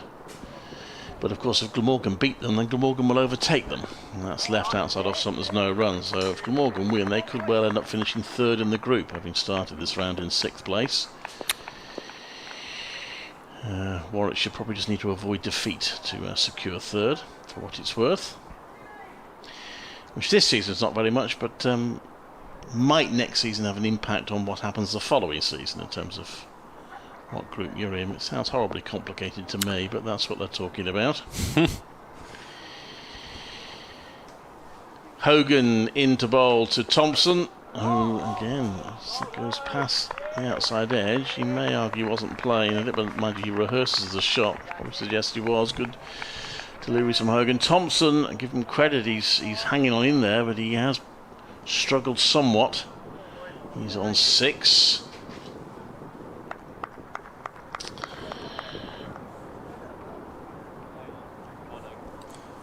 Yes, he'll have had a couple of innings here in Cardiff, in those Cardiff MCCU against Glamorgan matches. This next one is played to mid-on by Thompson, got on bat on that, but that is the end of the over, 132 for 6. Glamorgan will hope they can get through Warwickshire's second half of Warwickshire's innings and keep them down. Looking for their first. In fact, these are, I think, 2 of only 5 teams in the competition currently without a win. One of them's going to end up without a win at the end of the competition. Yes. I would hazard, if there's not an awful lot more rain, that there will be a positive result. Seems likely. So here's Douthwaite into bowl to Brooks, down leg side. There's a poke at it, doesn't make any contact through to Tom Cullen. He's taken a couple of catches in his first innings behind the stumps for Glamorgan's first team this season.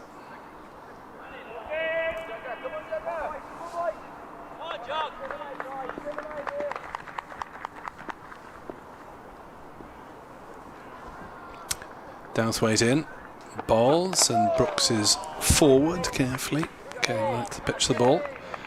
Fielded by the previous bearer of the gloves, Chris Cook, who must be thoroughly knackered this season after top order batting, keeping and captaining a lot of games in quick succession. Douthwaite, the accompaniment of a screech of gulls, down leg side. Brooks plays an indeterminate sort of shot, as if he's not quite sure whether to have a go at it or not. Through it went to keeper Cullen. Dark skies once more. Light not the best here at Sophia Gardens. There's Douthwaite is into bowl, and Brooks is forward, pushing out to cover point. There's no run. The sort of day on which, after an hour and 3/4 rain break, there wouldn't be too many folk left in Sophia Gardens in terms of a crowd, even if they were allowed. True, but there'll still be a few in, wouldn't there? Always get a few dedicated souls who will stay to the bitter end. A few Warwickshire supporters probably who will be staying here for the duration.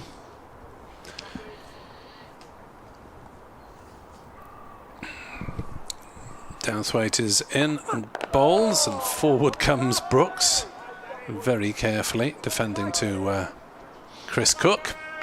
No run. So 3 wickets to Carey, 2 to Van der Hoogten and 1 to Douthwaite.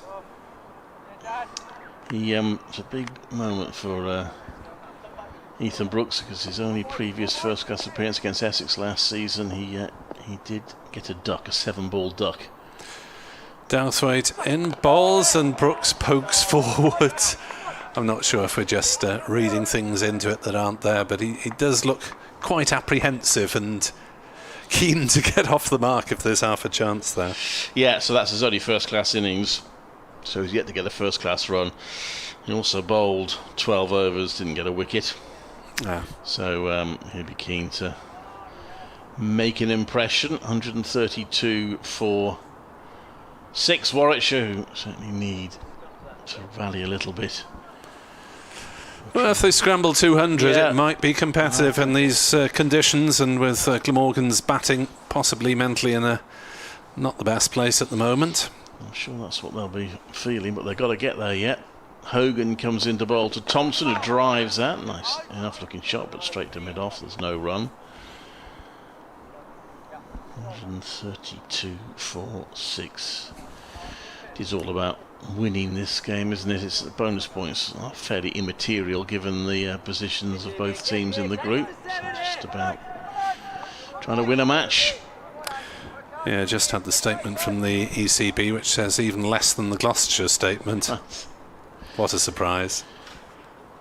This next one, it's a sharp delivery, which he just fends away. Thompson, I might have hit him in the body. So I'm just trying to think. Yes, possibly just above central. Yeah. So the ECB statement just says the match officials, following agreement from both clubs, called off the match as a precaution due to a COVID-related issue. Health and safety of players, staff and officials is the first priority for ECB in first-class counties. It doesn't even confirm what the Northants. This next one all goes past the outside edge. Hogan is certainly asking questions here. Yes, it doesn't confirm what the Gloucestershire statement said, that it was a Northants player involved. So, yes, Hogan very keen to add his name to the wickets column and turning Thompson inside out on that occasion.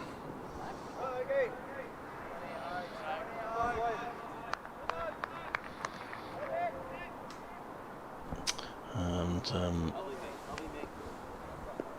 it's Hogan then to bowl, and Thompson drops the bat on that and pushes it out to the offside. There is no run, so Northants is due to play Glamorgan here on Sunday, a week today, in the T20, and they're due to play the Bears the following Sunday. So we should see what happens, whether all those games can go ahead or not. Northants are next due to play in T20 on Friday against Gloucestershire. Next one is pushed out to the offside by Thompson. There's no run, so we've had no indication yet as to whether those fixtures will be affected.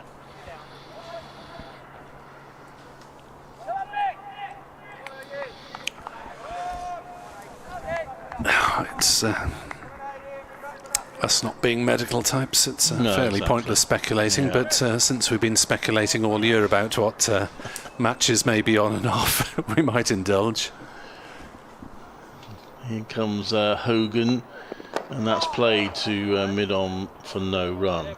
Now, presumably, I mean, there's a couple of weeks until the last match, so it might be, again, I am speculating, as you say, it might be that they have to call some of the games off, but not necessarily all of them. And given the position they're in the group, they probably only need 1 or 2 more wins to probably qualify, so we shall see. Yeah, may also be that there's an awful lot of COVID testing going on in the Northants squad at this moment. Who knows? That if those tests can be organised immediately and the rest of the squad cleared, as it were, they might be able to plough on with the next fixture on Friday, when Glamorgan are due to be returning to Edgbaston to face the Bears. Douthwaite is in to bowl to Brooks, who allows that one to go through outside off stump. No run. Douthwaite, of course, who had 1 game for Warwickshire. An official List A game, I think, against West Indies or West Indies A. I recall the name now, yeah. Yeah, he did. He was a Warwickshire. Yeah, he was briefly connected with their staff. It was an official game, albeit not in any particular tournament. 132 for 6. Douthwaite in, bowls, and there is Brooks's first run in first-class cricket as he glances one down to fine leg. Sounds as if one or two players on the balcony were aware of that, and there's a ripple of applause. Well, he's got another 20,299 or so to catch Ian Bell. Douthwaite actually did quite well in his only match for Warwickshire. He got 30 odd and a couple of wickets, I think, but didn't get offered a contract.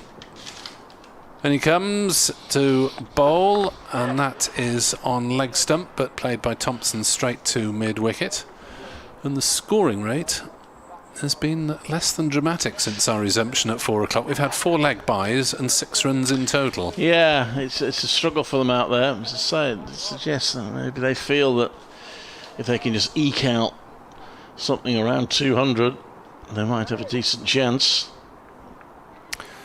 Douthwaite still with the 4 slips, bowls, and that's played defensively by Thompson. Back down the wicket. 2 very inexperienced batters out there.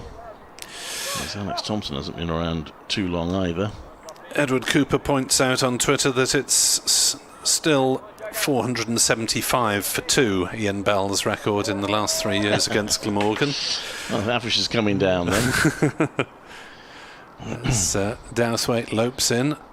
Bowls a full-length ball that Thompson pushed at rather tentatively. Through it went to Cullen.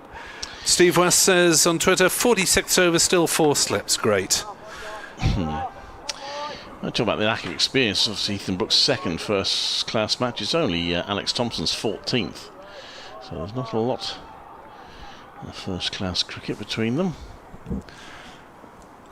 As Douthwaite runs away from us at the Cathedral Road end and bowls a short delivery that strikes Thompson as he tries to pull but mistimed his shot. No immediate signs of distress from the batsman, thankfully. 133 for 6 on a murky Cardiff afternoon. Yes, I haven't put the floodlights on yet.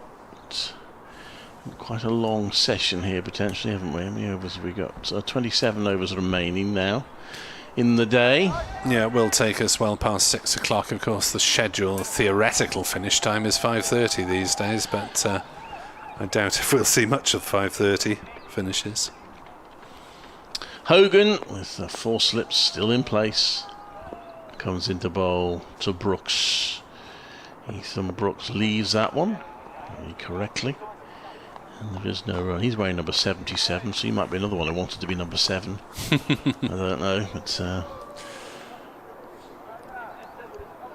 Yeah, there have been a couple of changes in the Glamorgan squad. Callum Taylor went down from 42 to 4, and Billy Root decided it was time to end the joke, which he claimed to have thought of before Joe, and he's gone from 66 to 7. In he comes, Hogan, the bowl, and that's left, bit of extra bounce, and there's no run. So Hogan has induced the batter to play a few false shots, but the first 2 balls of this over, Brooks has not felt the need to play at.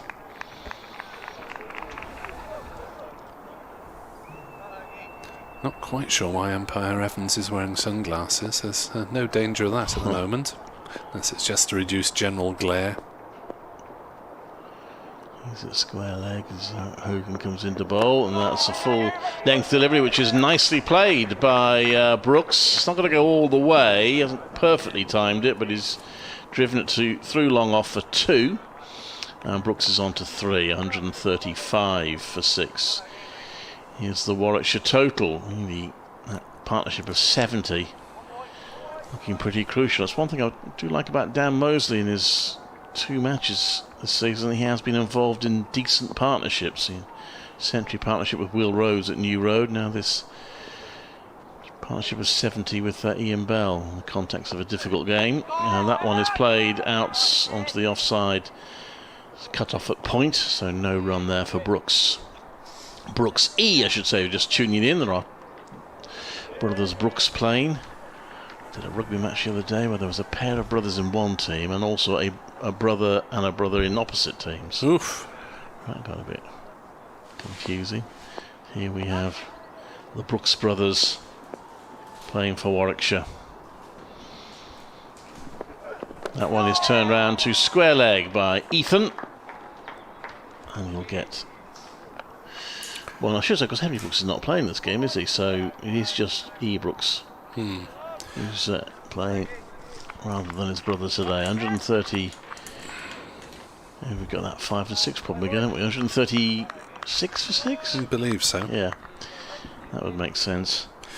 Johnny Bairstow's just gone out hit wicket. Oh dear. Opening the batting for England. After bowling Mitchell Stark. He made money. 19 for 1 in the third. Let's play the onside. Somebody needs to have a go at him in the media, because that usually gets them going, doesn't it? No run, 136 for 6. 51 overs bowled.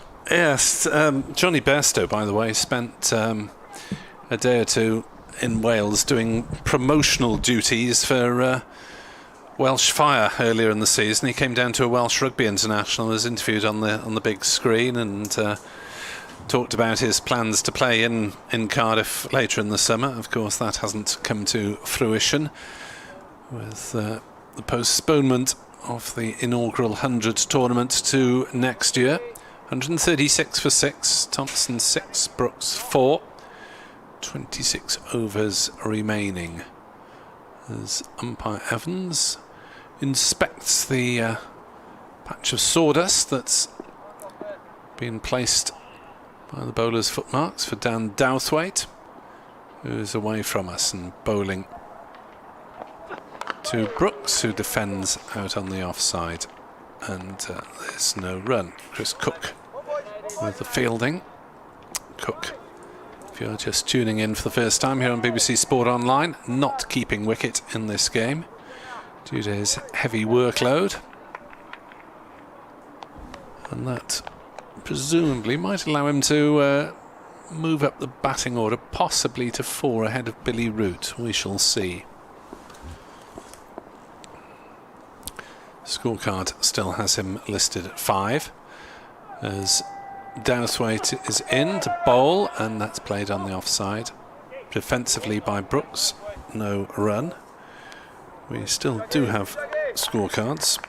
They're sheets of paper more than scorecards, but we're grateful to have them at all, which tell us that the Warwickshire side is Yates, Rhodes, Hayne, Bell, Mosley, Burgess, Thompson, Brooks, Sidebottom, Hannon, Dolby and Norwell. Douthwaite bowls. That's nicely driven by Brooks through the offside. Hasn't quite timed it to perfection. They'll take 2 runs. They turn and think of a third, but decide against it. Glamorgan line-up. Selman, Joe Cook, Morgan, Root, Chris Cook, Taylor, Douthwaite, Cullen, Van der Hoogten, Carey and Hogan. Hogan in his favourite number 11 spot. 138 for 6. Brooks and Thompson both on 6. Douthwaite bowls, and that's fended to slip. And Warwickshire 7 down, 138 for 7, and Ethan Brooks has gone for 6. Ball that got up on him a little bit, and he just fended it away, and Nick Selman clung on to catch chest high. Fell over backwards just to make sure that he didn't drop it. And Brooks is on the long walk back, and looks as though Warwickshire will not necessarily last the day.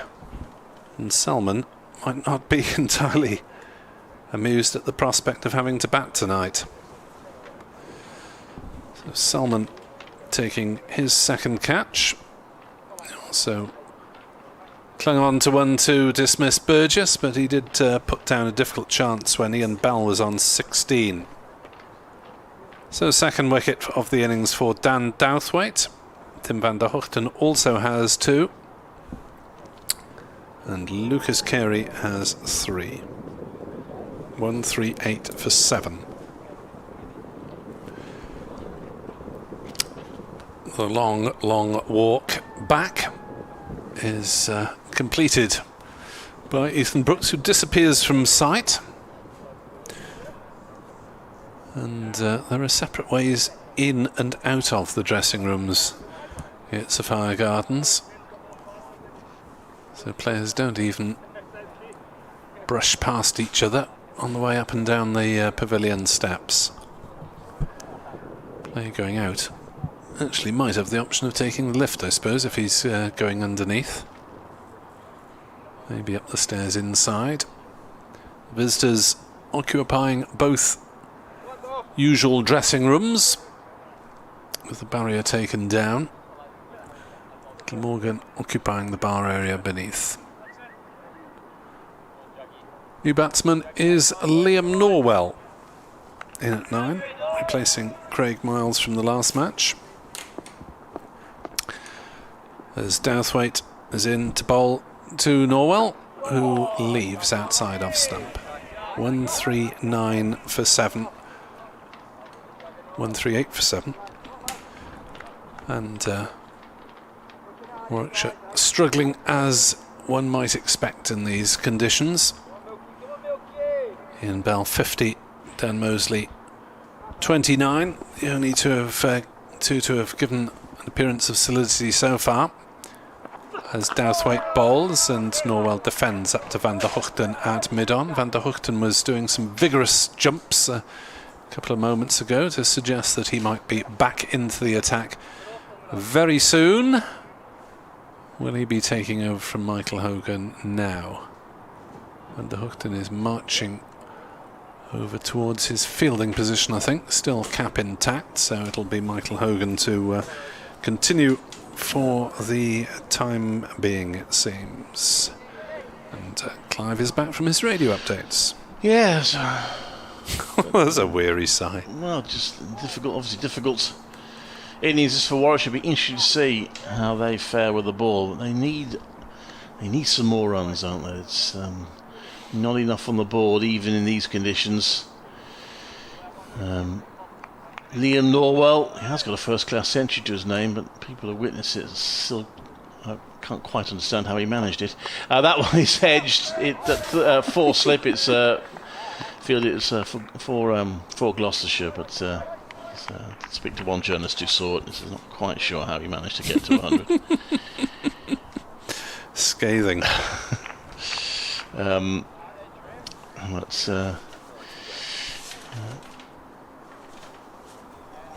Warwickshire up against it somewhat.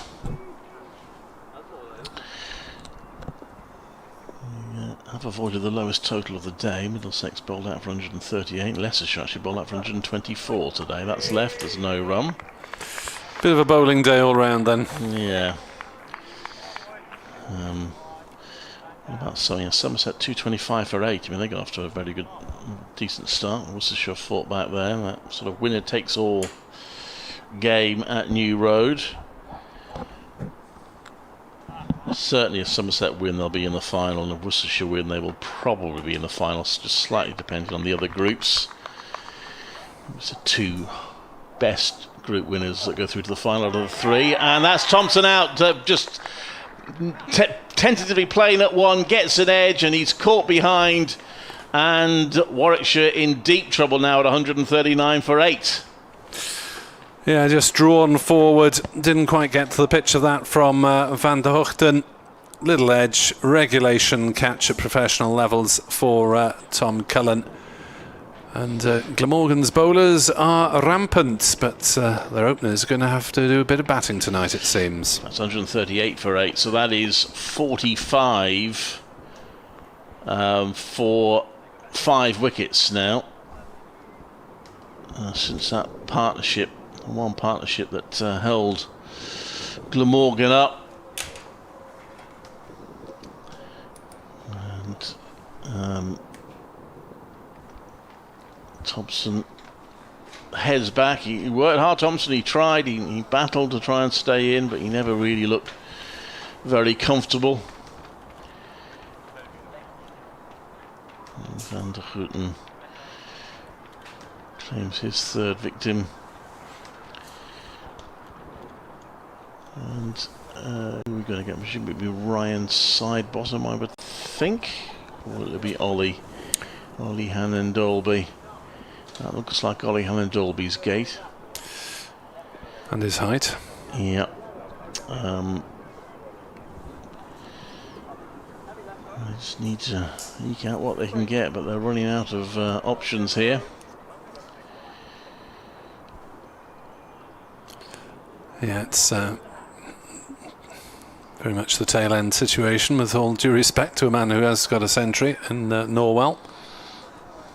Thompson's gone.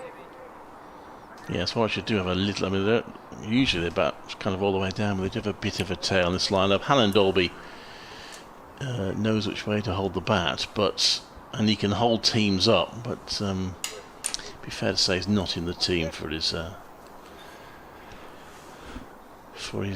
batting. And is him in, and straight away one goes past his outside edge.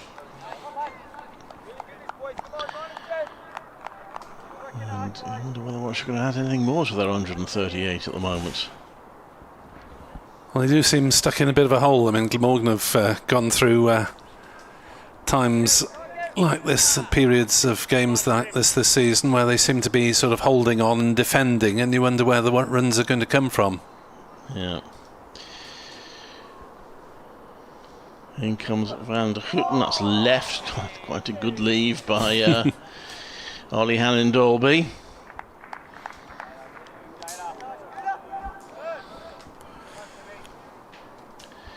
Glamorgan pressing to finish this innings off, but if they do so relatively quickly, they will have around about 20 overs to bat, which could be a tough time for a top order that hasn't had a lot of stability about it this season. Comes in Van der Houten, and that's left by Thompson. That's by Hannon Dolby. That was an easy leave. And that is the end of the over. 138 for 8 are Warwickshire. 93 for 3 at one stage. Yeah, it looked as though Bell and Mosley had done a reasonable repair job on the Warwickshire innings, but that partnership is the only time, I guess, when the visitors, listeners and viewers have had any degree of happiness to their listening and viewing. As Norwell faces up to Douthwaite, still with the 4 slips, and that's driven through mid-off, and that one will reach the ropes. So a nice shot from Liam Norwell, as he took advantage of Chris Cook trying to cover mid-off and the cover position. Hit it fairly straight, and a nice swing of the bat, nice uncomplicated stuff. Oh, they'll be grateful for any more runs they can get now. 142 for 8. Norwell off the mark with a boundary. Got off 138 as well, lost 2 wickets on that score. The slips wait in anticipation as that's driven again through the covers. Oh no, it hasn't pierced the covers, because Chris Cook has made a beautiful save, stretching away to his left. And his young colleague Callum Taylor enjoyed that so much that he ran 25 yards to give him an elbow bump. Well, it looks like Liam Norwell's decided he might as well go for his shots, and he can be effective. And joking aside, he can connect with a few and get a few runs. Chris Cook with a smile on his face, as well he might.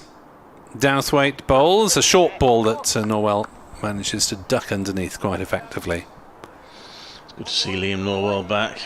It's his first opportunity this season in any competition. He's been in the T20 squad, not played, and was injured at the start of the Bob Willis Trophy, and he'll fancy these conditions, I'm sure. He's another player who hasn't played as much as he'd like for Warwickshire, but when he has played, he's been very effective with the ball.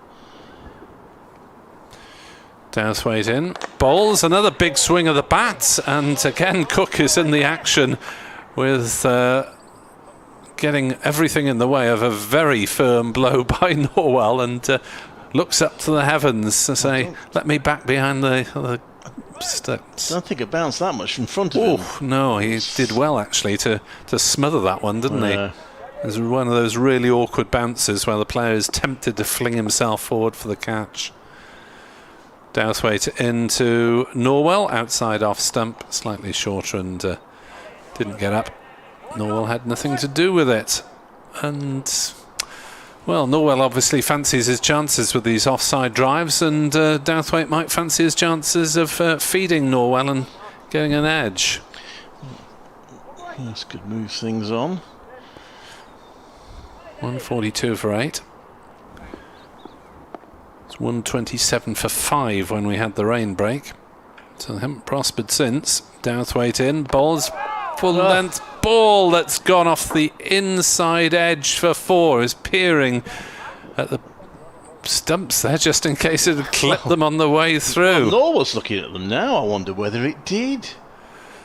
As we watch the replay, just squeezed past the leg stump. 146 for 8. Norwell races on.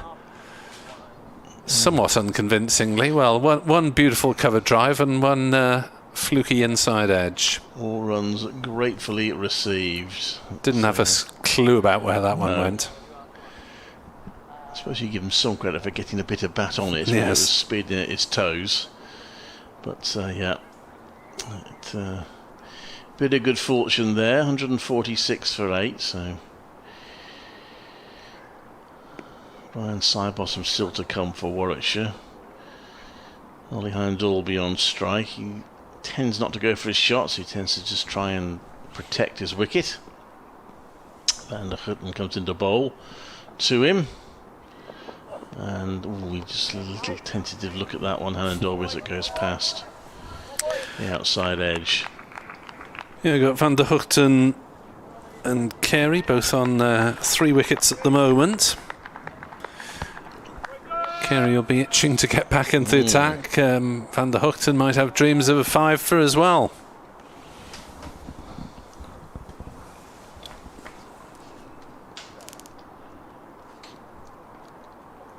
Van der Hutten bowling with the trees behind him, and there's a good solid shot from Hindalby back to the bowler. He usually holds Somerset up, does Ollie Hindalby. Famously survived for an hour with a broken arm to get a draw against Somerset a few years ago, and just to make it all the more fun, Somerset was spitting feathers because he should have been given out at one point. Oh. This next one is hit by Hindalby. It's fielded. They thought about a single, thought better of it. Probably could have got it, but took too long. Throw came in. I think it hit the bat of the non-striker, Norwell. Michael Hogan has a big smile on his face for some reason after that sprawling stop. Charlie Hemphrey is on the field at cover.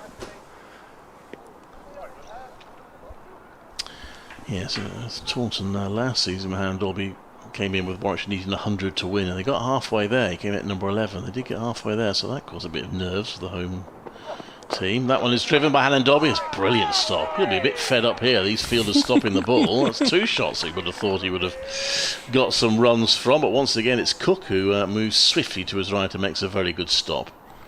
Yeah, the captain flinging himself around. Still a big smile on his face. It's good to see, although Glamorgan as a team have been under the pump more often than Chris Cook would have wanted. It's been an excellent season for him personally. Second in the PCA MVP vote.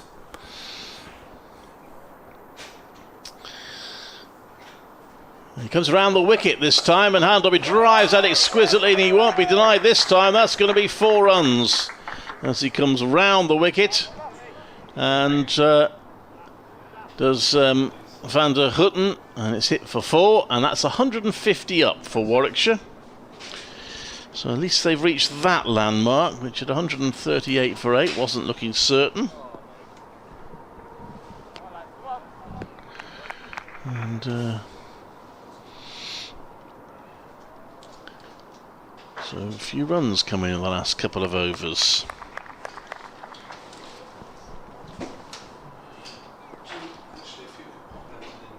This next one is outside off stump, and there is no run. The end of the over, 150 for 8. And we may be getting a few words from Edward Bevan, hopefully, if we can get the health measures in place. And that he can come and use the other headphones, so that's no problem. 150 for 8. As Clive can have a little break from the action. And if I can try and remember which headphones to press, we might be in luck. If you can operate with those, Edward, that would be absolutely lovely. Douthwaite is in to bowl. As a full-length ball and driven out onto the offside, and there is no run. So I do my other part-time job as a technician, and hopefully we can get Edward plugged in.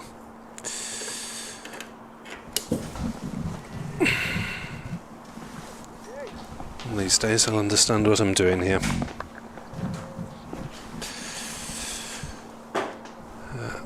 That next delivery is hit very firmly through the leg side by Norwell, and he'll get 4 runs for it as Warwickshire move on to 154 for 8. Edward, good afternoon. Good afternoon, Nick. Yeah, Liam Norwell, he's no mean batsman. I remember him playing for Gloucestershire, as probably you do, and getting a few runs with a long handle. And Warwickshire need these runs.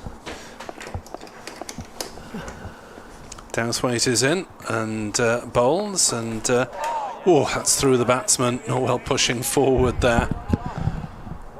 Through to keeper Cullen.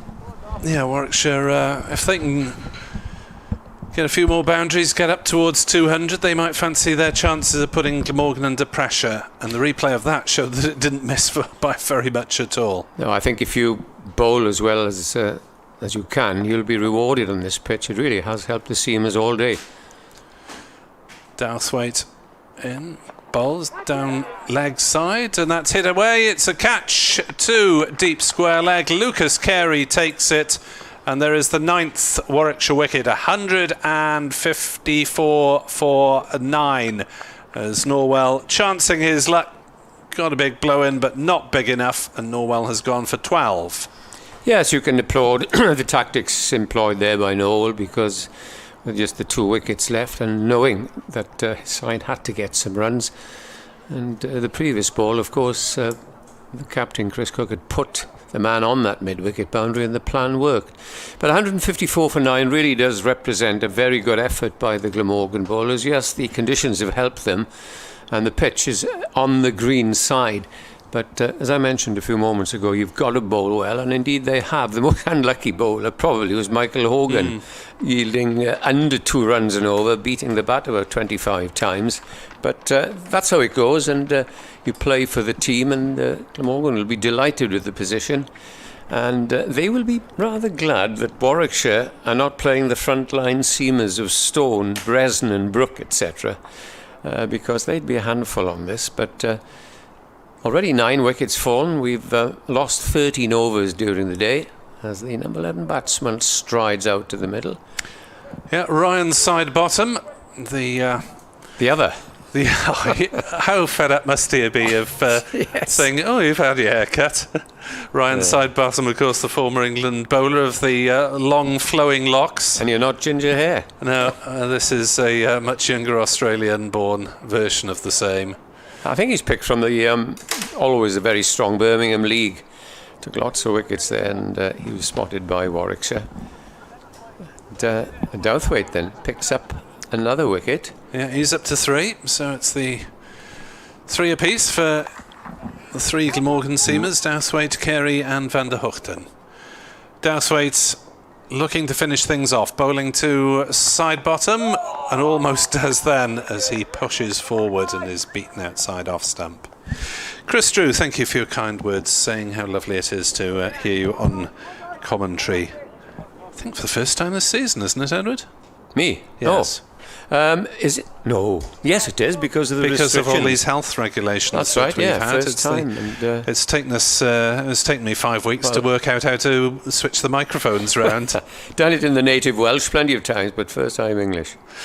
Douthwaite is in and bowls, and that's driven gently up to Chris Cook at cover by side bottom.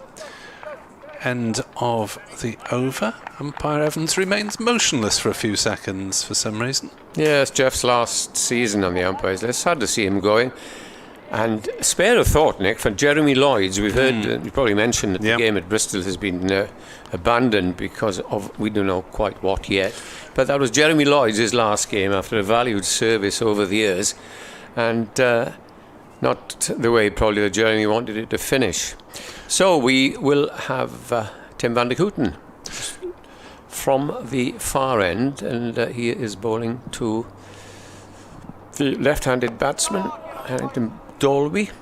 You wouldn't remember, but in the very old days there was the famous duo of boxing commentators called Raymond Glendenning and something Dolby. All right. I forget. Oh, Barrington Dolby. He was double-barreled again, so I just wondered if there's any connection. But this one of Hannon Dolby, of course, another very tall man, and he bowls at a good pace. 4 slips, wait in anticipation. The wicketkeeper Cullen is standing back as in comes from the far end Van der Kooten bowls, and this just jabbed down into the covers where it's fielded in a sun hat. I don't quite know why, by Callum Taylor. Yeah, speaking of that abandonment in Bristol, we did get a statement from Gloucestershire, and an even briefer statement from the ECB. Gloucestershire confirmed that a member of the Northants playing squad has tested positive for COVID. The player has been self-isolating at home. He wasn't part of the squad for this match, but members of the squad had been in contact with him. Okay. Here is Van der Kooten in bowls, and this time it's pushed gently back to the bowler. No doubt you've gone through the ramifications of all this, have you? And we've speculated vaguely, but does that just mean, hoping that it doesn't affect the T20 schedule, which is due to resume on Friday. Does that mean, Nick, do you think that the other players will have to self-isolate? Because if they do, that's it. T20 aspirations gone and dusted. You would have thought that COVID tests would have been administered fairly quickly to the other people who had been in contact. Van der Kooten into the left-handed Harrington Dolby, and there's 4 runs. Whether he got an edge or whether leg buys, we'll see now. In fact, buys. 4 buys down the leg side, and frustrating this for Glamorgan. 158 for 9. So I understand that it was not a player who played in the T20 match against Glamorgan on Thursday night for Northants. You were up there that night, weren't you? I was. I didn't get anywhere near any. I'll just move a little yard to my left, shall I? I didn't get very near to anyone from the Glamorgan playing staff, because as you'll see from the interviews, we do them on opposite sides of the advertising hoardings. So Matthew Maynard and Andrew Balbirnie I talked to after that game, but at an appropriate distance. Here is Van der Kooten. Comes in again, bowls, and flamboyant looking drive. And, his feet didn't move by the batsman. He went through to wicket-keeper Cullen. I must say, Chris Cook, the fielder, has distinguished himself today, have you noticed? Well, he used to be a gun fielder in the deep in the T20, Yes. if you remember his early years in Glamorgan. He was the boundary rider that you'd post to take the running catches. Yeah, it's good all-round cricketer, Chris Cook. 4 slips then. Looks as though he's enjoying himself in the outfield. In comes the next delivery, and it's pushed away onto the onside. And it's fielded by Hogan at mid-on. There is no run, 158 for 9. Still 20 overs left this evening. And I don't know what you think about this. I was listening to certain commentators in a cricket match a couple of weeks ago, and the overs were ticking by, and they said it was an England game, and they said 8 overs, 9 overs. I suppose Burns and Crawley will be hoping a wicket goes now and they can get the feel of it for 8 overs. Now, I thought, if that was me, or you possibly, let's go on to 1 over. I don't want to bat tonight. It was a strange state of affairs. Don't know what your thoughts on that, Andy? Yeah, I'd be very surprised. Dowthwaite is in to bowl to side bottom, who drives back the bowler on the bounce. No run.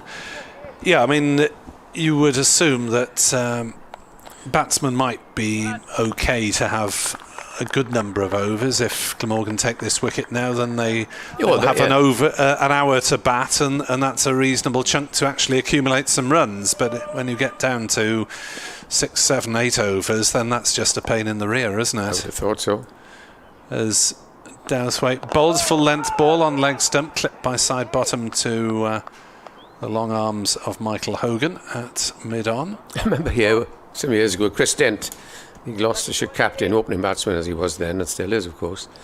There was 1 over to play at the end of the day. And Glamorgan opened the bowling with Dean Koska. And the first ball, Dent shouldered arms and his off stump knocked back. As Dowthwaite is in, bowls, and that's defended by side bottom, 158 for 9. Koska here, of course, on match official duties, right, as the match manager. No longer cricket liaison officer. They go from liaising to managing. It's an impressive promotion, isn't it? Yes. I did vaguely take the mickey out of him about his change of title. 158 for 9. Dowthwaite bowls a short delivery that side bottom reacts well and gets on top of, plays out onto the offside, and there's no run. So apart from Ian Bell and briefly Dan Mosley, this has been a Seamer's day. Yeah, Seamer's day, and the Warwickshire batting effort not up to managing the conditions.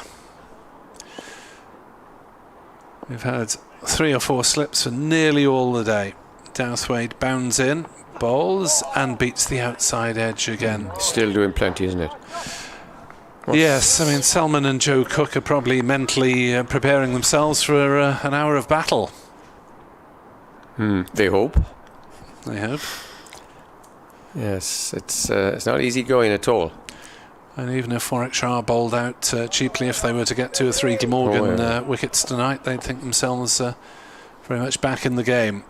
Dowthwaite looking for his 4th, bowls, and that's turned away, possibly off the pad, down to fine leg. There was a bit of bat involved. Dowthwaite had his arms up in the air as if it's played off middle stump, going to go through. 159 for 9. Hannon Dolby 4, side bottom 1. Yes, and talking about Glamorgan going into bat tonight, it'll be a tough time for the young opener, Joe Cook, because he's only in his 2nd championship game. But that's what you've got to expect when you open the batting, and it will be Van der Gooden to continue from the river end. Again, the 4 slips are in attendance. A big gap between point and mid-off, as if to say, if you want to drive, have a drive. You might nick it. Here he is then. Right arm over the wicket, past the umpire now, and bowls outside the off stump, well outside the off stump. I tell you who I'd bring on now is a slow bowler. Really? Would, yes. Because? They will not resist having a dart. They might thump a few boundaries first, and they're not looking hugely likely to do that off the seamers. Callum Taylor, a bit of responsibility on him with frontline spinning duties. Yes. Despite his haircut. Yeah, he's gone all white, isn't he? Or peroxide. Van der Gooden bowls. Oh, it's a beauty. Beats the batsman all ends up as he pushed forward and went back and then beat the outside edge. England 86 for 1 after 11, needing 72 off 9 to beat Australia. You see that game the other night? Remarkable, wasn't it, the way Australia folded? People like Maxwell gave it away, Rashid's last ball. And it's ridiculous cricket. Van der Gooden then comes in and bowls again, and this time it beats the batsman as he lunges forward outside the off stump. We've seen plenty of play in a missing today. Not so much from Ian Bell, who, I don't know. Why is he giving up, people say. I wonder myself. He was, hit on the legs quite a few times, though. Didn't look entirely at ease, but then no one else has either, so he's done, obviously, better than everyone else. Van der Houten then comes in again and bowls, and this third time in successive beats the batsman's prod outside the off stump. So 3 wickets apiece to the bowlers, except for poor old Michael Hogan, who's yet to pick up a wicket. But he's laid the foundation, of course, and the others have cashed in. Hogan 14 overs, 7 maidens, 0 for 23. Expensive. Van der Houten passes the umpire and bowls again, and this time, for the 4th time in succession, it's the ball, Van der Houten, and the batsman at the moment, side bottom. I wonder if the Glamorgan openers are quite happy to see the ball beat the bat. If Warwickshire aren't scoring any runs, then that minimises the amount of time that they have to bat tonight in these rather gloomy conditions.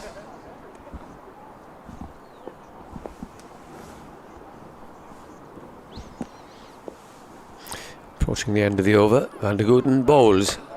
This hits him on the bat this time. Up to mid-on, no run, and it's 159 for 9, Nick.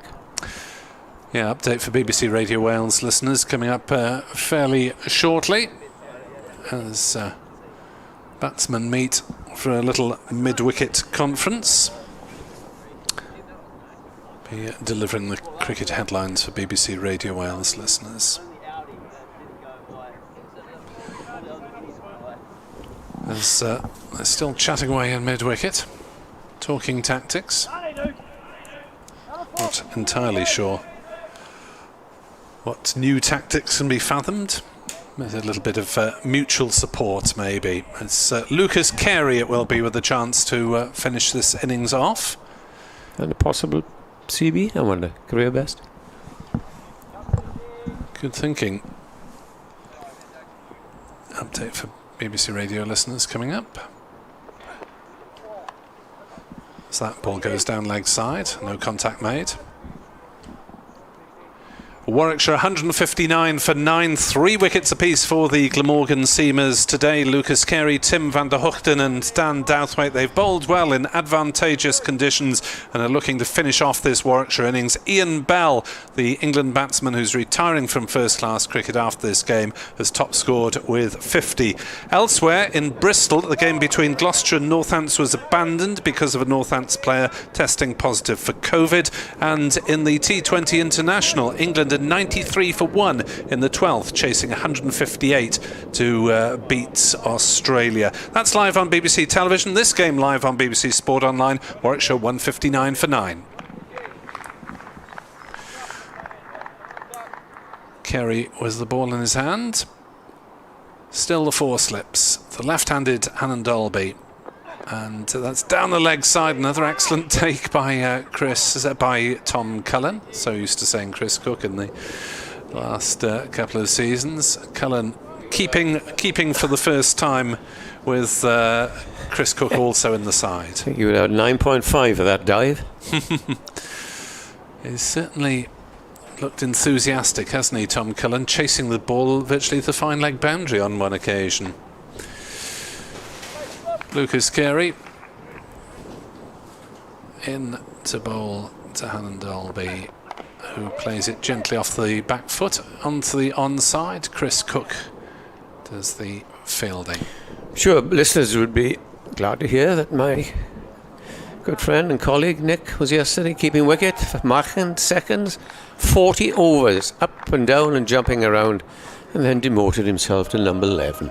Yes. But how very unselfish. It takes me that long to recover after 40 overs of keeping wicket. I think well done to Tondi is all I can say.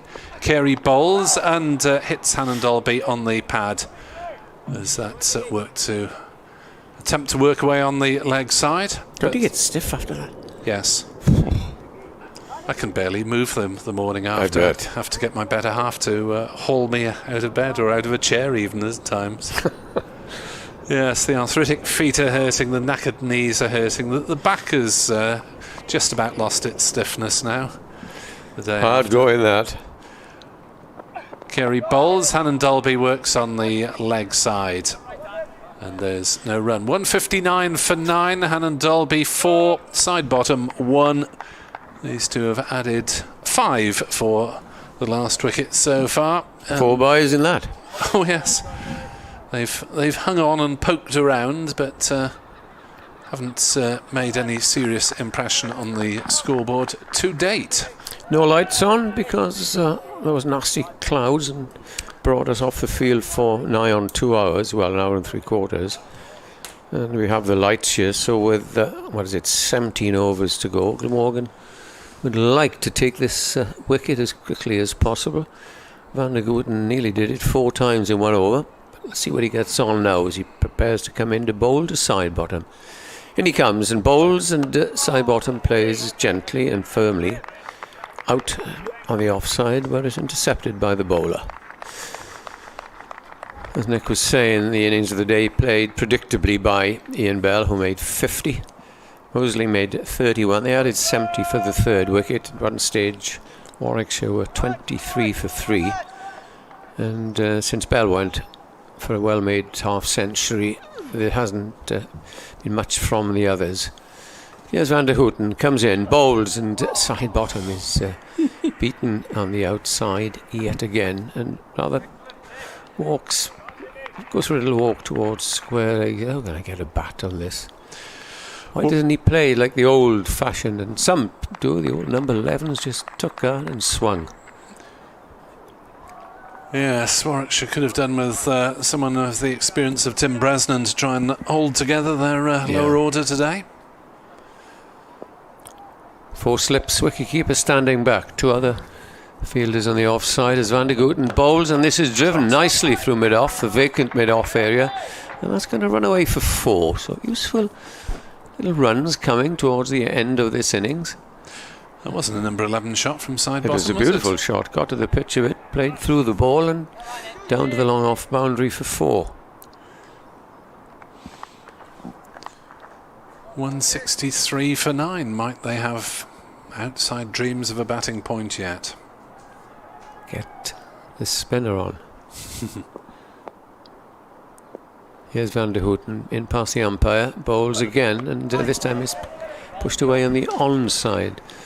Very rare occurrence there of the ball. Pitch middle leg has been on or off stump.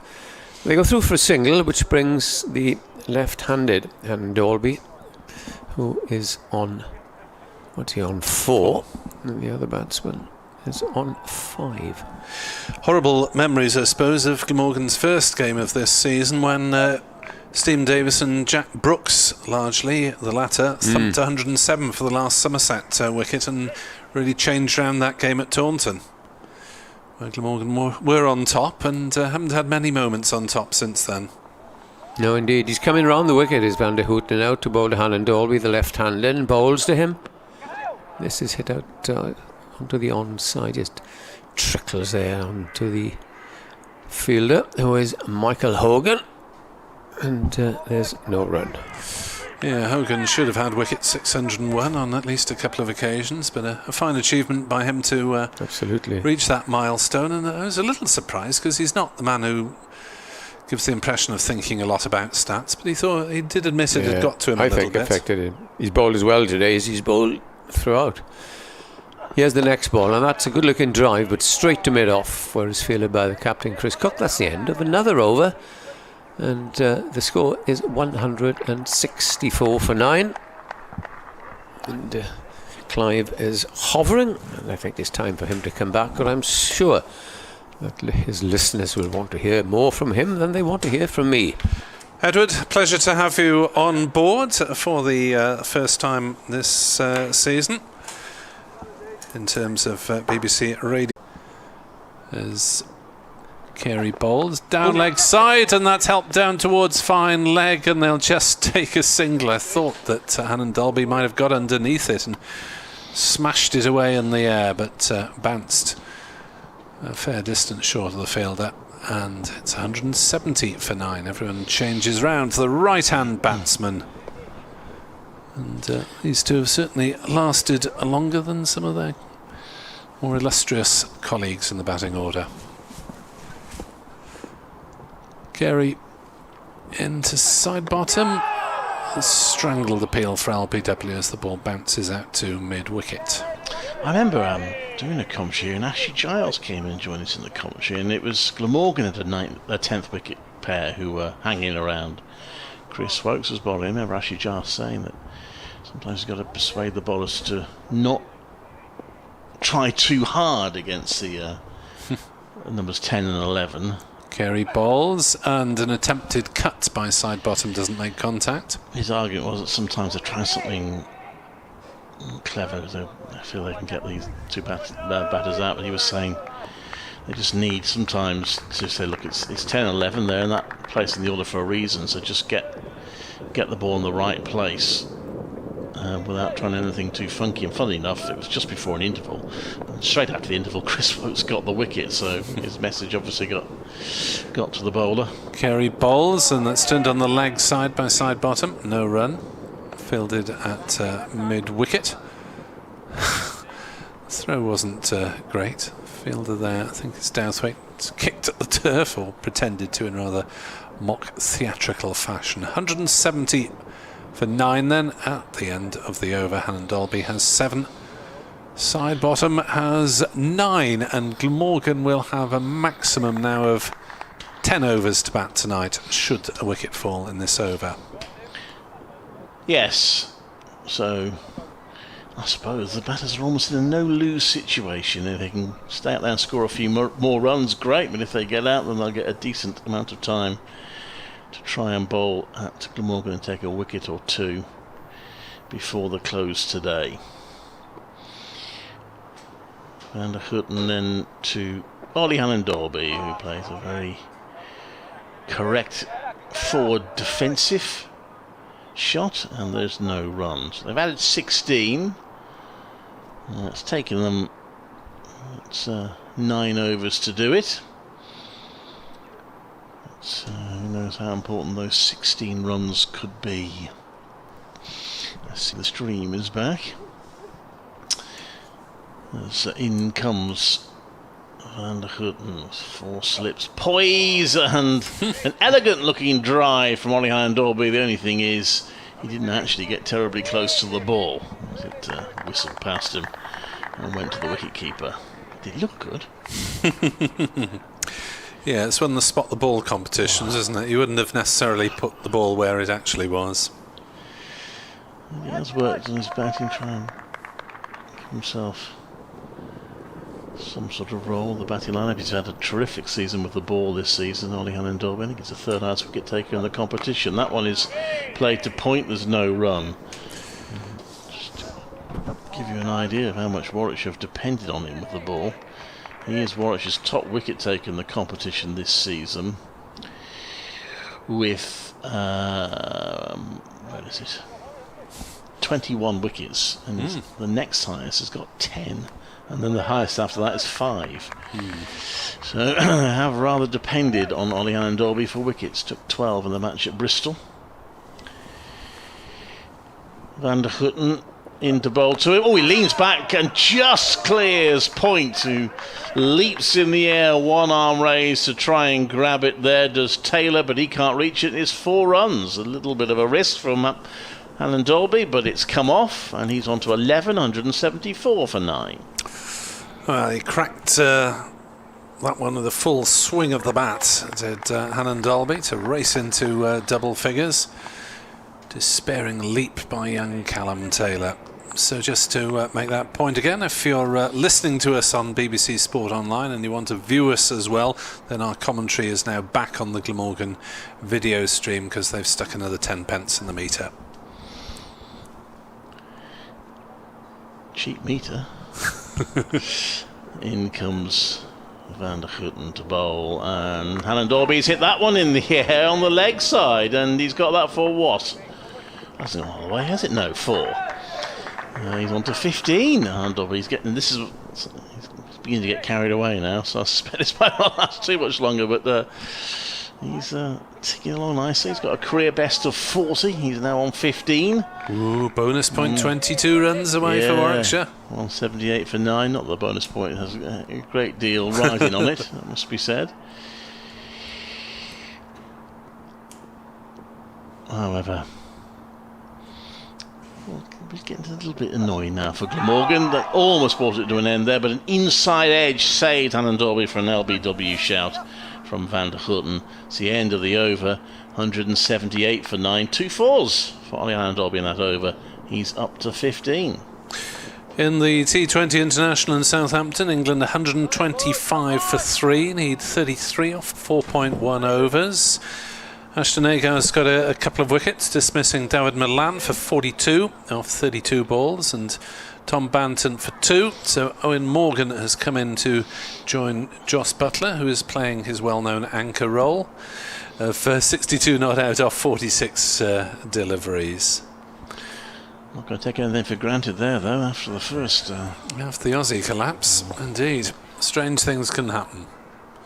Carey is in to bowl to side bottom, and he places the front foot forward and doesn't add the bat to the equation. Through to Tom Cullen, and the floodlights are now flickering into life here at Sophia Gardens, even though the stadium isn't named after an electricity company anymore. They've turned the lights on. Interesting that in the big game at New Road in this group, Somerset 251 all out. As that ball from Carey is played gently on the leg side by side bottom. Worcestershire 8 without loss. In reply, winner of that game basically wins the pool and almost certainly goes through to the final. If it's a draw, then but the draw's not looking terribly likely at the moment, but if it is a draw, then it would be Somerset who would win the group and again probably qualify. In Cardiff, under the floodlights, Carey is in to bowl to side bottom, who defends out on the offside, and there's no run. I remember the then Glamorgan secretary, Mike Fatkin, getting terribly excited about the new floodlights when they were installed, and waxing lyrical about their power ratios or something. Mm. I didn't understand a word he said. Just nodding. Yeah, great, Mike. Well done. Carey is in to bowl, and another big swing of the bat brings another 4 runs for side bottom as he smacked that one through the covers. And this is getting to be more than a minor irritation now for Glamorgan, as Callum Taylor has to go and retrieve her. But a little bit of width offered by Carey, and just lent into it, did side bottom. 182 for 9. 28 added now. So like I said, it was interesting. They had to build them really leaning in as much as they possibly could to minimise the light pollution that households around were getting when the temporary lights were on. I remember Dennis Amos saying he went to visit one house and he said you could do the gardening in the light because of the light pollution. Carey bowls, and as that caught the edge on the way through, there were some initial celebrations in the slips, but the bowler and the keeper weren't too interested. 182 for 9. Well, we're not hugely close to residential areas here, because there is the five-a-side football court and the hockey centre between us and the houses in Cathedral Road. But even so, there have been limits on how often Glamorgan use them in a season. There's Carey bowls, and again side bottom drawn into the drive, and Carey looking down in disgust as the players wander off for another sanitation break. And Glamorgan would have hoped to finish off this Warwickshire innings by now, because it is getting towards the lower end of respectability. Yeah, it's certainly something that the bowlers can work with. 182. They would have certainly hoped to get more, maybe get up towards 250 at least. I'm going to do that unless these two really do prosper for a long time, but have at least. It feels like a big difference between 180 and 150 on this pitch, doesn't it? In these conditions, so it's still they'll probably feel it's still a bit below par, but It'll give them a chance. Bowling attack for Warwickshire is without some players, but Liam Norwell comes in for his first game of the season. Ryan Sidebottom, Ollie Hannon-Dolby, who's taken lots of wickets this season. Ethan Brooks is the all-rounder. Alex Thompson, the spinner, there as well. And Will Rhodes can also bowl a few overs, but it's really that Norwell, Sidebottom, Hannon-Dolby and Brooks is the main seam attack. Ethan Brooks, I remind if anyone's just tuning in, not Henry. And on that bombshell, I'm just going to leave you for a few minutes.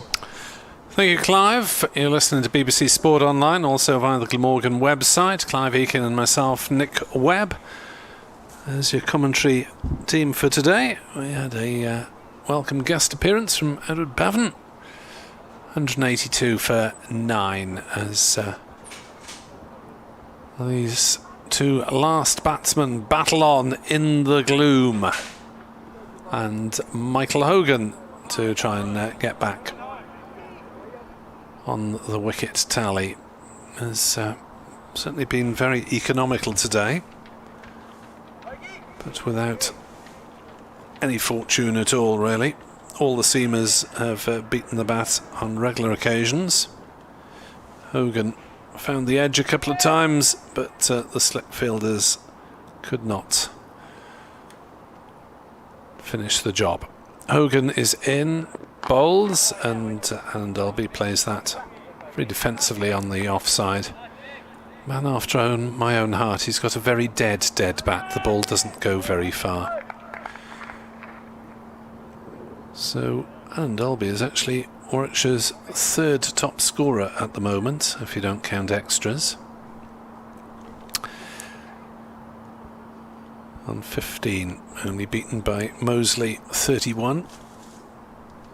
And Bell's 50, as that one's helped way out on the leg side, and that's gone a long way. It's gone to the mid-wicket boundary from Hannon Dolby as Hogan dropped one a little bit short, and this last wicket pair is really prospering at the moment. And Warwickshire really making the most of it and getting towards respectability. Thought 200 might be a decent score, and they're pretty close to it now. Bell's 50 came off 116 balls and included 9 fours. Mosley's 31 off 67. As Hogan takes the outside edge and Hannon Dolby has to go. Tom Cullen took the simple enough catch. 186 all out are Warwickshire, with Michael Hogan claiming his first wicket of the innings. He has 1 for 27. 3 apiece for the other 3 seamers. Tim van der Hoogten 19 overs, 8 maidens, 3 for 45. Lucas Carey 19 overs, 4 maidens, 3 for 54. Dan Douthwaite 13 overs, 1 maiden, 3 for 42. Callum Taylor, the spinner, bowled the single over for a single.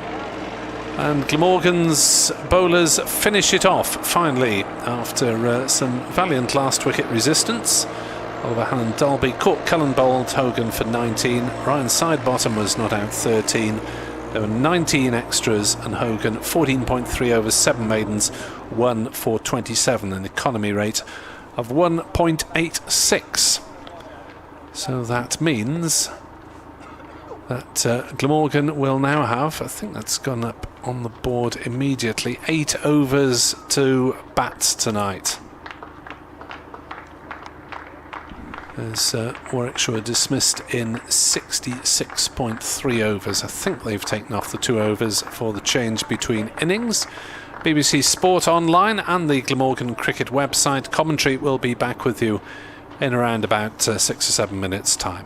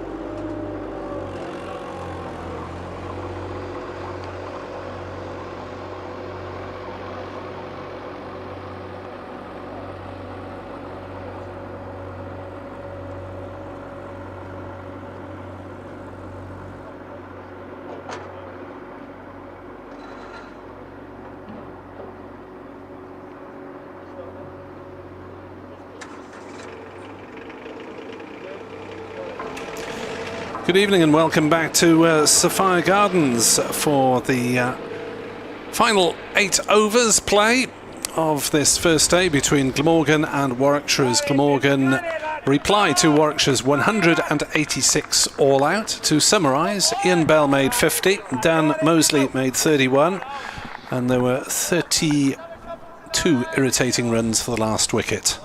3 wickets apiece, the Seamers. Quite so. 3 wickets apiece, the Seamers, Van der Hoogten, Carey and Douthwaite. So that is the match position. I suppose we'll find out perhaps by lunch tomorrow. We may have a good idea as to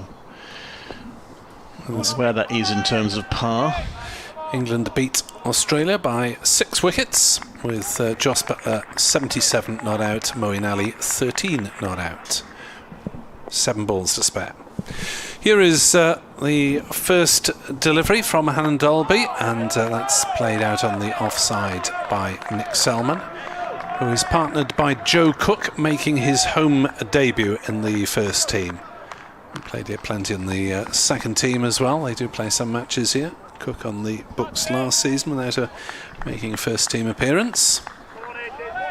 But Hannon Dolby to see if he can find the same life and bounce out of this pitch, or more movement than bounce it was really, that discomforted the batsman throughout, though Hannon Dolby will probably get a bit of bounce. If he doesn't, no one will, as Selman drives into the offside, and he is up and running with a single, and in fact they've gone back for a second run. Glamorgan 2 without loss. Light shining out brightly, and of course we get to the Schrodinger's conundrum as to whether the lights take over or merely supplement the natural light. Yes, cricket doesn't believe in simplifying things, does it? I can never quite understand that particular equation. You can supplement the light but not replace it. Hannon Dolby is in to bowl to Selman, who's forward defending back to the bowler, and there's no run. Hannon Dolby is currently joint 5th highest wicket taker in the competition this season on 21. Simon Harman's way out ahead of Essex. Isn't he always? Might be Darren Stevens is second. He must be 63 now. He's got his contract for next season. He's happy. I'll tell a story about watching Darren Stevens at Worcester from might have been last year, the year before. I'll tell you that in a minute. Here comes Hannon Dolby to bowl to Selman, who leaves one that keeps a little bit low outside off stump through to keeper Burgess. So I was on something of a busman's and watching a bit of cricket at New Road, and Darren Stevens was batting, and some bloke was giving him fearful stick. I thought, what's going on? It turned out it was his dad. Did his dad look any older than Darren Stevens? Actually, not much, no. The lanky figure of Ollie Hannon Dolby has retreated into the far distance and will hurtle towards us at a rate of knots from the River Taff end, and bowl to Selman, who drives back to the bowler. Gets a hand to it. No run. All Glamorgan will want to do is survive these 8 overs to the close. Not require anyone else to come out. If they can bat well, get 250 or so, they could be in a commanding position in the match. Yeah, it's something that they've failed to achieve on the majority of occasions this season. As in comes Hannon Dolby to bowl to Selman, who pushes on the leg side, and there is no run. At Northampton, in the most recent championship match, Glamorgan's 259 in the first innings came after they'd been 135 for 9 at one point, but we saw that remarkable stand between Callum Taylor, who hit a debut century, 106, and Michael Hogan 33 not out off 20 balls. So here we go with Liam Norwell, who has had his injury problems since he joined Warwickshire, but when he has played, he has looked very effective. And this, I'm double checking, but I'm pretty certain this is his first appearance of the season. He's been in the T20 squad, but not actually played, and hasn't played in this competition. So here he comes to bowl, and its first one is driven into the ground to point for no run by Cook. So Norwell's last game was actually at York last season in June 2019. York? Yeah, I really enjoyed that. I actually played Yorkshire at York. So Headley was being used for other things. It was a really good game. Norwell bowls, and that's nicely defended by Cook. But a zip from Norwell. No run. Fielders trying to encourage the bowlers. They know they need to get wickets from early on and keep them coming. They haven't got a huge amount to play with. Warwickshire all out for 186. Wasps call the media conference for Tuesday and Saturday this week. Yeah, Saturday might be you on these Zoom calls? Yeah, I expect so. I think I might be struggling for Saturdays. Man of many sports is Clive. He comes in now to bowl round the wicket, and that's pushed out to the onside. There's no run. 2 without loss. Yeah, Joe Cook previously played a couple of first-class matches for Durham MCCU, but from the Hertfordshire area. But picked up by Glamorgan last year when he was a regular in the seconds, and as the latest recipient of the lucky place in Glamorgan's top 3. Norwell turns into bowl. Round the wicket, spears that in, it's well defended by Cook. 2 without loss. Every ball been applauded enthusiastically by the 4-man slip cordon and the wicket-keeper. Watch will know they need to hold their catches. I think Glamorgan probably just dropped 2, both quite sharp slip chances. 2 put down. Most expensive been out of Ian Bell, went on to make 50. Norwell to Cook, who leaves that on good leave. Norwell has one arm in the air as if that was close. Cook was probably confident that would go over the stumps. Going to be a little bit careful because 1 or 2 do seem to have kept a bit low. Yeah, it's not a pitch on which you'd often leave on purely on length, I don't think.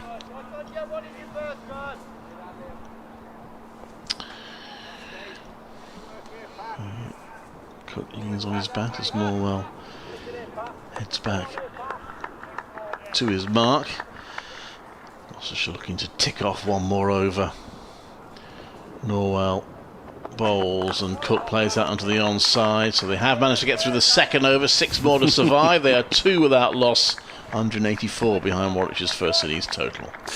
Yeah, it is just a question of survival, isn't it, under these dark skies with the lights on.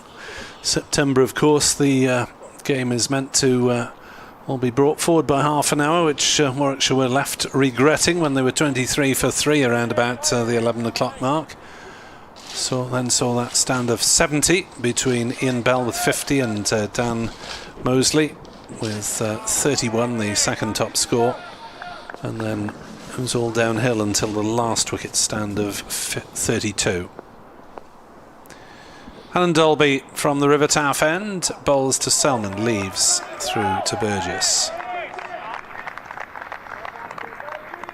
You can hear the reaction on her effects microphone for a fairly regulation leave, but there's a little bit of movement in it off the pitch, I think, from Hannon Dolby. The ball seems to have done a bit all day.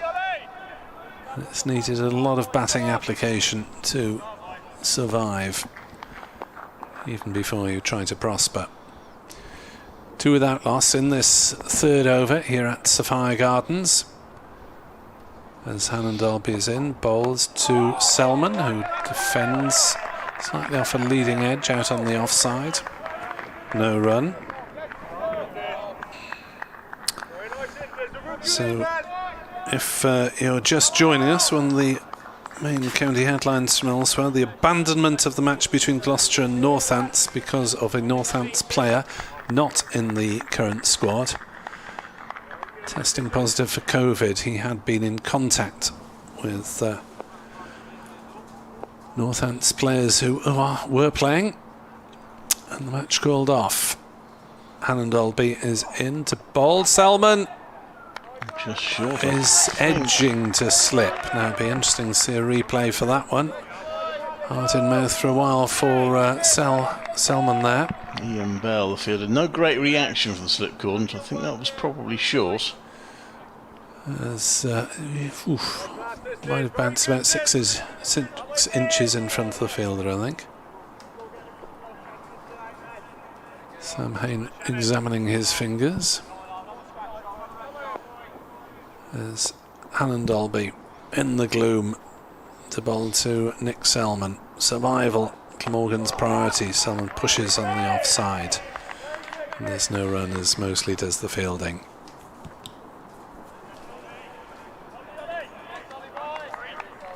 As the replay from the opposite camera proves for us that that ball did in fact pitch a foot or so in front of the slips. Might have caught Hain on the end of a finger somewhere, I think. It's looking slightly ginger. And I mean tentative rather than flame-haired. Here's Hannon Dolby.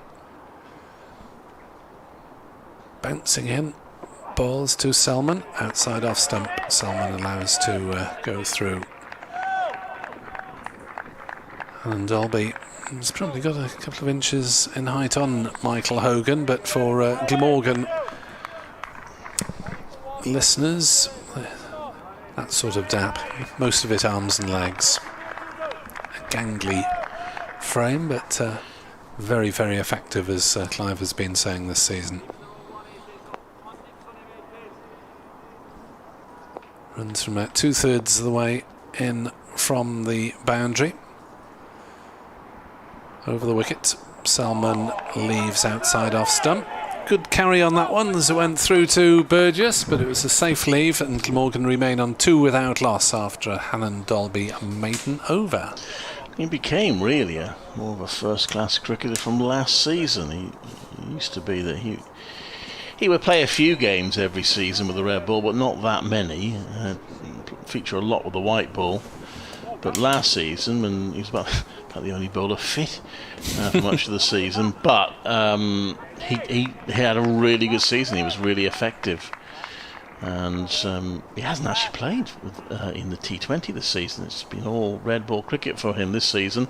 Norwell round the wicket, comes into bowl. It's steered away by Cook. Just 2 runs on the board for Glamorgan, but their main concern at the moment is to get to the close and come back tomorrow. In pursuit of Warwickshire's 186. A game that has the makings potentially of a good tense match. These sort of low to middling scoring matches can fluctuate nicely. Norwell bowls, and it's just pushed away by Cook. Was making the batter play, but he's playing them pretty well at the moment, Cook. And just that one edge off Hannon Dolby for Selman, which bounced just short of the slips. Don't worry, Morgan.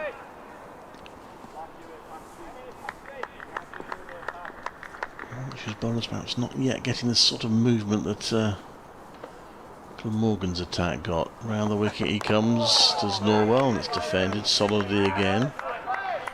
Bowling accurately enough, with a bit of zip, but maybe not getting the ball to misbehave as much.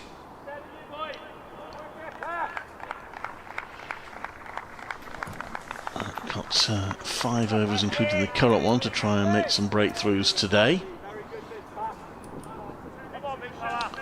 Well, we did have an interruption for rain. Norwell bowling round the wicket, and that's played to mid-on. And there is no run. Let's see, 67. We must have lost 13 overs, because it's 90 overs per day this year. So I think we lost 13 overs by my reckoning, because of the rain interruption.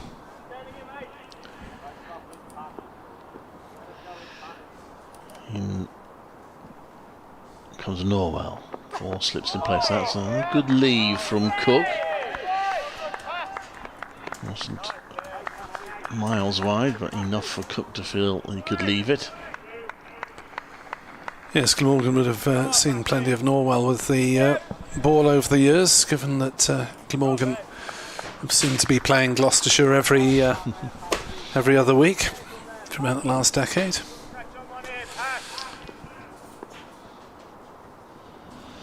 He's again. One's away from us, and that's steered round to square leg, and Glamorgan finally get off 2, get their 3rd run, and Cook is off the mark. They are 3 without loss after 4 overs. 4 overs left in the day. And the batsmen get to change ends for the first time in this innings. Selman got a 2 to get off the mark. But now it is Joe Cook who has to face up to Hannon Dolby, and is given some advice on how to do so by Nick Selman as to what Hannon Dolby has done in his previous 12 deliveries. 3 for naught Glamorgan. 4 overs gone, 4 to go. I would imagine at this stage Tim van der Hoogten might be padded up as a potential Glamorgan night watchman. In comes Hannon Dolby. Bowls outside the off stump of Joe Cook, the left-hander, who allows it to go through. So, although in terms of team achievements, there's not much to be gained from this match. There's certainly a lot of Glamorgan players given a brief opportunity to make a point in this season, and with so many out of contract at the end of the season, it's a very similar position to most counties. 3 for naught.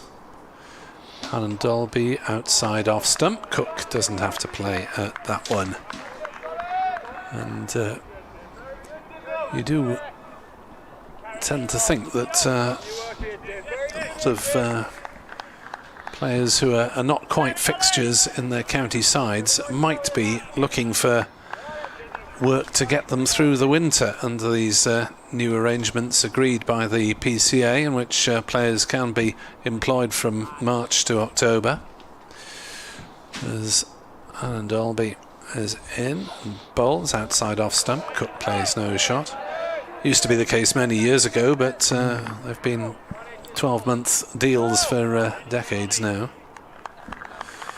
3 for naught. Would be a retrograde step, but I guess if you're someone who wants to continue playing first-class cricket, the chance to do it for 2/3 of the year is better than the chance not to do it, no chance to do it at all. Even if you're stacking shelves or whatever. Mind you, that's a key job these days. Hannon Dolby bowls, and Cook has to play this one. Joe Cook, as it pushes forward on the onside. Yeah, finding other jobs won't be that easy. Not to denigrate shelf stackers in any way, because they're among the those who've had to battle into their place of work. There's a danger, I'd have thought, in that sort of scenario, that the cricket will lose some people who decide that they need a job 12 months. Yeah, if they find more lucrative. Decide professional cricket isn't for them. Yeah, I worked out that the minimum wage actually as a cricketer now is £16,000. Hannon Dolby is in to bowl, and Joe Cook pushes on the leg side, and there's no run. That's for, I think, a 7-month contract. The minimum for a 12-month contract has gone down to, I think, 24,500, something like that. So it's not exactly the glamorous life of being a professional sports person. No.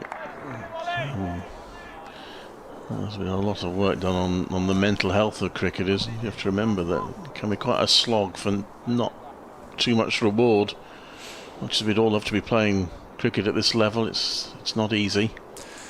As Hannon Dolby bowls down leg side, Cook doesn't get anything on it as it goes through to wicket-keeper Burgess, and there is no run. Glamorgan 3 overs away from survival. Of course, if wicket falls in the last over, then that's it for the evening. They don't require the next batsman to come out, as the two batsmen meet for another little mid-wicket chat. I think I'll have to usurp Norwell's over from you as I update BBC Radio Wales listeners in a moment or two. Warwickshire 186 all out, Glamorgan 3 without loss. Selman takes guard for the first time. Just 2 scoring shots in the opening 5 overs then. Mosley is in at short leg as Norwell bowls, and that one came back a long way after it had passed the bat and the stumps, but a bit of movement in there somewhere, and if it can harness that better, then Norwell could be in business. First real sign of that in this innings. Yeah, the ball swung violently after it passed the stumps there, and Burgess ended up taking it going towards leg side. Short leg to add to the 4 slips. As the next ball is defended by Selman. He threatens to run, but fielder and captain Will Rhodes was awake to the danger and prevented any thought of run. Selman 2, Cook 1.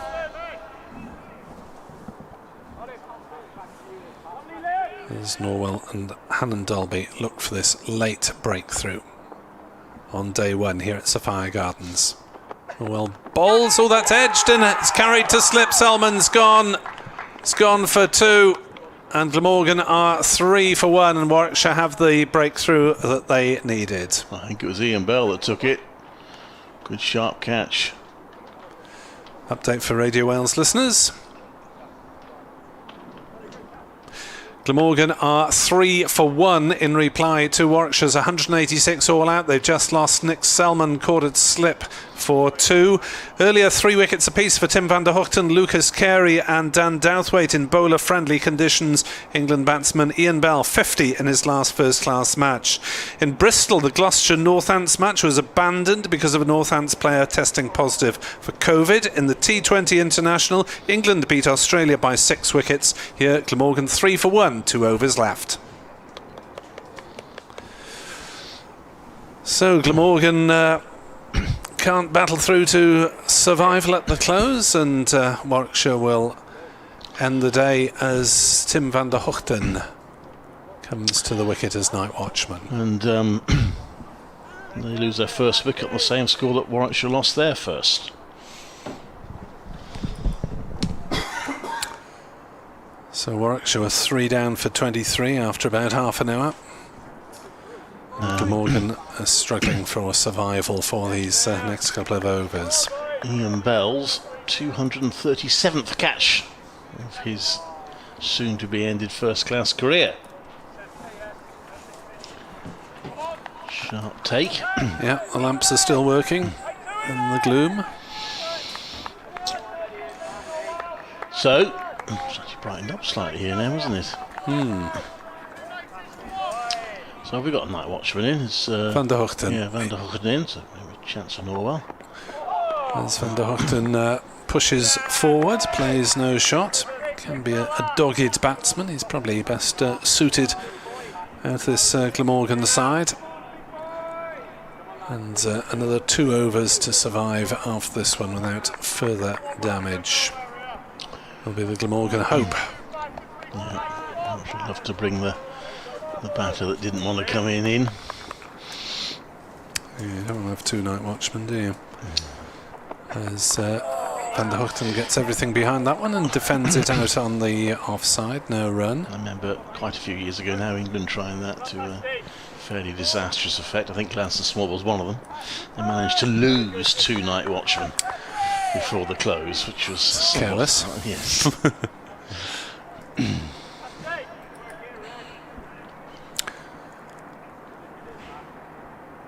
3 for 1. Yeah, there's a little bit of light brightness. Carry on. Getting some natural light to supplement the artificial light. Norwell runs away from us and bowls and beats Van der Hoogten, although he took his bat away. I don't think that will fool too many people. 3-4-1 then, Glamorgan, in reply to Warwickshire's 186. And perhaps having nicked an over off you, Clive, I could invite you to continue for this marathon session to the close.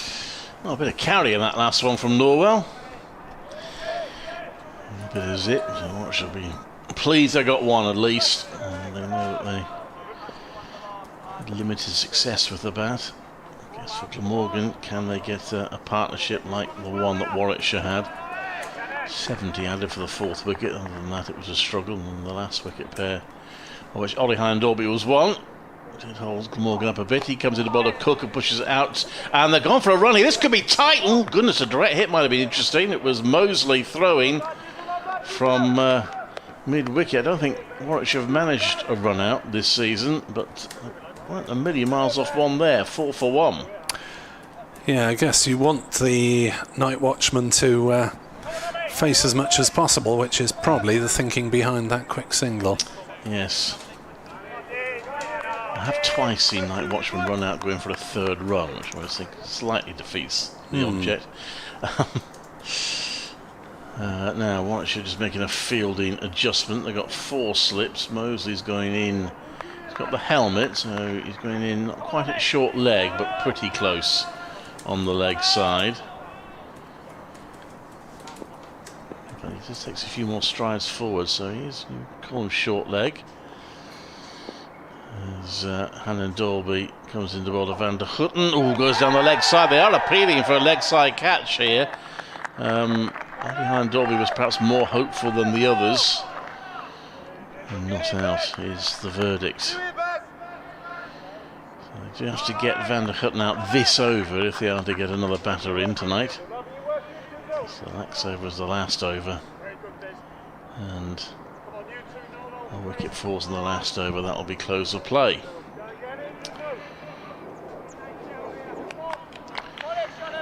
Hannon Dolby.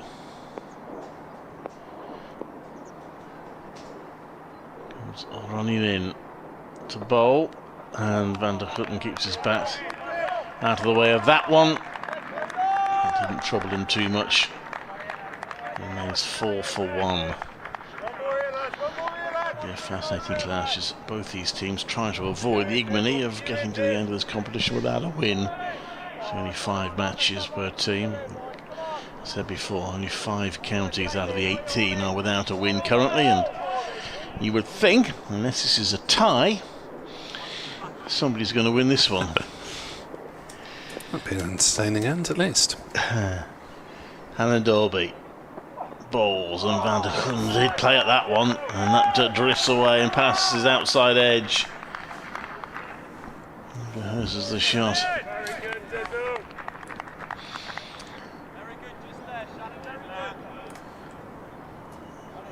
Dolby goes back to his mark. So a late finish. Play extended to 6 as the official end time because of the time lost, but going to be a little bit beyond that. Skip again from Ollie Hannon Dolby. He's now got 5 slips in place, and that's edged and dropped by Sam Hain. That second slip, it was a difficult chance. It was travelling fast. He was falling backwards as he got his hands to it and couldn't hold on to it.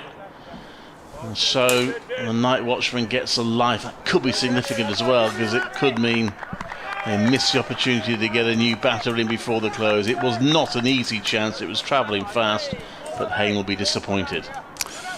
Yeah, flew, didn't it? Fairly high to Hain, but having got two hands to it, you would have expected to hang on. And Dobby will try again to Van der Houten, who drives that, finds the field. They think about a run, it isn't there, which does mean that Cook will be on strike, but it does also mean that whoever was padded up can now remove their pads. They will not be required today. 4 for 1 with 1 over to go in the day. So looking back on the day, I think taking that late wicket by Warwickshire will not leave them too downhearted. 186 in these conditions was a reasonable effort, but Glamorgan, you would have thought, would have been pretty pleased with the way their seamers exploited the pitch. They did get plenty of movement throughout. Indeed. So Norwell to Cook. 4 slips in a short leg, but that was a bit of a waste of delivery from Norwell. That was well wide, and Cook was never going to play at that at this stage of the innings. He's taken the wicket to fall.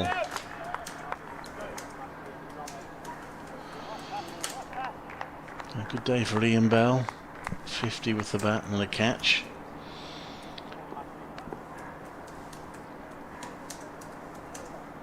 He can feel a bit better, no doubt, about how his first-class career is heading for an end. 4 slips in a gully in now, and that one is solidly defended by Cook. Not quite out of the middle of the bat, but very safely hit down to the ground and fielded it short leg. Better delivery from Norwell than it made the batter play. 4 balls to go today. 4-day match at Cardiff.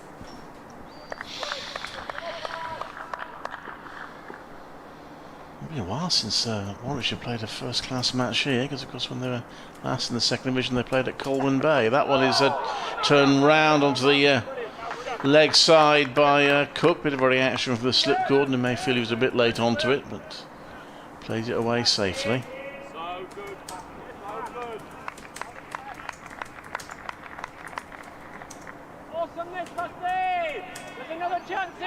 After a couple, I'll get home. When was the last time Warwickshire played Glamorgan here in a championship, or first-class match, I should say? Well, we'll just ask Dr. Hignell, you'll know. I've got to make my wisdoms worth something. Let me look that one up. Norwell comes into bowl, and that's pushed out to the offside by Cook. No question of going for it, and there probably wasn't one there anyway, and they certainly weren't going to take a risk at this stage. Just see it to the close now. Cook, and he's done a decent job. He's on 2. But Warwickshire have removed one opener, Selman, off Liam Norwell to make things, well, probably say Glamorgan marginally ahead, but it's just about, it's but still close. with a long way to go. Yeah. Norwell to Cook, and that's left. A little bit of a waste from Norwell. I think he's got 1 more ball left now today. So Van der Hutten's done his job now as night watchman. Well, I suppose he'd done his job by the time they'd got to the last over. The only point of him is to prevent anyone else having to come in.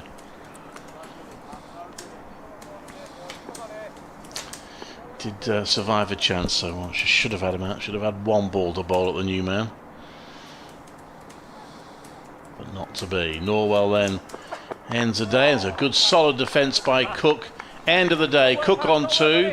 Van der Houten yet to score. Glamorgan 4 for 1 after 8 overs, replying to Warwickshire's 186 all out. And Nick, it's been a decent day's cricket. Absolutely, although we lost a fair chunk in the middle, we've gained a fair bit of that back again. Good battle between bat and ball. Ball generally on top, given the conditions. Greenish pitch, plenty of movement. Glamorgan, by and large, making the most of it. Only defied by Bell, Mosley, and briefly by the last wicket stand. But Warwickshire certainly have battled to a total they can do something with. Glamorgan have to bat better than they have for much of this season if they're to get a first innings lead here tomorrow. Clive and myself will be back just before 10:30 tomorrow morning. Thanks very much indeed for your company. BBC Sport Online Glamorgan website will be with you tomorrow. North Star.